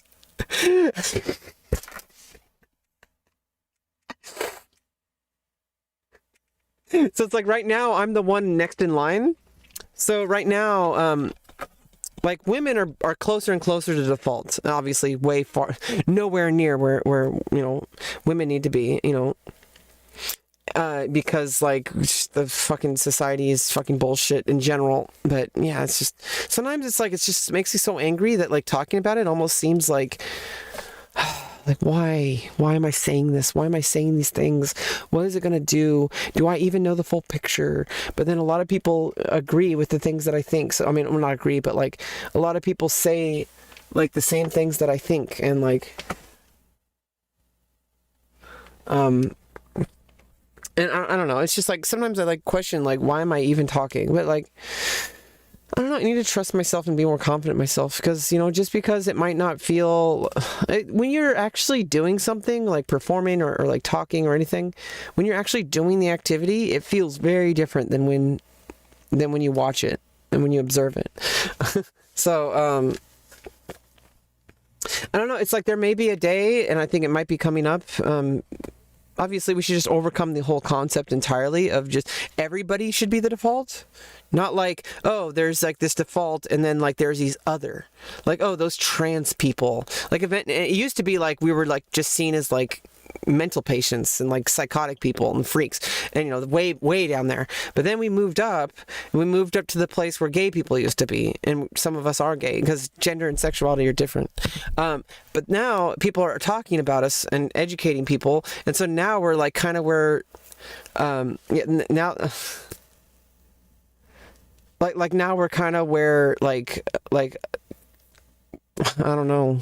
It's like everybody's kind of moving up towards the default. It's just, it's not what it sounds like. It's not really good. It's real. There's a lot of people hurting out there, and a lot of people fighting for change, who are just getting their cries like unheeded. Like it's just, imagine like your whole life fighting just to be accepted as a person, so that you can go your day without having someone harassing you. Obviously, if someone's going to harass you, they're going to harass. Like, it's people use that, they immediately say like, oh, everyone gets harassed. And it's just like, it's not because you're trans. It's like, no, it's like there's a different feeling to it. There's a different flavor. It has a sinister root to it that's different from regular harassment. By the way, this is a really cool study here where it talks about the biases that in STEM. Again, like, I just think this is such a great analogy. So in STEM, 2/3 of women interviewed and 2/3 of women surveyed reported to have proved themselves over and over again. Their success discounted, their expertise questioned. People just assume you're not going to be able to cut it, a statistician told us. Black women were considerably more likely than other women to report to having to deal with this type of bias. 3/4 of black women did, right? So that means 3/4 of black women who were in STEM reported this problem. That's a lot of women, right? Number two, women need to behave in masculine ways in order to be seen competent, right? women are expected to be feminine. So women fight. Yeah, so it's like if you like kind of like it's like there's a thing where it's like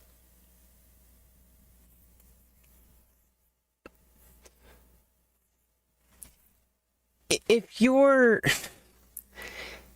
if you're a woman or if you're different and like, but especially if you're a woman, I've had this like my whole life too, so it's like it's very weird how I feel like I haven't been, like I really have been myself and I actually have been treated like as a trans person like my whole life, because I am, but like I don't even, sometimes I don't even realize. I thought that, like, I did not have a normal childhood, like I did not have like, or typical rather, I did not have like, I mean, I tried. I mean, I enjoyed it, you know, as best as I could. Video games were involved, and pot, and alcohol, but you know, and also a lot of me putting up with bullies and people who were hurting me, but I thought they were my friends. But there's this thing that says like if you like, you know, act a little bit more of what is perceived as aggressive, like if you like defend yourself, it's seen as you being adversarial. Oh, it's like, oh, she's, you know, she's raising her tone with me, and she's, you know, it's like, what the fuck, like, it's just really fucked up. My whole life, I just feel so like gaslit, because like anytime I've defended myself, it's just like, oh no, like you're just being emotional. Like, oh no, you'll get over it later. And then I smile later and everybody acts like nothing happened, like nothing's wrong. Like, oh, I guess she's better now. Like, no, like there's something still going on that you're not listening to. And that's why I'm so frustrated with the world, because like people are talking about this, and and lots of people have gotten to the conclusions that say that like, hey, women are the same as men, like performance wise, and like in a lot of these things, and you know, like things that don't involve obvious, like, you know, physical differences, and you know, things that involve physical differences, those only really matter at like the professional, like top level. So it's like high school sports really shouldn't matter. I mean, obviously if you want to have separated teams, but like, what are you going to do if you're non-binary and you want to play sports? What if you don't want to do if you're trans and you want to play sports? You know, well, non-binary is trans, but a different kind than me. I'm trans feminine and I identify as a woman, not as a non-binary person, and not as a trans. I do say, you know, I do identify as a trans woman, but more and more I'm finding myself, and I'm just realizing, hey, I'm a person. I've always been a person, and you know, I'm just becoming more of myself and my best self, and I'm loving myself. And yeah, other people like it better because it comes out when you. When you love yourself and when you accept yourself, other people see that and it's attractive. And so if you're constantly criticizing women, or, you know, blaming women for your failure on Twitch, or whatever the hell you're blaming women for your own failure, like, look at yourself first, okay? Like, you're probably projecting, and maybe explore who you are, because you are worth finding. I'd much rather have that person than the person who's screaming that I should get it back in the kitchen, or you know, if they go the other way, if they say you'll never be a woman, like either they treat me as like with misogyny, or they treat me with transphobia. Because with transphobia, they don't accept that I'm a woman. They think that I'm a gay man, which doesn't make any sense either, because who you're attracted to, which I'm pansexual, so I'm attracted to like everyone, if I'm attracted to them, like has nothing to do with like your gender identity. So it's like, but that's what they think. That's what transphobic people think. At least I think. I don't know what they think. I don't want to know what they exactly think, but that'd be pretty scary. But I kind of know what they think already, because I had those same thoughts. The same things that people say about, like, oh, you know, it's gross, like, you know, that's not a chick, that's a dude, you know, like, I used to say shit like that, like, I was like, oh, you know, it's weird, you know, but then I got into it, you know, I realized, like, whoa, like, not only am I attracted to it, but like, wait, like there's something not right about me, and I knew from a very, very, very beginning, I was like, I need like full, like, I need a vagina. Okay, so I need a woman's body, okay? Because I am a woman. And imagine if you were a man and you were in like a fish body, and you had to like flop around like a fish. Like, you obviously want a human's body, right? Like, if you're a human and you're in a fish's body, you're gonna be pretty fucking miserable, right? So you'd want to, and what if you could like go into this like transformation chamber that switched you to a human, and then now you're a human, and you still go swimming. Find themselves walking a tightrope between seeing too feminine to be competent and too masculine to be likable. More than a third, 34% of scientists surveyed reported feeling pressure to play a traditionally feminine role. Number 3, women hit a wall when they're trying to get, when they look at pregnancy. There's a whole nother issue there. Studies show that women who have encountered discrimination. Oh yeah, because like women who get pregnant, well, people who get pregnant, but mostly women, because it's like 99.5%. People who get pregnant at work, and at the workplace, they're screwed. Like, you have to choose between your career and a baby, but like men don't have that problem. And so it's like this whole thing of like this like difference that women have, or people assigned female at birth, who have the typical healthy development of like the womb and everything, like have this extra thing that happens that men don't have, or at least most men don't have. Some men can get pregnant because they're trans men and they still have all the equipment. Interestingly enough, I think the data shows that as far as like top surgery, like for trans women, that's usually breast augmentation. I mean, that's breast augmentation, and for trans men, that's breast reduction and mastectomy. And for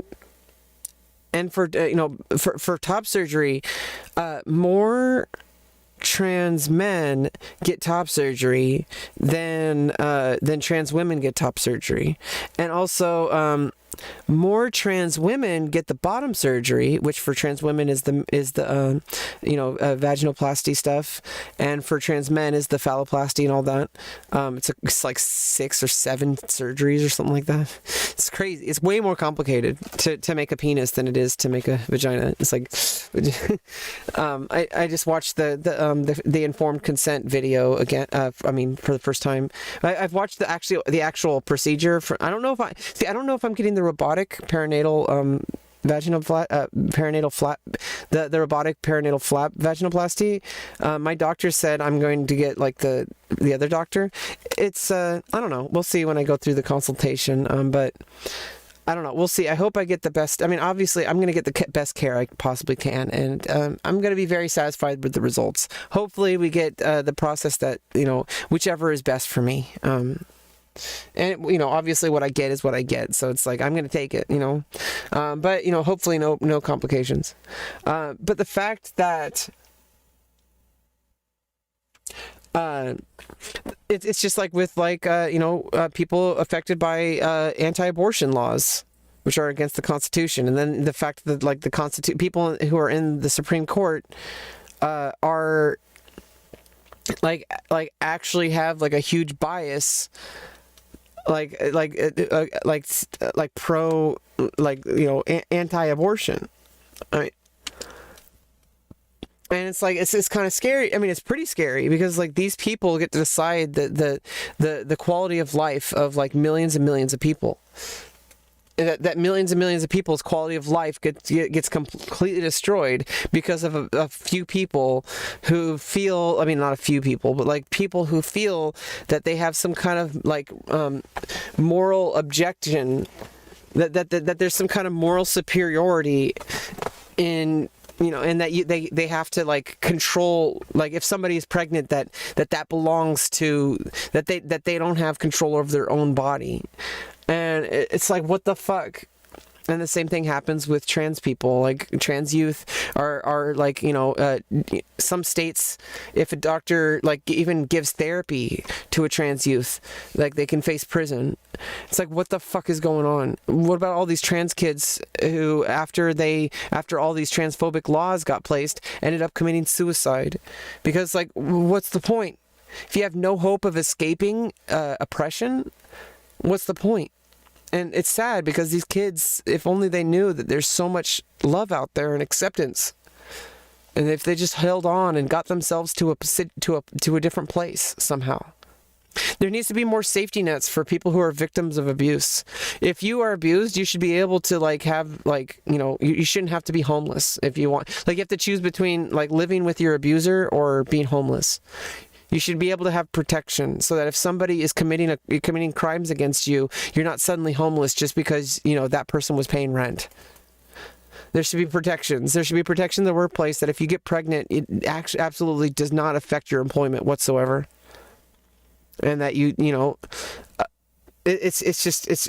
there needs to be more protections. These are the kind of things that we need. We need protections. We need safety nets.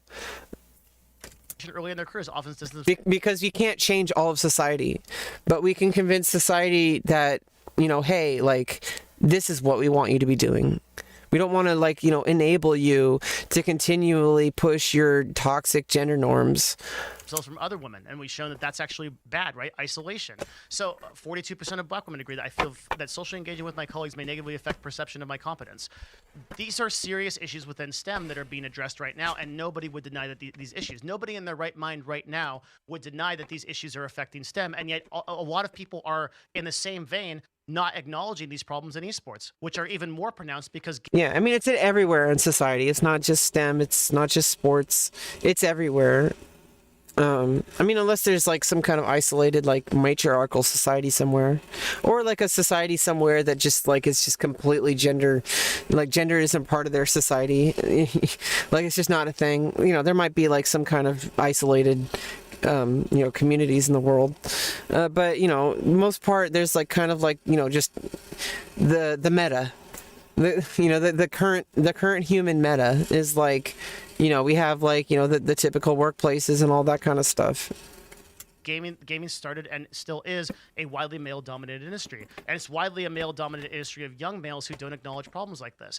Yeah, and that's another thing, is because they think that, like, oh, well, you know, this is just the norm and it's accepted, and if you continually accept that behavior, it's going to keep happening. And it doesn't matter if it's 50 years, doesn't matter if it's 100 years, doesn't matter if it's 1,000 years, as long as you fail to actually to actually have the conversation and work through these things with as many people as possible and continuing the conversation, it's never going to change. It's not a matter of time. It's just like I talked about this before with music. There was a piano teacher I had, and one of the students, he was just kind of like, I don't think he really got it.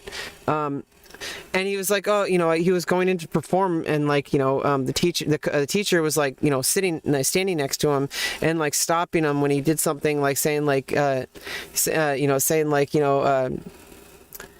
correcting him. And he's like, what do you mean? It's like, but I practiced for 8 hours. And he said, no, it's not about how many hours you practiced, because he was practicing it wrong. It's about, no, you can fix it right now. All you have to do is notice that, hey, like, I'm angling my hands a little bit wrong on this measure. I should practice that and work on it. Or you say, like, hey, I'm playing this a little bit out of tempo. Maybe I should work on that. Or you say, hey, like, right when it happens, you're like, oh, that was a little off tempo. When you're performing, it's different. But when you're practicing, if you're practicing like you're performing, you're really not going to improve. So you should practice in a way that isolates those little issues, isolates them, and then you work on them, and it brings them up to where they need to be, so that when you perform, you have a much, like, smoother performance. And a lot of people in music don't quite understand that. This person was very argumentative with the teacher, reminded me a lot of when I was younger. But, like, I don't know, this person had some problems in general, like in a lot of the teachers in the music building, because, like, a lot of people they don't understand that discipline is a thing. They think that they can just go to a class and that they could just sit there and do whatever they want. And that's not what it is. In order to improve, you have to, like, you go to you're getting coaching because you're not able to do it yourself. Like, I trusted, my music teachers were so amazing and talented, and they educated me so much, but I had to be willing to say, like, hey, I don't know all the answers. I need to accept what they're trying to tell me. Even if, like, I'm eventually going to, make it into my own, I have to accept what they have first, and then I can work with it. Because if you work from, you don't want to work from scratch.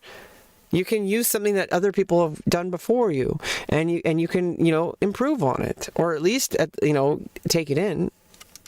So all these problems of exclusion, all these problems of tightroping, all these problems of social groups with women apply to esports and gaming and more, along with the literal 1800 year 1800 viewpoints that women are worse than men at these things. So, and there's even some people, I mean, this goes beyond gender, because, like, there's people out there. I actually read, like, a chess article.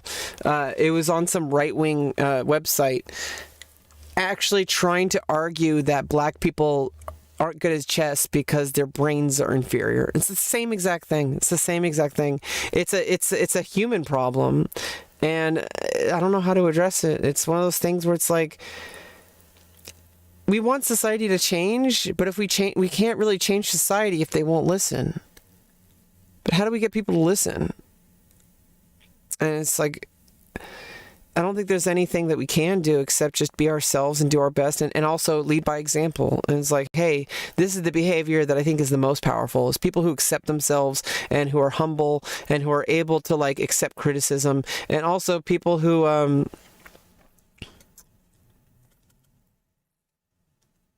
I forgot what I was saying. Like, just, I don't know. I'm getting kind of tired. We're not going to get... We have, like, so many more videos after this. This is the first video that I was going to do today. We've been streaming for 5 hours. We've been streaming for 5 hours. And I have not gotten to past the first video. Welcome to my life. Well, it's great. It means I get more content. I'm going to have to... It's going to be tough to edit this, huh? My videos are hard to edit, okay? I talk a lot. I don't want 30-minute videos. I want to put it down into, like, a 2-minute video. That's not going to happen. Like, if you start stacking all these things on top of each other, you hopefully it starts painting the picture of, like, oh my God, the likelihood of a woman becoming a competitive force equal to a man in a game like League of Legends, as the time of this recording and as we speak, is infinitesimal. Not because they are worse than men at games, because if all factors were considered equal, everything points to that not being the case, but because it is so massively hard to get across the start line. And even if you are in the race, you have to work so much harder and push aside every bias, every oppressive thought, every sucky thing that somebody tells you every single day about your career, about your person. And so eventually you're just like, screw it. Like I'll just go do something else. Yeah. Except, like, for me, I can't, I'm autistic, and it's just like, I can't, for me, that's why I have trouble in the workplace. I'm in California. I'm in a very, like, LGBTQ accepting place, so I don't get discrimination for being a woman or for being LGBT. Because, like, in general, obviously it's still bad. People are still very, like, hyper masculine. But, like, I feel like, discrimination, I don't know. I won't find out. I won't be able to find out how different it is as a woman. I guess I already have. I got fired for being trans. Well, I mean, it wasn't just that, but, like, it was basically that. And, like, I got a lot of negative talk about it. People telling me how I was supposed to dress, and it's like, I was in the dress code. Like, I wasn't, like, wearing, like, a bikini. Like, I was just, like, wearing, like a long, like, dress skirt. Like, my coworker, who's a woman, was something similar, and, like, and I wasn't even wearing, and she was wearing, like, a top, like a separate, like, blouse, like separate top. I was wearing the uniform, like. And, like, I just wore some makeup and wore a really shitty wig, And as soon as he found out that I was wearing a wig, I got questioned about it. This is the same shit. And I'm not strong enough to go through what all these other women have gone through. I just said, no, I can't do it. Like, I'm trans and I'm autistic. I can't compete. Like, it's just not going to happen. And sadly, you know, obviously, there's other options for me. I'm getting SSI. I mean, I hope I do. It's not 100% guaranteed. Everybody on my team and my lawyer is confident that I'm going to get it. I need it. Everyone knows I need it.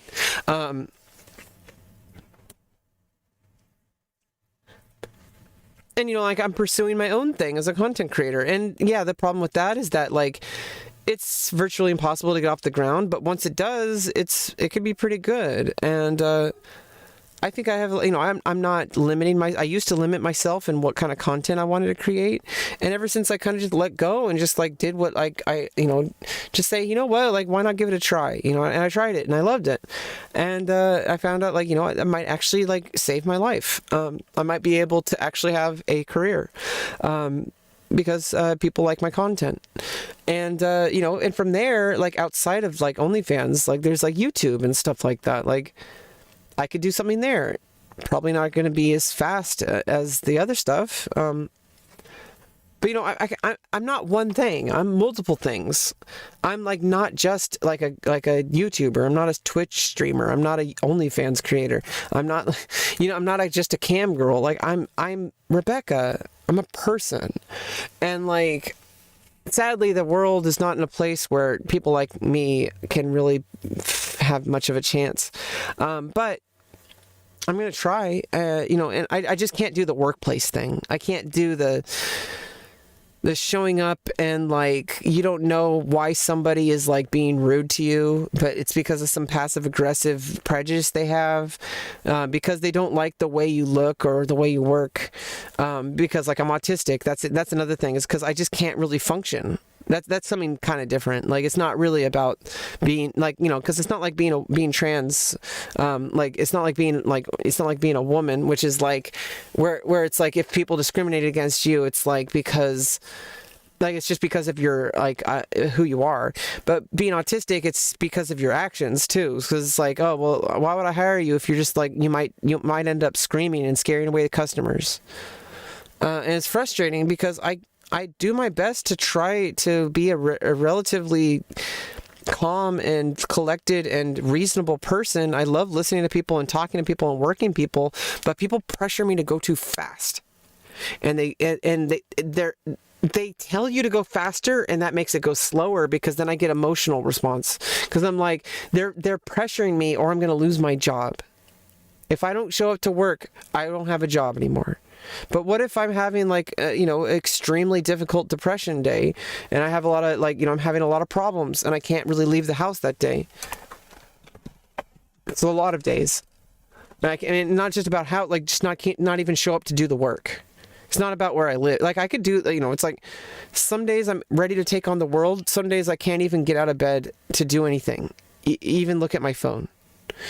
And that's depression mixed with autism and PTSD and anxiety and everything that's a collection of being, you know, a trans woman who's autistic and who's in poverty. Hopefully, once I can start getting some bag, because I only make like $20 a month now.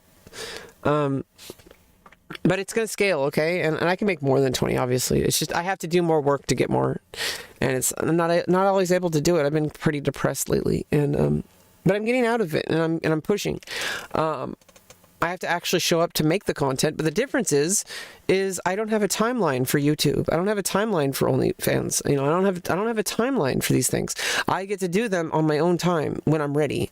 And if I only show up when I'm ready, over time I might find that I've built something. You know, if I zoom out far enough, maybe I've built way more than I thought I did. So, kind of scared. I'm kind of excited. Right? Like, that's how difficult it is. And so, is there a chance that a woman surpasses that, goes through everything, and leads to becoming a great, like, player or force in this industry? Sure, and it's been done. You look at It's Hafu, who is a competitive Hearthstone player and can beat 99.9% of men at Hearthstone. She was at one time. Pokimane, who's a very high rank in Valorant, right? Like, these people have, and Pokimane and Hafu are two examples of people who have broken the stereotype despite everything, and they've broken through at great difficulty to themselves. Yeah, I mean, and then people say, like, you know, justify that and like, oh, well, you know, all great people had to go through that. And it's like, no, being great doesn't have, you know, trauma and struggle as a prerequisite. That's a you problem. You're the one causing that struggle. In fact, if you took away all those barriers, how many more people would actually rise to be their best selves without all these barriers that you're artificially creating? That we can change in like a second. All you have to do is have empathy for people. It's all you have to do. It's not all you have to do. It's like the most difficult thing for some people to do, because I don't know how to help you. I don't know how to help people learn empathy. I guess just, you know, not letting them hurt me, and then just, you know, saying like, hey, like, I'm going to do me, you know, regardless of what people think. I'm going to do my thing, and I'm not going to back down just because someone thinks I shouldn't be doing it. Like, what the fuck do I care? Like, you don't know what you're talking about.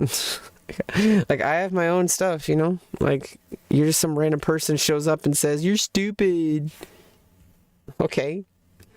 But I mean, like, obviously, like, yeah, I had to get tough.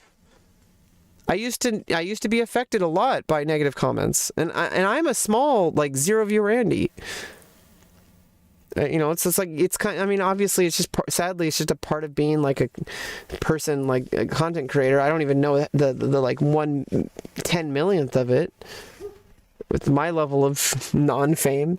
But, you know, it's like, it just sucks that you have to, that it's a prerequisite to being successful despite the odds, is that you have to like push and struggle and put up with harassment and hate. It's like, oh, but it made you a stronger person. It's like, fuck you. You're justifying the actions of people, of hateful people, to make it seem like it's just acceptable part of life. And it's not acceptable. We can change it. We can say no. We can say that is not okay. We could say if you do that, you're going to lose a lot of privilege. And how about the people who like, how about the racist people have trouble getting jobs? And in fact, actually, I think this is kind of maybe I have a hot take on this. I think everybody should have the right to be able to work and have a living, no matter what they do. I don't care if they're like racist on Twitter or whatever. They should be able to work somewhere. They should not have their livelihood taken away from them. That's fucked up. Because then everybody's afraid to even speak their mind. Everybody should have universal basic income, have, you know, the right to, you know, have somewhere to be safe and to live their life, to have, you know, access to, you know, a private space where they can work and they can do things. Like, everybody should have access to that. I don't care if you're like a freaking racist or if you like murder people. I don't care.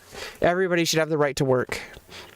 Now, not everybody should have the right to have a platform where they speak about things that are spreading those hate. But the consequences of those actions, I don't think, it doesn't work. The prison system just doesn't work in this country. It's like, they say, oh, well, you know, it's a deterrent. Well, if it's a deterrent, then how come the crimes have increased? Oh, and just because they're bad people. Okay, well, what about all the people who, like, don't belong in prison because they're actually found out later they didn't do the crime?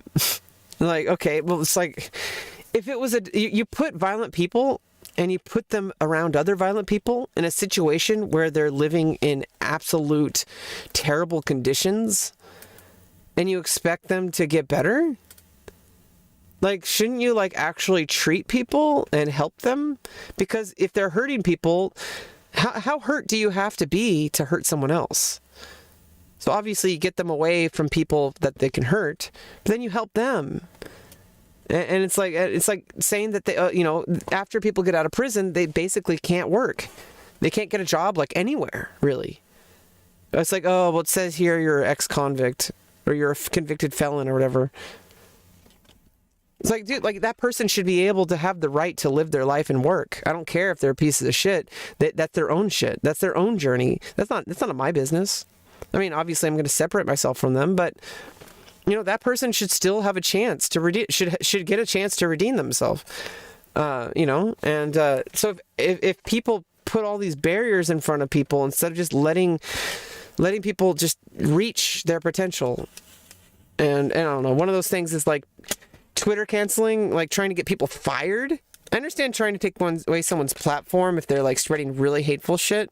Canceling is good in that sense. But as far as like trying to get people fired for saying something somewhat racist on Twitter when they're not even like, they don't have any followers or anything, like they don't know what they're doing, honestly. Like, but I mean, they should have known better. But to have like a lifelong consequence because you said something racist on Twitter or something, or like a really like a racist joke on Twitter or something, to lose your entire livelihood and to lose everything, that just creates more problems. And then that person's going to feel angry because they're like, oh, this woke culture, meh, meh, meh. And then that's what we have. So it's like people who are just like trying to get people fired just for saying something.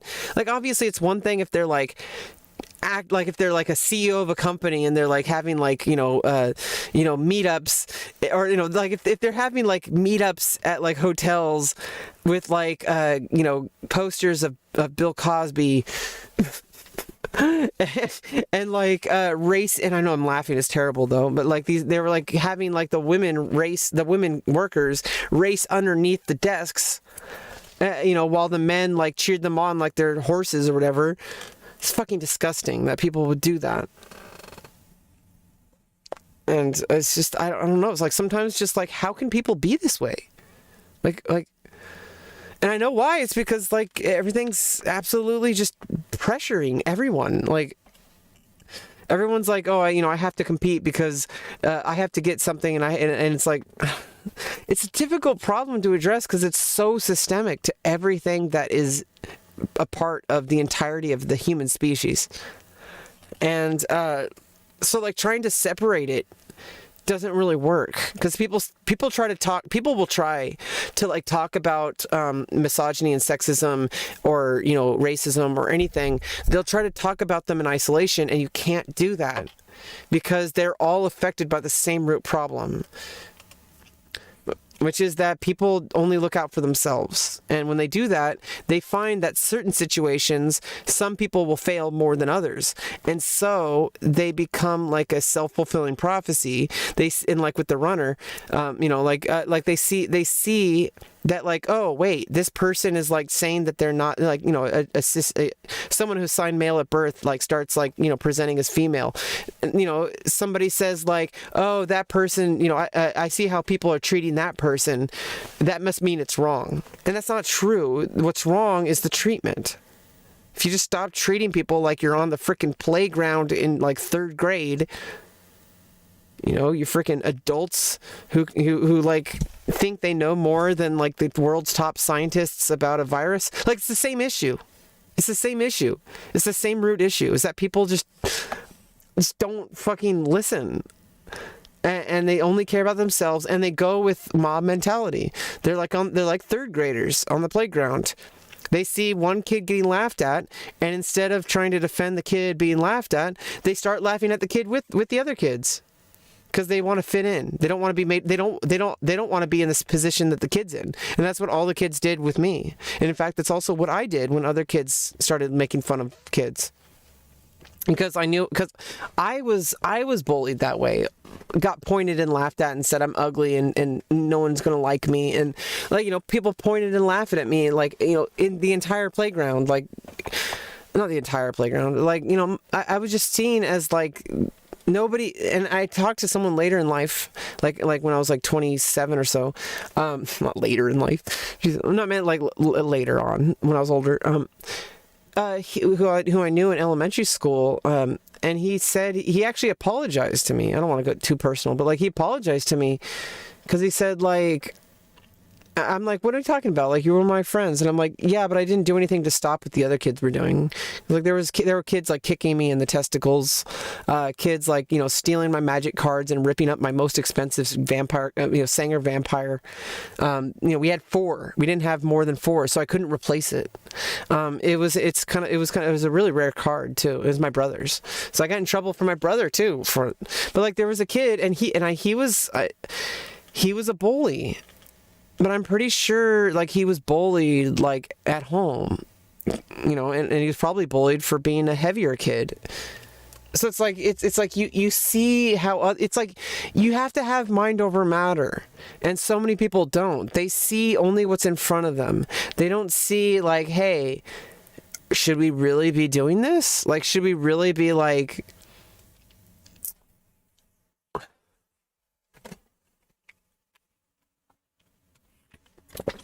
bullying this kid for being different?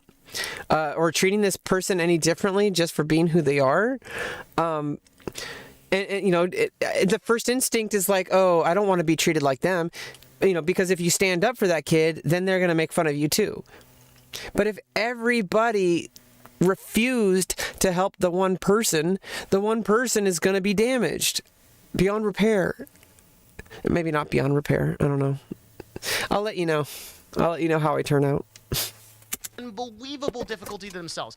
Amaranth, who has worked 3 to 4 times harder, averaging 250 hours a month than any man in the streaming industry, is just like constantly working 7 days a week with no breaks.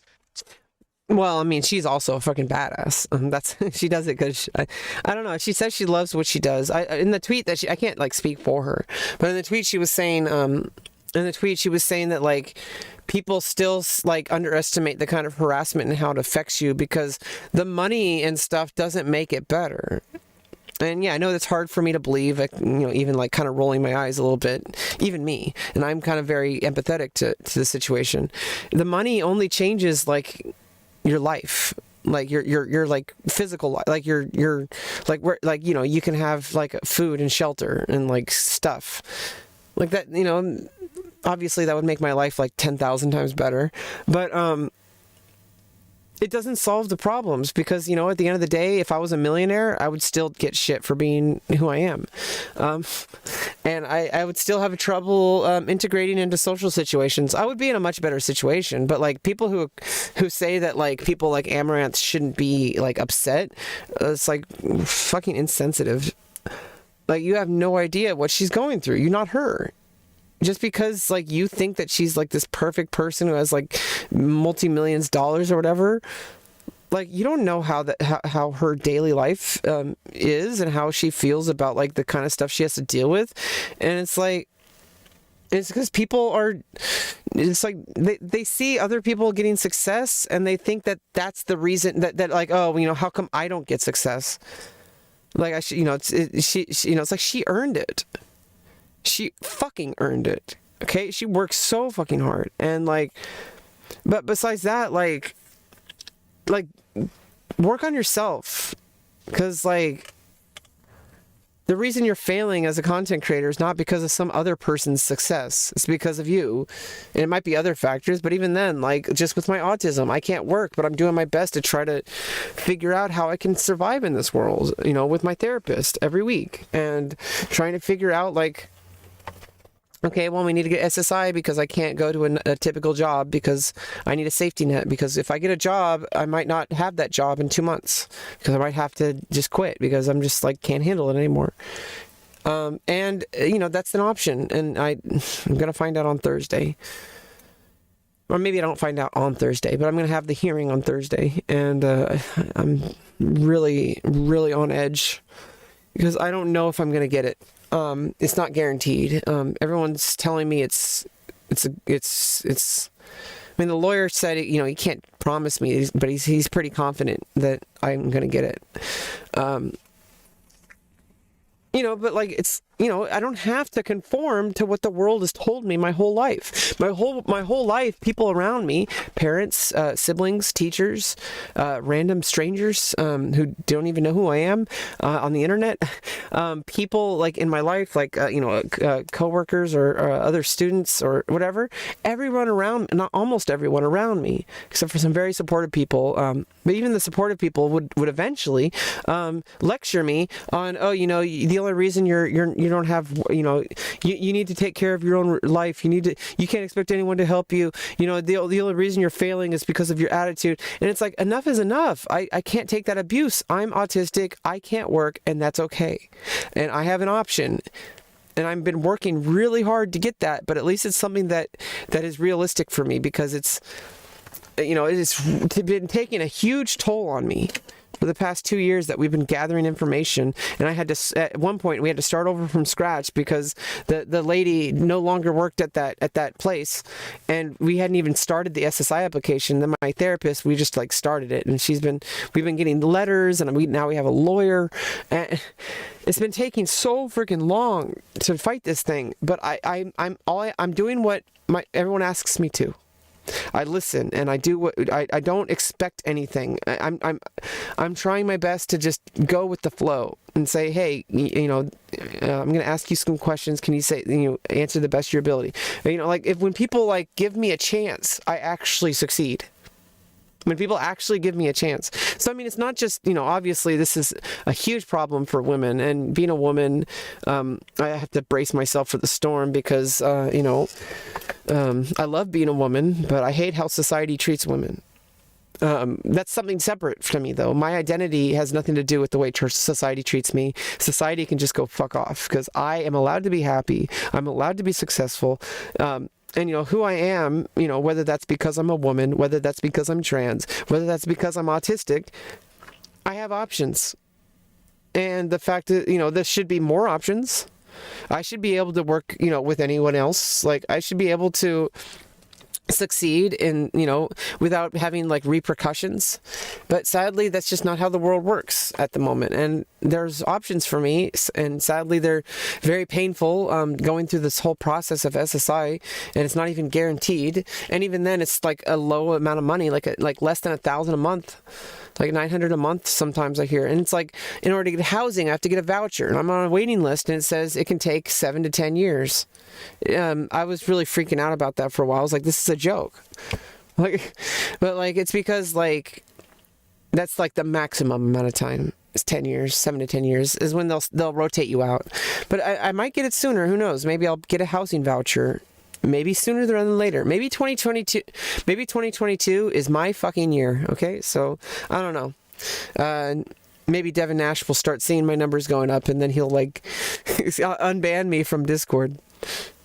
To be the #1 female creator on Twitch, and speaks of this problem. So there are women that have broken through this. But what we need to do, when people say that with black people too, they're like, oh, well, look at these black people who became successful. It's like, that's survivorship bias. It's like, I like how Brandon Sanderson talked about it, because he talks about how people say, oh, you can be a writer if you want to, because he's a writer. He wrote a lot of books. In fact, he finished Wheel of Time after Robert Jordan died. He wrote Mistborn series and the Stormlight Archives and many other great fantasy books. I love his style of writing. He's an amazing writer. He's talked about survivorship bias because people say like, oh, well, I became a writer, so can you. And, Devin has talked about this too. Like, somebody making it as a streamer, it would be really irresponsible to go around. I mean, I know, I understand there's a bigger idea. It's not about the specific thing. Like, I think that's what kind of when Pokimane says, pursue your dreams, all that. That only works if you think about it loosely. You have to pursue, you have to start. It doesn't mean that you're going to get what you wanted, but you might get everything you wanted and more. But you have to find the right ways. Devin has talked about this before, because Devin would say, oh, it's like, I'm not going to say, because he did have a firm stance against anybody trying to become a streamer before, but then eventually kind of started saying, you know what, I don't want to discourage you guys and make you sound like it's impossible. And I think the whole idea, you shouldn't be trying to be a streamer. You should be trying to be a free agent who can be flexible and can get lots of different work. That's my opinion. I mainly want to create content because that's mainly what I can do. Is I don't know if I'm good at it. Apparently I am, but the marketing part is something I need to learn, and also I can get better at content creation always, and my consistency. I need to actually make it. That's one of the biggest problems for me. That's autism. That's and depression and stuff. It's sometimes I just can't even get out of bed to actually film. And it helps when I stream, because streaming helps me actually get into the habit of it. And also I use it for different reasons than content creation. I use it for just creating a space for myself and, just working through some things, because that's how I do it. I have a different brain than most people. I have to talk through things and work through it. And I actually know a lot of people have that kind of brain. By the way, through watching Devin Nash, I've learned a lot about this industry, and hopefully I can use it to my advantage. But like the end goal, like when you're at the beginning, you don't know where you're going to end up. But even if you want to end up in a specific position or whatever, like doing a specific thing, that you're like, hey, I want to do this. You don't know what it's going to be like, but you know that you want to do it. Like, you don't know why, but you might know why, but like, you just know you want to do it. Like, I've always known I've wanted to be a star. Whatever that means. Like whether I want to be an actress, I want to be a model. I want to be a speaker. I want to like, educate people. I want to do all sorts of things, and the format of streaming is really good for a lot of those things, or YouTubing, video format. So I want to be a star. Like I've known I've wanted to be a star since I was 3. Like I've always felt like I was the center of attention, even when I wasn't. I've just always wanted I always wanted to share what's on my mind, like from a very young age. I learned to read and write like very early. I've always wanted to like learn things and like challenge myself and express myself as I go, like give new cabbage brain takes each time. Instead of just staying to one hard, like rigid way of thinking, I try to like challenge myself and get myself out of it.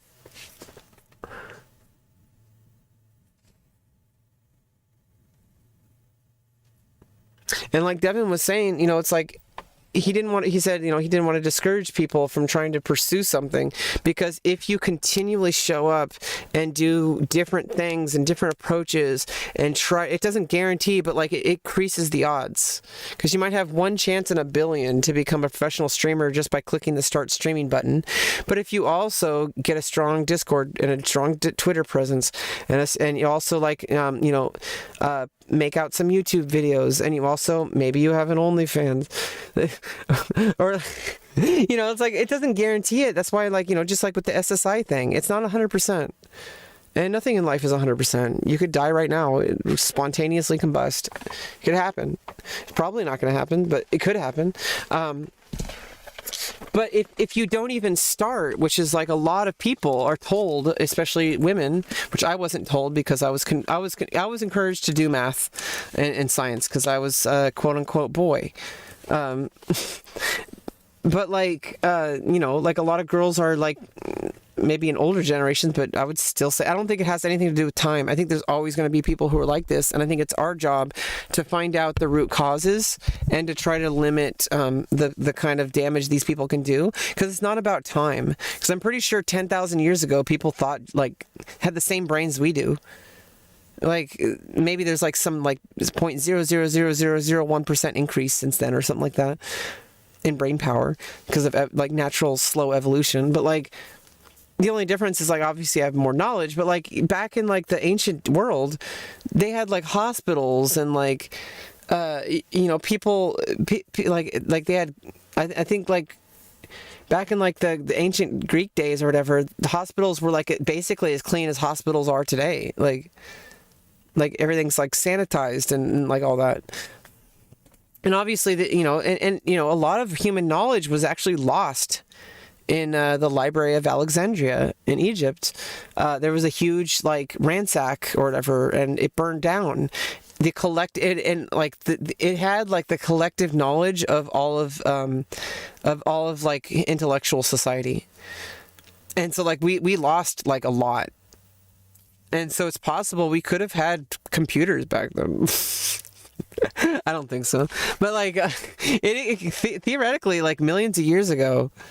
Some like any planet anywhere at any time, like it's not about time, it's about like development, and the development can change over time, but it only happens over time because it's happening slowly. It doesn't have to happen slowly. We can make some changes and people won't like it, but they'll have to deal with it. But the sad part is getting those changes to happen is like you have to like freaking like I don't even know, like people are like fighting tooth and nail just to get like trans people allowed to use the bathroom in like places like North Carolina, or to give people maternity leave, and not like refuse to hire women who are pregnant because like, oh, well, she's going to give birth and I'm going to have to like pay her. Like, what the fuck? And I really am a firm believer that every single person should have a universal basic income. I don't care if you committed a felony. I don't care. I think everybody should have the right to live. And, you know, whether or not you fit into society, that's a different story. And like, yeah, if you've earned it, then you've earned your exile. But like, some of us are exiled not from choice, but from our, you know, because like I obviously could have handled a lot of situations better, but I'm autistic, okay? I'm not responsible. I mean, I am responsible, but I'm not, if that makes any sense. At the time, I was not knowledgeable enough to handle it. Now I can handle things I used to not be able to, but it took a lot of time and effort, and it took a lot of pain and struggle and suffering.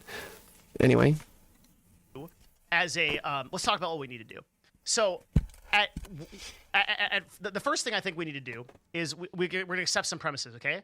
Women are just as likely to thrive in an environment of competitive games or esports were the playing field equal.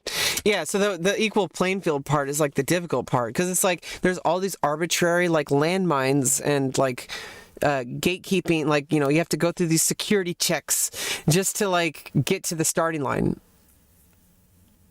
And it's so hard because it's like you repeat it so many times and it just loses meaning. But it's true, and we can't forget. It's just like, you know, and like I compare it a lot to other stuff because I'm not just a woman. I'm not just one thing. I'm not just my gender.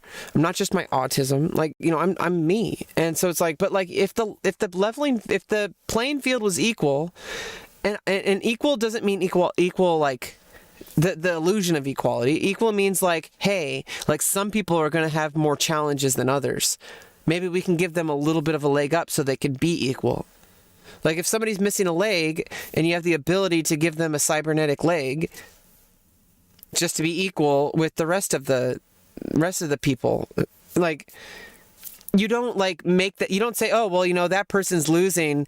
They I don't know why they're losing. They must be a loser because they you know, we gave them the same opportunities, but that person only has one leg. How are they going to have the same opportunities if you have the same exact, like, oh, well, they had access to all the same resources. They had access to all the same things that, you know, they had equal chance. No, they didn't because they only have one leg. So it's like if you give that person a leg so that they can have the same starting point. And people are weird about that. They're like, oh, affirmative action actually increases racism. Like, no, some people won't hire black people unless it's demanded by law. And it sucks that that's the case, but people should be protected. We can't really expect to change people en masse, but what we can do is we can enact policy that will protect people from people like that. Everybody should have the right to a job. I don't care if you're a racist transphobe on Twitter. You should not have your entire life destroyed because of something you said on Twitter. Obviously, if you do something that's really bad, you can lose your platform. But I still feel like everybody on this planet should have like a universal like rights of like you should be able to have like safe housing and food and like the ability to work.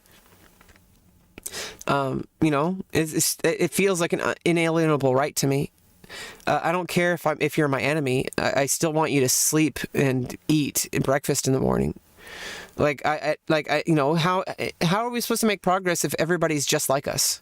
We're all different, and I feel like deep down the people who hate us, they have all the wrong information, and getting them to the right information isn't as simple as just giving them the information, because they see it from a different angle, and to them, it's like you show them a picture of a swimming pool, and they're insisting that it's a football field.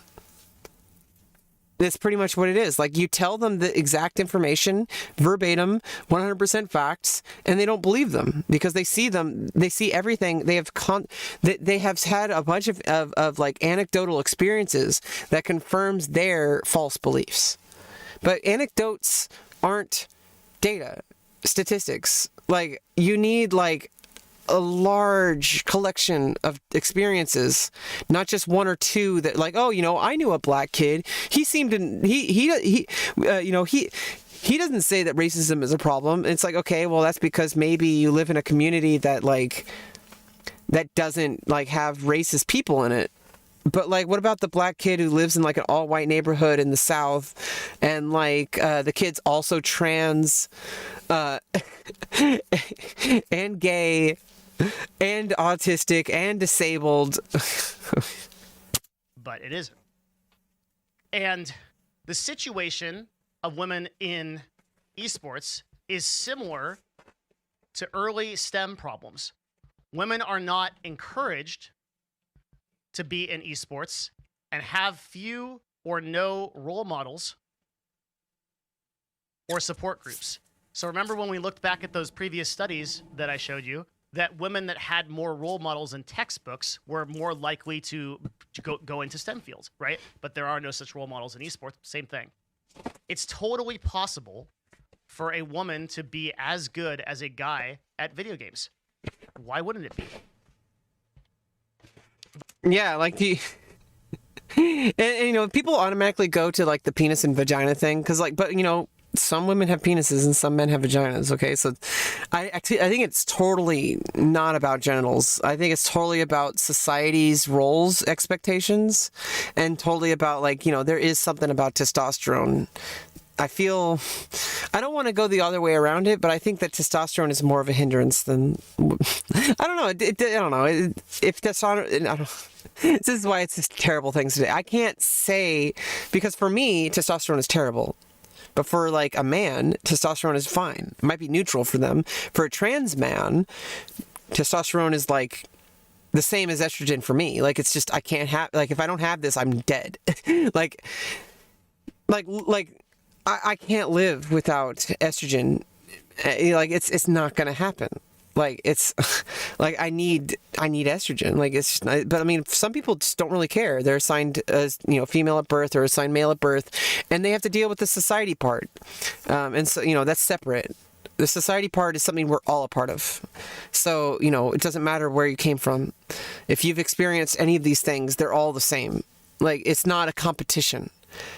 Whether it's you face these problems as a black person or as a trans person or as a woman. That being said, women have been like the longest. Okay, it's women's fucking turn, okay? First come, first serve. Women have been the one who've been fighting the longest, okay? So like, if we can get women's rights, the other ones will follow, okay? Because if we can solve this one, this is the hardest one to solve because it's been going on for like since the beginning of human society. And obviously there's been collected, you know, obviously there's exceptions. There's been like random pockets of society that are like more matriarchal or whatever, or just, you know, whatever. That's not what I'm talking about. I'm talking about like just the problems that it's like women have been raped because, oh, well, they have a hole that I can put my, well, okay. What if everybody had a penis? They would still rape people, but it's like being a woman, you're seen as also like as weaker and like as smaller and as somebody who is subservient to you. And it's like all these collective things that have happened over tens of thousands of years. And it's a huge, like I said, it's being a woman. Like, I am only like tip of the iceberg. I've only been living as a woman for 2 years, and I was assigned male at birth, and I was treated as a woman as a kid, but not really. I was expected to be a boy. I was technically treated like a boy, but there was a lot of things about me that, you know, about my gender. I was like bullied because of, you know, characteristics of my gender, even though I was technically assigned male at birth. So it's like, I don't know. I constantly feel like AFAB people have more knowledge than me. And that's generally true. I've only technically lived as a woman for 2 years, but the women I've talked to, like, have just like constantly reassured me, including my therapist. Like, Rebecca, you've had the life experience of a woman. Like, the only difference is like, you know, okay, well, it shouldn't be a comparison. Like, I was raped, okay? Like, I still like downplay it, but I also think a lot of women might do that. And I think it's a survival mechanism because, like, when somebody just like completely disobeys, like your boundaries. However, it only happened once. I got myself out of it, and I got lucky. And but a lot of women feel pressure to stay in abusive relationships, and I don't know. I'm lucky enough to have seen enough people go through abusive relationships to know the warning signs, and I just avoid it. But the sad part is that means that I have the illusion of being alone. But the thing is, when you put up with somebody who's hurting you just so you don't become a problem, or because like, oh, if I act this way, I'm not going to have any friends. And yeah, that sucks, because you'll end up in a position like me where you're really outspoken, and like the funny thing, it's like if you're a woman and you're outspoken, everyone sees that as an adversarial thing. I've been like that since I was a kid, okay? So it's like nothing is different except for the fact that I didn't go through female puberty first, and I don't get menstrual cycles. I only have one hole on my bottom instead of two. Well, technically there's a urethra too, but it's like, for some reason people see a pocket, they think it's like, oh, my penis can fit in that. It must belong there, even though that person didn't consent. Like, that's fucked up. And it's like, it's women's turn. And there's a lot of misogyny that's like, it's complicated. Because as a trans person, I have to constantly like remind myself that I am just as much as a woman as any other woman, just because I have a different body or whatever. However, at no time am I diminishing the experiences of other women or other men. It's not a competition. Okay, trauma is not a competition, and trauma shouldn't define you. And I'm tired of so many stories of like, oh my God, she's such a powerful woman, and she survived sexual abuse, and now look how strong she is. Like it's some kind of like badge of honor. It's not a badge of honor. It's just pain.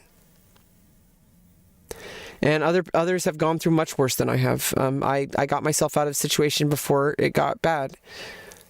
Some people go years of abuse because they don't have a choice, because their husband or whatever is the primary provider. Like, if they left, they would have nowhere to go. And a lot of people will put up with things because they need somewhere to live and eat and sleep and all that. And it's fucked up, and this is why we need to give autonomy to every single person. You should never have to worry about your ability to live on this planet. You should never have to worry, because people will control you and manipulate you. They'll use sex as a weapon. They'll use sex as like a, oh, you have to give sex to me because we have to have sex because you're my wife, and I go to work every day to pay, so you have to give. It's like, even if they don't say that, like there's like this innate, like everybody knows that it's that person's problem. It's not the woman's fault. She's not responsible for this person's treatment, for how this person treats other people. You obviously, if you feel entitled to someone's body just because you pay the rent, just because you pay all the bills, like that's a you problem. You don't get to have my body just because you say you want it. Like, you have to have my permission. And yeah, usually if you ask, I'll let you. But like, not if I don't want it. Okay, so yeah. But the culture, pressure, what happened? Oh. And expectations, as well as harassment, makes this almost impossible. Yeah, so it's like, it's not about the conditions. Like, if we took all of that out of it, humanity would be like freaking solid. Like, we would be connected. Everybody would be like, people would just be who they are. And, naturally people are going to end up being who they are. A lot of our ideas of gender are trained because of society, but you can't change that. I can't change my past. I can't change my upbringing. I was raised a certain way, and my ideas of womanhood and manhood are very different than other people's, and that's fine. But then some people are saying, "Oh, well, if everybody was the same, we would just be born." Like, you're projecting. You have absolutely no idea how life would be if we just removed all these barriers and we just let people just be. We stop enforcing our own opinions as law, and some people look different or act different or behave different or like whatever. or like if we just like, maybe our idea of gender would completely change by then, but I really don't think, I think there are inherent things about our identity that are just like not a part of society, that are just like, hey, like I am the way I am. And maybe if there was a more accepting society, people could explore who they are in more detail and have a much more enjoyable life without all this trauma. But then people equate trauma to like overcoming it and becoming successful. Like, no, they became successful in spite of it, not because of it. Like, stop abusing people. Like, and seeing that as like some badge of honor, that like, oh, well, she was raised in poverty and she was like, abused, and and she, constant, like, like all this stuff, and that made her who she is today. And it's like, yeah, obviously, but assuming that someone won't be successful just because they're not beat up on a daily basis or whatever, like, what the fuck? Like, that, how would that, in fact, like, if you didn't have any of those barriers, if you didn't have any of those trauma, you'd probably be like 20 times better, because you had no barriers. But people equate like, oh, well, you have to force, it stifles innovation when you just give people everything. And like, no, it doesn't. You are you are being extremely rude to the human species if you think that if you gave everybody inalienable rights, which included like, the right to live, work, and be happy. Everyone should have like housing and food and like the right to work. I disagree with the people who try to get people fired just for saying like a racist tweet or whatever. There's a point where it is justified. But at the same time, like, I feel like that person should still have an option. They shouldn't have to like go into like financial ruin for the rest of their life just because they said one racist thing on Twitter. I don't think that's right. I think if like, yeah, maybe some jobs, it'd be like really inappropriate for that person to work there. But I feel like there should be an option for someone to survive, because you need money to survive. And it's like, why does one mistake have to ruin someone's whole life? And so, I mean, on that point, I'm kind of on the side of people who are less on the left. That's like one point that I would agree with that the left is a little bit like needs to fucking calm their balls, like seriously, like why are you just trying to ruin people's lives? Like, you should be trying to fix the issue. And, some people don't really realize what they're saying. And you're just going to punish somebody. Like, obviously, I don't know. It makes sense if they're doing something really racist or whatever, and they should lose their job. But, like, they should be able to, like, earn a living. Or at the very least, just give everyone a universal basic income, and inalienable rights need to be codified. Like, everyone should have a place to live and have access to healthy food and water and, the right to work somehow, even if you're not interacting with people. You could be like a researcher or whatever, but nobody gives those people jobs because they're like, oh, well, they said racist thing on Twitter 12 years ago. Like, what the fuck? Lastly, let's talk about ESL. So I put my official position on the board. More women in esports is always good. This was the final conclusion that I reached when I was running esports teams. It was like, okay, no matter what these women rank, they show as role models. Yeah, so it's like it's different. Things are different. So for women, it's like you need to show that, like, hey, like, you belong here. That's the battle. And so it's like a lot of people, I think a lot of men don't really understand that, like, things are different for different people.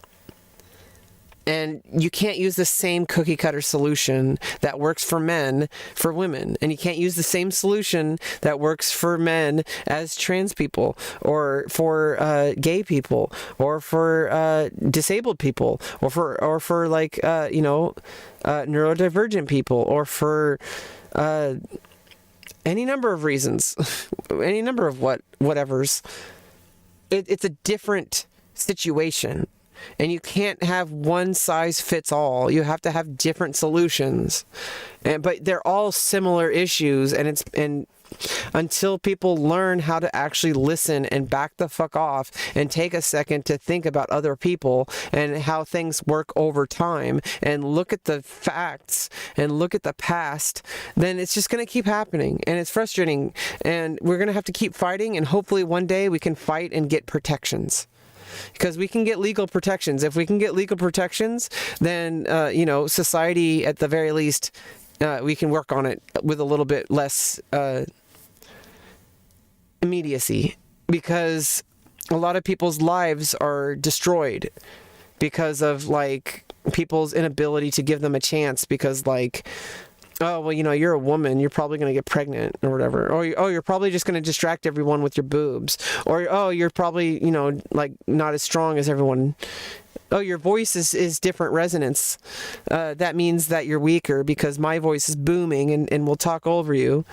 Like, yeah, men need to be aware that their voices are more booming. They're on a lower resonance.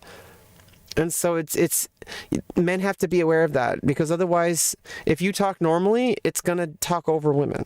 So it's something that men have to do. And it's not women's job to, like, talk louder than you. Except that's what happens. That's what, and I talk to my other women friends, like, constantly being talked over or talked loud. Like, I used to be a loud talker. Interestingly enough, as I've transitioned, it's like I'm so much softer, like, but in a good way. I like it. Because I was a really nasty person. Maybe not nasty, but I was a really, like, sharp person, like sharp in the bad way. And there was an edge to me, and it was a bad edge. And now I smoothed it out, and I'm continuing to smooth it out. So I'm really liking who I am, and nobody can take that away from me. Nobody can say, like, you'll never be a woman, because I already know they're wrong. Nobody could say that I have less valid experiences than other women just because I was assigned male, because they're wrong. And literally me, I have, like, the exact kind of life, basically, as, like, the typical, like, traumatic woman upbringing, except, I don't know, sexual stuff didn't happen till later. And interestingly enough, I should probably finish the video. To women who want to become competitive gamers, I cannot tell you. Every woman in the CSGO circuit will tell you that they, and hopefully some of you will comment and support me on this video, and hopefully you're listening. There were so many women who would message the competitive women and say, I never thought I had a shot. Yeah, I mean, with me, that was Alexandra Botez. Well, now Andrea Botez as well, of course. But I'm sorry, Alexandra, for spamming your... she's multiple times said it's fine. But it's like she's inspired me so much. And also, I haven't really messaged too many other women, and I honestly don't really message anyone anymore. I pretty much just do my own thing. But, like, for the longest time, I would, like, have some send some pen pal messages to some top creators, like, and for the longest time, Alexandra Botez, like, I just, like, she helped me understand that women can be successful. Like, in a way, I already knew that, but, like, in a way that was personal for me. Because, like, I saw her doing chess, and I'm like, wow, like, she's doing chess, like... And this is before I finally was able to start transitioning again. She helped me. And maybe that's why I kind of have a little bit of a parasocial attachment, is because she helped me. Like, she helped me, like, know that, like, hey, like, you are, like, you can do... Like, she reminded me of myself. And I'm like, wow, like, she acts like me. She kind of talks like me. Like, it's kind of interesting. But then not only that, I was, like, realizing, like, whoa, like, she's, like, at the time, she was, like, rising Twitch streamer, like, 2019, 2020. 2020, she, like, exploded. Or her and her sister exploded. But, like, I watched her back when it was mostly just her. And, like, it was just really great just knowing that, like, she's just doing her thing. And, she had something going for herself. And it was really great. And I'm like, wow, like... and it just made me realize that, because I had considered myself a feminist for like, for a very long time. I would fight for women's issues, even after I recloseted, because I had gone back to using he him pronouns and expressing myself as male for like 13 years or so, and like, I mean, I would say like maybe 12 years, I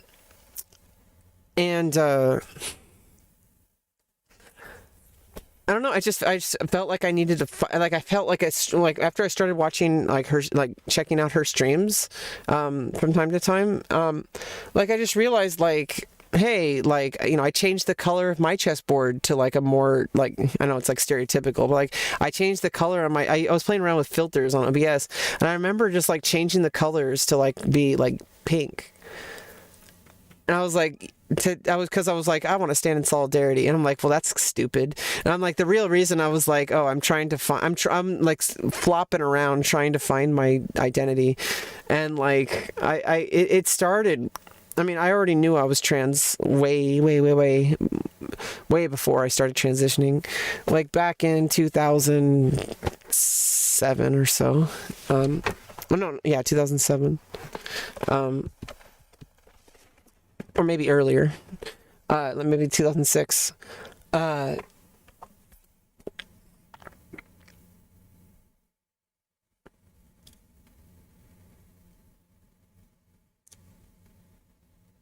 forgot what I was talking about.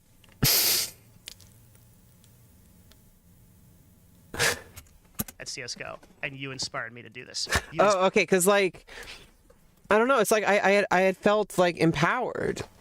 But it was like really sloppy at first, and I had a mental breakdown, and then after the mental breakdown and talking to therapists and all that, and then being released from the hospital, and saying like, you know what, I almost had another mental breakdown, and instead of going back to the same cycle of trying to convince myself I was male, I finally said, you know what, let's give it a try. Let's actually be me, and here we are. And I went to my doctors.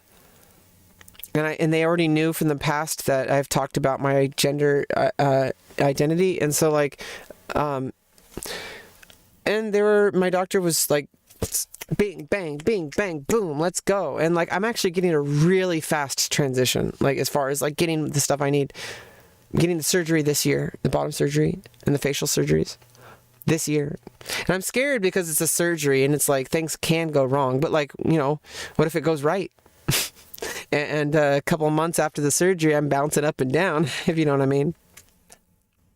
Inspired me to be a streamer. How many people that Pokimane has gotten that said you inspired me to be a streamer just because you're a woman that made it, right? Yeah, so like, Botez Sisters continue to inspire me. Pokimane continues to inspire me. Amaranth, all those women creators, I just see them like making their stand, and I'm like, I need to make my stand. I'm not just a woman, I'm a trans woman, so it's going to be even harder.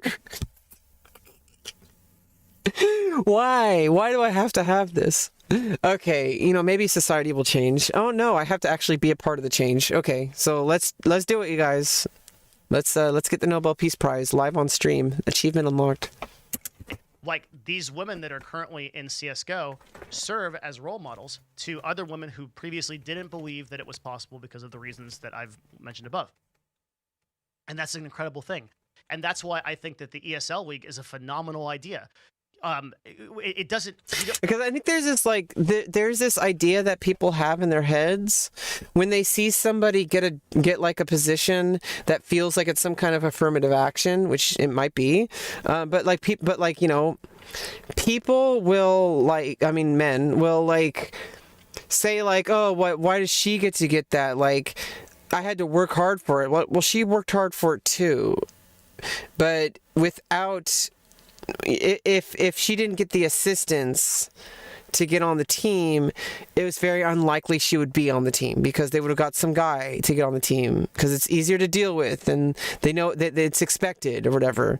And you need to be a part of the change. You have to actually try to change. You can't just keep doing business as usual. You have to actually make a change. I don't care about like the competitive level or whatever or anything. Like, are women going to be competitive with men in that ESL league? Probably not right now.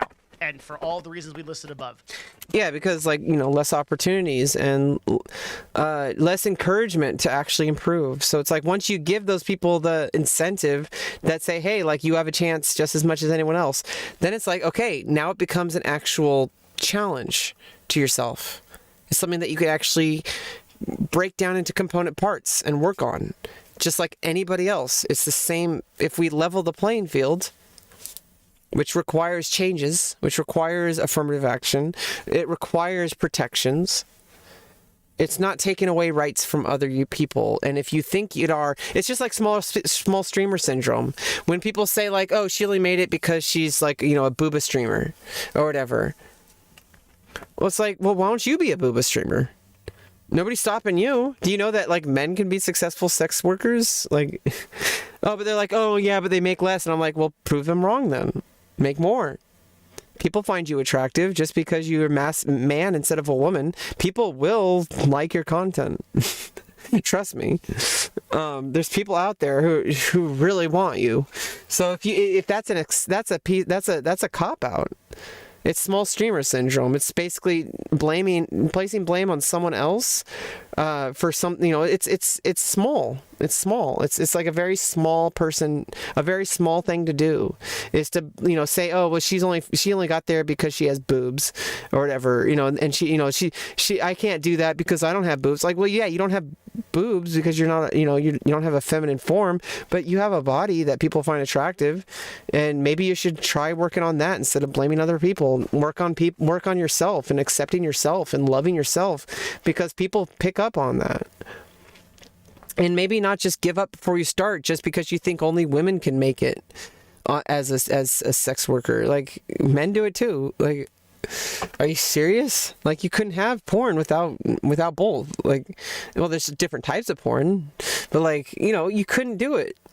There's all different types. Everybody has different tastes. And so like, if you wanted to do it that way, you could. So there must be another reason why you're angry. You're trying to use something as an excuse. And instead of actually taking ownership and trying to improve your situation yourself, you're going around saying that, oh, she has it easier because she has boobs or whatever. Or because like, oh, everybody's attracted to her and everybody's just giving her favors. It's like, okay, well, you know, everywhere else in life, women get like, you know, like the shit end of the stick. And maybe one superpower that women have is a power over men. So, you know, that's a thing that can turn into toxic femininity, because at some point, some women can use it. You know, women aren't exempt from it, but like, it's different. It's a result of misogyny and sexism. It's not organic, but it's you know, it's like a sub layer. Like, it's a side effect of misogyny and sexism, is that some women are overly predatory with their using the fact that there are women out there. I don't think they're very common. I mean, toxic people are out there, okay, but there are people out there who will use their you know, the fact that men are attracted to them as a weapon, and that's wrong. Just like men who you know, harass women constantly just for being a woman, who like constantly overtalk or interrupt or like undermine every single thing that a woman says just because she's a woman, and uses all sorts of mental gymnastics to convince himself that he's not basing it just on the fact that she's a woman. He'll come up with some kind of like statistic or something, some little thing like, oh, you know, like, see, like it's actually about because you're not good at the game. See, here's why. And it's like some anecdotal evidence that has absolutely no bearing in the reality. The reality is that he's uncomfortable being on the same team as a woman, and he doesn't want to be associated with that because he wants to be seen as like, oh, I'm a manly man, we don't play with some girl or whatever. Or he's distracted by the fact that she's a woman and like thinks that it's going to affect his game. Well, that's a you problem. Go freaking jack off. Take care of yourself. Or it's just like, there's like this idea that like women like are inferior, and that like, oh, it's just whatever. Like, it's some, I don't know where it comes from, but it comes from other men. treating boys a certain way, and then that permeates throughout their life across not just women, but other men, boys, and like just about many different things. And it's obviously different for every single person. Nobody's going to say that there's like one size is the same for everyone. It's complicated, and it develops in a way that a lot of people don't even realize. That it's like these little teeny things that you do and think that over time escalate. And that's why you need to think a little bit more fourth dimensionally. You have to see like, okay, well, the end point is going to be different than the start point. You have to trust that it's going to be different. Just like my end point in my career is not where I started. First of all, I consider this a career, even though I'm not making too much money. A career is separate from money. Like, it's just what you do and build. I've been working on this for 2 years. I'm at a spot way, way, way better off than I was before. Not just about, I'm obviously not about numbers. I do have some numbers. But like, I mean, not with my stream maybe, but like other content and stuff. And I do get followers. I have like 4.1k followers now on Twitch, but I mean, it's not about that. Like,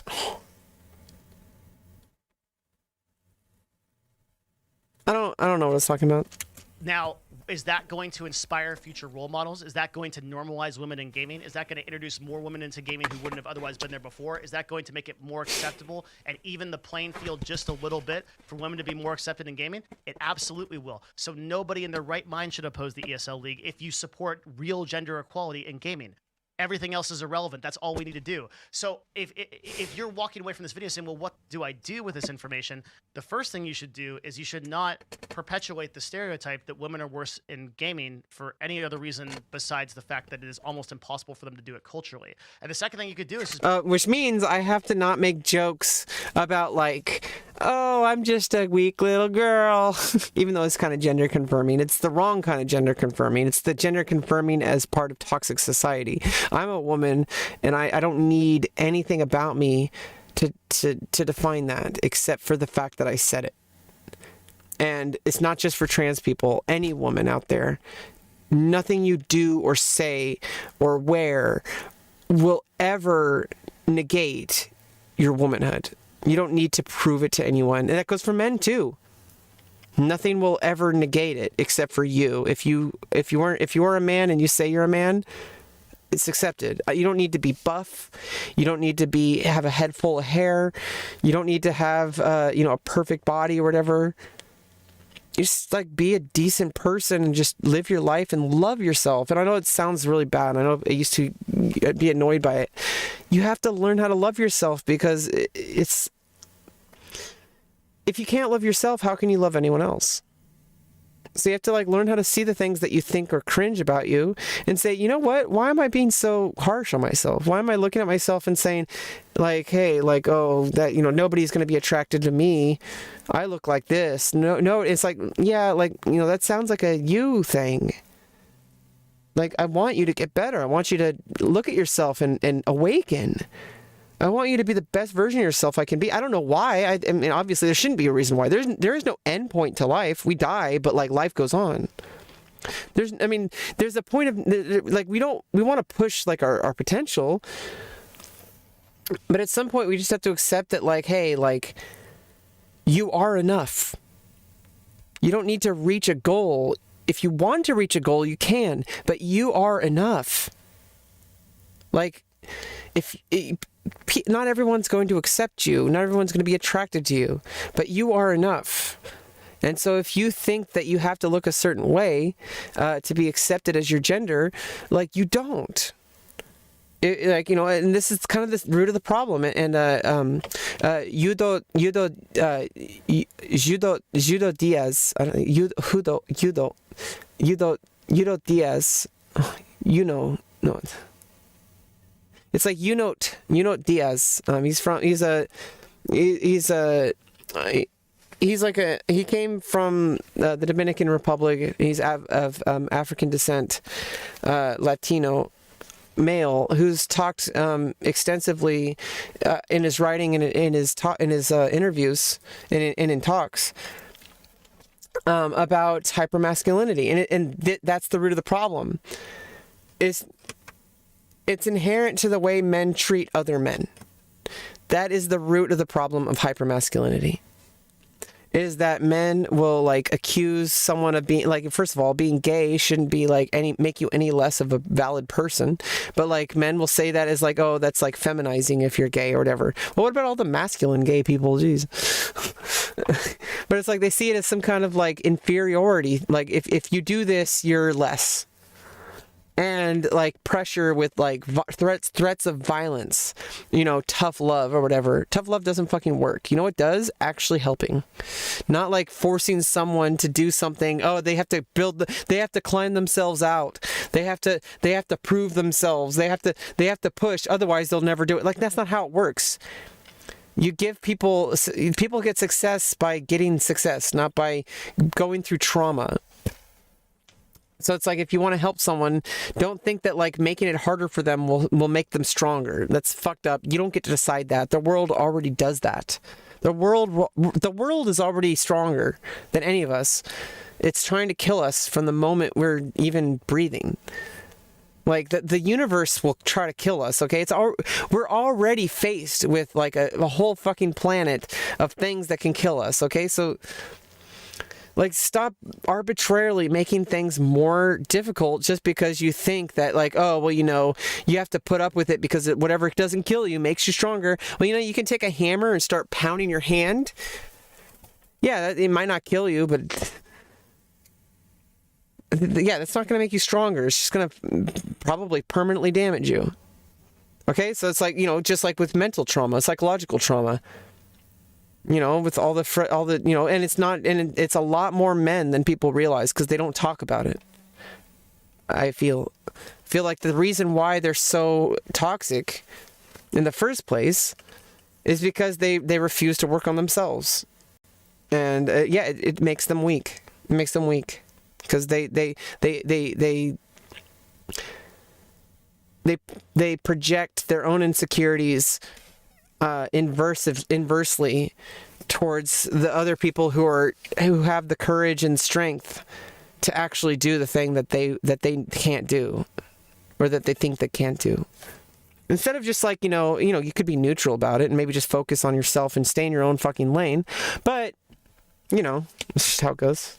Bring awareness around this subject. The more people that understand this, and the more initiatives that we do for women, the more ways that we support them, the more we create social groups and support structures that support women in gaming and especially competitive gaming, the more you will see this, the more you will see them thrive, just like you did in STEM. And this is okay. Yeah, and then yeah, let's get women started, because once women get an equal footing, it paves the way for everyone else. You know, especially trans people. We're becoming, you know, we've been standing up for ourselves for a lot more recently. I have been, definitely. I made a stand. I'm like, no, you don't get to decide my future. I do. I get to design my own life. You don't get to decide whether or not I get to be accepted into spaces that are dominated by cis people or dominated by men. Because, you know, I'm a woman. I'm still in the woman category, so woman of trans experience, okay? You know, I'm directly affected no matter how much somebody might try to convince you otherwise. I'm directly affected the same way as other women, okay? And it's not because I'm trying to confirm my gender, okay? Like, this is something that I wish wasn't true. I wish society didn't treat women this way. And it shouldn't be like seen as like, oh, it's unlucky that you're trans. No, I fucking love being trans because it's me. It's who I am. Obviously, I wish my body was a certain way, and I wish that certain things in my body didn't, you know, weren't unchangeable. But maybe science will change, but most likely they won't. I'm doing the things that are very possible, that have been, and in fact, like the vaginoplasty surgery has been done since 1933. So it, you know, that's when it was like invented or whatever. It was used for assigned female at birth people. But I mean, like, it's been adapted, you know, for trans people as well, like, since then, even before like general acceptance, because trans people have always been here. Trans people were around. There's actually like a whole. I need to read the book about it. But there was a whole book about like a whole trans like sex worker thing going on in like the 1800s. They were usually just seen as like gay men, but it's like they're different. And also gay men had to live in hiding too. So did gay women. And so it's like for so much of history, people, they just hid. They weren't, it's not like trans people are new. It's just that they hid. They had to, because if they didn't hide, they would be killed.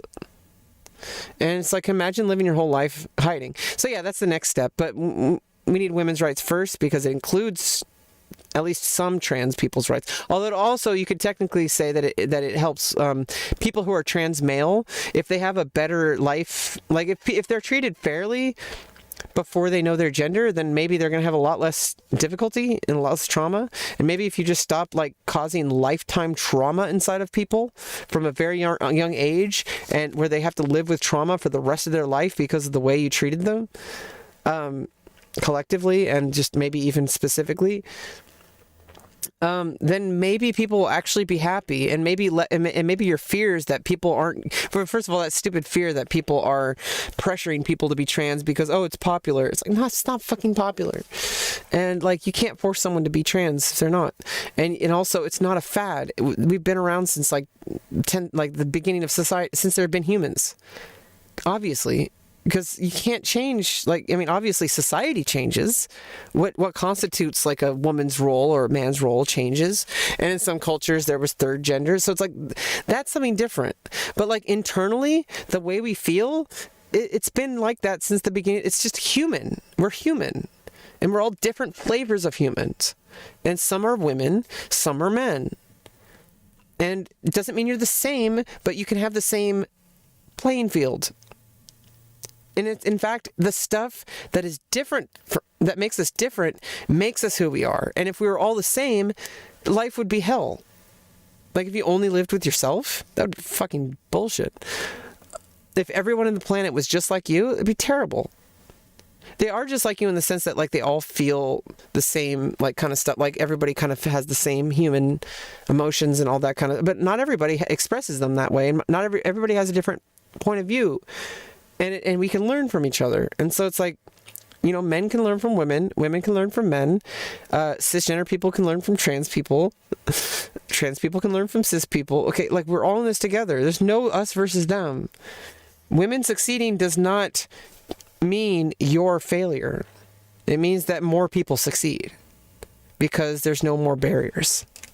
Is a problem, just like it is in STEM, that isn't solved yet, right? There's still a vast underrepresentation of women in science and math jobs. There's still going to be a vast underrepresentation of women in the gaming industry for years and years and years to come, regardless of the outcome of this video or the discussion of any other.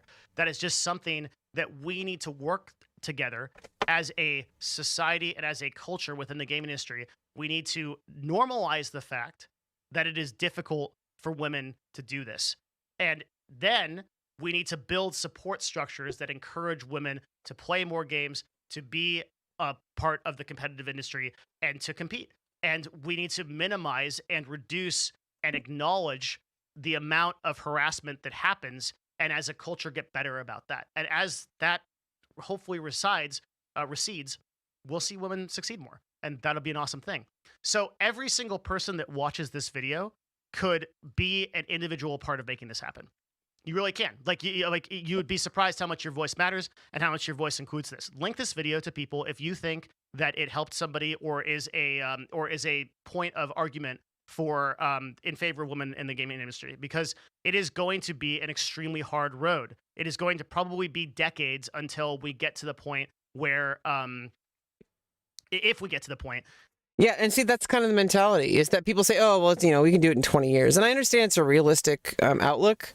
However, like, if we want change, we have to do things differently. And that 20 years outlook thing is business as usual. And so if we change how we do business as usual, we might increase our chances of speeding things along. Maybe it can happen today. Maybe there's like a mass awakening. You never know. We don't know what humans, like maybe there can be a mass awakening of humanity where we just release our full potential. We don't know we don't know. There might be things about our body and about our existence we don't know about. What if we've been like in an egg our whole life as a species, and like we've been waiting like millions, like however like society has been like progressing, and it was all basically meaningless because we become our true selves like at a certain specific like ding, ding, ding, ding, ding, ding. And like suddenly like all of humanity just shifts, and we all have like this mass awakening, and we like, you know, have this like golden age of like Renaissance again. You know, it could happen. We might be at the cusp of another Renaissance. Like, in fact, we're probably already in the Renaissance, but it's not all fun and games. Okay, it's like it's a lot of hard work, a lot of convincing people who don't want to listen to you, a lot of standing up even when everyone's against you, and a lot of you know, things that seem like they're going nowhere. But the alternative is giving up and letting things go on as usual, and not everybody can do that. And I wish more people were strong enough, and it has to take people who are willing to put themselves out there to criticism and to like, you know, put their like, you know, career at risk or whatever, to stand up against people, because otherwise you're going to be a part of the problem. Just like that example I said earlier. You know, a bunch of the kids in my school would make fun of me and bully me and kick me in the balls and like do stuff like that. And and I was alone when I talked to the teachers. I talked to the teacher and said, he kicked me in the balls, and he's like, oh, you just want to get attention. You're making that up. And I got gaslit. And none of the other students said a word about it, because they knew that they didn't want to get treated the way I was. But all it takes is one person to start it. And obviously the first person is me. I stood up for it. I got punished for it. And, you know, eventually, like, I found people who are, you know, in my corner. You know, it takes one person. And then when when one person joins, you know, it always takes that first person to say, you know what? I'm making a stand. I'm with this person. What you are doing is wrong. This person is just living their life, trying to be themselves, trying to make a life for themselves. And what you're doing is you're bullying them all. And it takes one person to stand and say, hey, like, knock it off. Leave this person alone and be friends with that. And, you know, maybe not be friends, but at least stand up for that person. And then maybe it's more likely that more would feel more empowered, even though they weren't powerful enough. They gave in. But it took a certain amount of people to be on the side of that person before the rest of them came over. And then maybe there's always going to be people who just always hate people. Okay, that might always be the case. But you know, we need to help them too. It's not us versus them. It's just us. That women are truly equal in competitive games. And that sucks to say, and it might not be what all of you want to hear, but it is the reality of our culture that moves very slowly. And you see these same... Yeah, and we need to speed it up, you know? We need to get some new hardware. We need to get some shit done, okay? Like, we can't move so slowly anymore. We don't have time. Okay? Like, it's just gotten too much to a boiling point. We don't know what it is, but what we can do is we can just keep fighting. And the more people fight, the easier it's going to get. And you just have to trust that, you know, it won't happen if you don't. If you just say it, because obviously it might take 20 years or whatever. It might take a day. But like, it might never happen. But like, if you just accept it as the truth, if you just accept it as reality and that it's not changeable at all, it's 100% static, it's just how things are. Well, you're becoming a self-fulfilling prophecy, just like those people who say, like, oh, well, you know, you shouldn't get into unless you need to play football or you won't be able to go to college, like to a black kid, or to a woman, like, oh, you should learn how to sew and you know, do laundry and cook because you can't make it in STEM. Like, it's just the same exact thing. If it's a self-fulfilling prophecy, you have to take a stand and say, no, I want to be the change. And then others feel more empowered. And yeah, a lot of people are going to have a hard time. A lot of people are going to get hurt. But but in order for change to happen, others have to join in and make a stand. with that person. I'm not saying anybody would do that with me. I mean, I don't expect anyone to help me. I try to help me. I don't expect anyone to help me. Everybody else has their own lives. I don't expect Devin Nash to like give me a phone call and say, "Hey, Rebecca, you're awesome. Let me help build your career." I don't expect that to happen. It'd be awesome if it did. I would love to talk to you, Devin. But like, I don't expect that. He has a full-time, like 3 full-time jobs. Like I'm not gonna expect that. I'm not gonna expect any top streamer to like stand up and say, like, "Hey, like, women need to be treated better," and and then make the stand for trans women, like, with that, because it's a systemic, holistic problem. It's a holistic, systemic problem. It's because it's like it's not just with women. It's also with race. It's also with trans women who define themselves as women are women. So I know Destiny doesn't like the term. A lot of like Hassan, Destiny, and like Vosh. I don't really like the whole, because some trans people aren't women or men. Some trans people are non-binary. So to say like trans women are women, well, that's kind of like a reductive statement. I do think it's important because to the people who say it, it is very important. And I think there needs to be a shift on both sides. I feel like a lot of the people who are the victims of like, transphobia and also trans misogyny, need to understand that we need to choose our battles, and getting angry and shouting at people and trying to cancel them on Twitter is not effective. We need to stand united, and we need to, be reasonable people. And we need to not expect people to just accept like neopronouns when they can't even accept our regular pronouns. Like we have a couple battles we need to fight first. Okay? If you're going to, obviously if you want to go by whatever pronouns, be my guest, but don't expect all of society to accept your Zer pronouns. I'm sorry. Like I accepted it, but I'm trans. I like obviously LGBTQ people are going to accept you. Like, but other people are just like not going to get it. They're not even going to use she, her for trans women. For like people who use she, her. They're going to make fun of somebody for putting that even in their profile. Like, you seem so hyper fixated at it. For me, I just like feel nice about my identity. And I'm like, hey, I want to make sure people know my pronouns. And that's the end of that conversation. For them, oh, these trans people. Oh. Anyway, off topic. I mean, it's not off topic because the misogyny affects me too, in a slightly different way, but also the same way. And I get this idea in my head that if I start talking about trans issues when somebody else is talking about a different issue, that I'm like stealing the conversation. But it's not. We're all in this together. Okay, so I'm a woman, so obviously this kind of issue affects me, but I'm also a trans woman, so there's also some stuff that, not just trans women, but trans men as well. A lot of this same stuff carries over to trans people, and a lot of the same stuff is similar to a lot of the stuff that is with racism, against black people, and just anybody who's not white, or just anybody who's seen as them.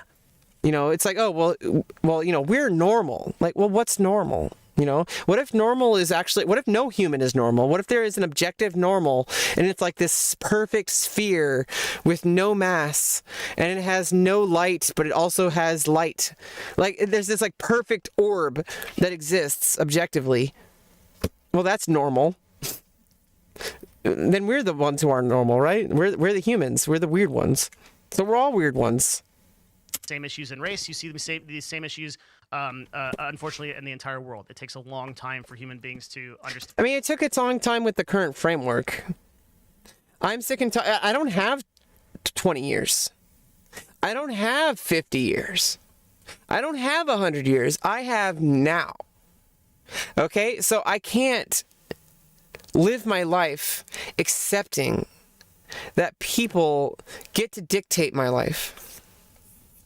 And get to dictate what I can and can't do, and get to dictate like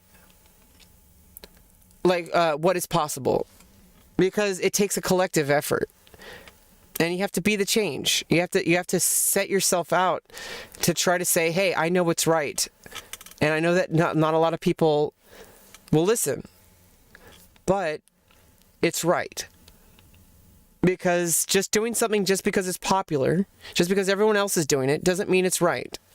Because if everybody's throwing rocks at a woman for having sex before she's married, to kill her, you have the opportunity to like stand up and like protect her. You might die. But if like 100 people stood up to protect her, 1,000 people, 10,000 people, 100,000 people, 1,000,000 people, 10 million people, 100 million people, you won't work alone. You have to work collectively, and we have to convince each other to actually make that stand. And unless it affects them, it's really difficult to help people make that stand. And I'm so glad that you're making this stand, Devin. I'm so glad. I'm so glad. We need more people like you. People who aren't directly affected by it. Because when it's just like only women advocating for it, well, it's like, oh, that's just a woman complaining about her period. Like, what the fuck, dude? You know, I've seen men, you know, I've actually been the person who punched a hole in the wall. I've seen men punch holes in walls and do shit like that, break shit. So if you're going to complain about being emotional, women are like the most like emotionally controlled people in the world. You know why women get mad? It's because of your shit. Because you like say shit like, oh, I don't know where the clitoris is. Figure it out. Fucking read a book. Figure out where the clitoris is. Okay, Christ. Oh, I don't want to hear about periods. Oh, that's weird and gross. Fuck you. Like, just because it doesn't affect you doesn't mean you should be like just like completely like oblivious to the whole world around you, and that, oh, I could just walk around saying whatever I want. I could just, you know, make fun of black people. I could just tell women they belong in the kitchen because I could say whatever I want because it's freedom of speech. Like, what the fuck, dude? Like, seriously. Understand this. So hopefully this video is a small part of that step-by-step progress to get It could be a pretty large part, actually. us to the point where women are better represented in gaming. You need to give yourself more credit, Devin. And if you got anything out of this video, leave a comment or like or subscribe to the channel. I'd appreciate it. Thank you very much for supporting me, and most importantly for supporting women in gaming, because that is something that has been near and dear to my heart for a long time. So thank you so much. See you again next time. Bye.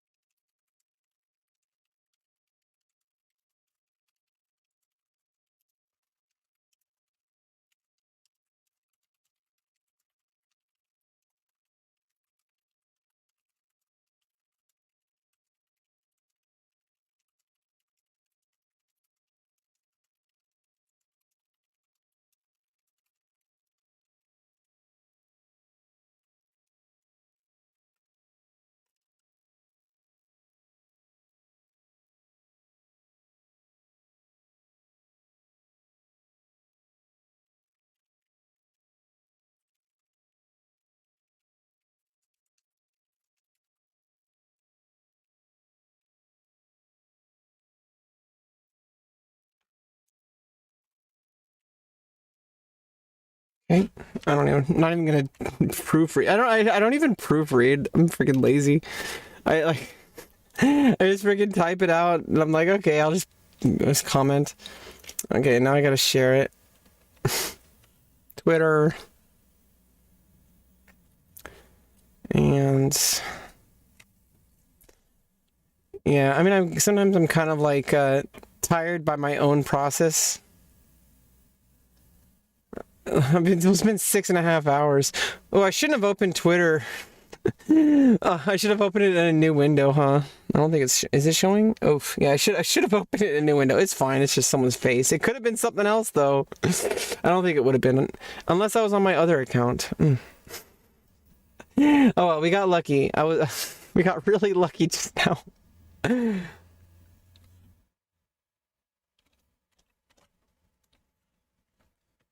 Yeah, I don't know. A lot of it is just like I felt like I've been wanting to change society since I was a child.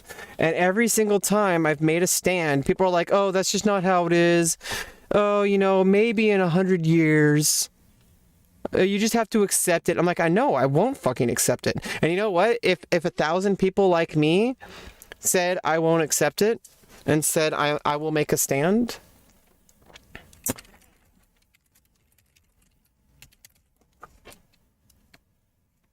like that's 1,000 more times likely for my values. Like if 1,000 more people who made a stand with me and said, "Hey, enough is enough," and then 1,000 more, then suddenly you get 10,000, then suddenly you get 20,000, 30,000. Like somebody has to make a stand, and somebody has to be willing to take a stand with that person. And then the more people do that, it just feeds on itself. And I know it does take time, but like now we're in a critical moment in history right now. And I believe this is probably the turning point, is this COVID thing that everybody, the gloves are off. Everybody has like shown we have like a lot of the issues that have been a problem in society are like coming to a head right now. And we're going to get through it. Okay. Like, I don't know. It might be very difficult. It might be very ugly. It might be very painful, or it might not. Maybe it'll happen like overnight. Who knows? I don't think so. 20 years is probably going to... I mean, obviously every day is better than the previous, but obviously there's always bad stuff going on. So it's not like suddenly like, bad stuff doesn't happen anymore or whatever, but like, I don't know. Yeah, and here I am fussing over my appearance about how I look because I noticed that you couldn't really see my bust anymore. I mean, this is a more prim outfit, but it's still, I'm just a little, like, I'm actually kind of like, need to figure out how to wear this. Need to adjust it properly. Okay. Anyway, I hope you liked that response. I was going to do more videos, but it's already been 6 hours and 43 minutes. Yeah, very great video. I feel like a lot of the stuff he said I kind of just reiterated. I really don't think things are what we think they are. I also think they might be worse, but no, things can change. And it's just like it takes people like Devin like taking a stand. It's like it doesn't directly affect him because he's a man, but like it does affect him. It affects all of us. I'm a woman, so it affects me, but it affects everybody because there's like half the population is women.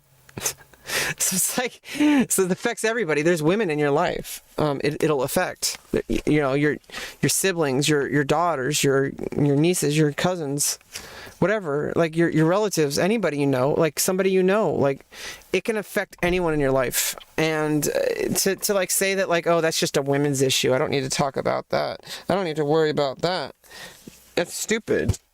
Like it's obviously directly affecting us, but like it should also be a problem for you because there's people in your life whom it affects. So I mean, to say that like, oh, it doesn't directly affect me, I'm just going to not even do anything about it. But then, to actively take a stance in the opposite direction, I don't know how to address that. I mean, That's an issue. Like people who are just actively trying to like engage in rhetoric that's like trying to like diminish women's rights. Like what the fuck? What do you want? You want a world of only men? That's not gonna last very long. And if it does, you have to like invent science that like procreates. What the fuck? But not only that, like, it's not even, like, why is a woman's value only, like, whether or not she can give birth to make you babies? Why is her value whether or not she's arousing to you, like, she arouses you?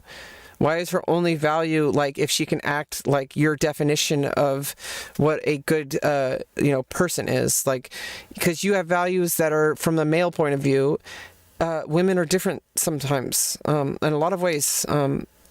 And just people in general, not everybody has this solid, like, singular definition of, like, how the world is or how the world works. So I like to keep an open mind. I also keep my feet firmly standing. I think in order to have an open mind and an active imagination, you also have to have a firm stance in reality. I understand that things are difficult. I've lived my whole life trying to fight against people hurting me. It's been 22 years or more. It's been over 22 years because I'm almost 34 in 2 weeks. And I've been 22 years of trying to fight against people who told me that I just needed to conform to them. I just needed to accept what they said. I just needed to, like, act like the other kids. Or whatever. Like, I just had 22 years of people telling me I had to act like everyone. I just had to, like, change who I am at my deepest core just to exist in this society. And I don't have the luxury of waiting 20 years because I had this problem as a person even before, like, my gender was recognized by myself. It's an autistic thing, so it's different. But I didn't know I was autistic. So, but like, the thing is like, but it also was a gender thing because I wasn't an ideal male. Like I was like seen as feminine and stuff like that. And I was like made fun of and bullied and physically harmed because of it. And, I had to fight. What's the alternative? Is lying to myself, telling myself, that's what I tried with being trans. I tried to live as a man. It can't be done. It can't be done. And different topic now because now we're talking about my stuff. I'm feeling great today. I don't think we're going to get to anything. I think I'm going to end the stream. It's been almost 7 hours. The biggest thing is like, now we're going to move on from the video. I'm just going to go into general topics here. No, general topics about me. Let's talk about me. Okay. No. Seriously,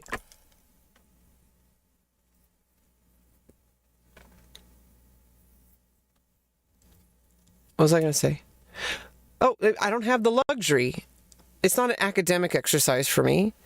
I mean, obviously it's not an academic exercise for other people too, but like, I don't have the luxury I didn't have the luxury when I was a child either. It was either fight back and say, no, you're treating me wrongly. What you're doing is not okay, and I deserve to be treated fairly, which I wasn't, for the most part. Or I could have just, like, denied my entire being and just forced myself to be someone I wasn't, which wasn't possible anyway, so it's not possible. Or not exist, which is not possible. So I have one option, which is try to fight for my rights, try to fight for myself, try to be a part of the change, which all of us can be, and it takes all of us. It doesn't take one of us. Oh yeah, look at that person. Oh, look, they made a stance. That means I don't have to. No, you do. In your own way. You don't have to do what protesters do. You don't have to do what Devin Nash does. You don't have to do what I do. You don't have to do what anyone, you do it in your own way. Even if it's just like, you notice someone like saying something in a video game lobby, and you're like, call them out on it. Or maybe even just stop playing games with that person if it's bad enough, if it continues after that. If you call them out and like try to talk about it and they're like reasonable, then maybe that's different. But like if you call someone out on it and they start like doubling down and then maybe you should reconsider the people that you associate with. And that itself is a statement, because if you leave a Discord server because like one of the mods is like banning people for being trans, that shows the rest of the server that like, hey, like you guys are letting this person talk about trans people like this and like, you know, being rude to trans people. It's basically it's the same thing, different story. It's just now that you know, more trans people are out in the open because, you know, people have made a stand because people are tired of living in hiding for like thousands and thousands of years. I'm glad that I'm in a world where I get to be who I am. I don't have to like live in like a world. And obviously, if it were 100 years from now, somebody who would be like potentially like listening to me right now, like in the future, like 100 years from now, you know who you are. It might be me. You never know. It's the future, you know. You know, somebody who like potentially watching this in the future, like in 100 years from now or something, you might say like, oh wow, I'm really glad I didn't have to grow up in Rebecca's time. And then someone 100 years from now will be like, oh wow, I'm really glad I don't have to go in that person's time. And it's like, it's just infinite. Like we're all just progressing. We're getting further and further to where we need to be. And it's like this algorithm that just permanently, like it's just constantly, the algorithm is like constantly like analyzing itself and improving itself. And part of that is this ugliness that we have to deal with of like people, you know, with, you know, enacting violence. And, you know, violence, it takes all forms, like, you know, misgendering a trans person, for example. And and obviously, yeah, I mean, I totally, like, I think Devin and whatever comments I said, we covered the women's issue, and, you know, I am a trans woman, but also there are trans issues specifically, and I want to kind of talk about. But mostly it's just like, I sometimes I like am actually surprised that I was able to get to where I am today. And I would not want it any other way. Obviously, I wish it went differently, but I can't change it. So maybe it's just, it is what it is, and we just have to accept it. And it's not what we think it is. It might end up in a different place than where we think it is.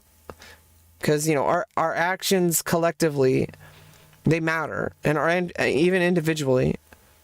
And, you know, I'm glad that Devin took a stance and made a video. He's talked about women in the past, so it's not just like a new thing. But like, I'm glad that like he mentioned that, like, you know, that it takes people taking a stance. Oh, he said something. He didn't say that literally, I don't think, but I got that's what I got from it. Anyway, thank you so much for stopping by. No chest today. No chest today, probably. I don't yet.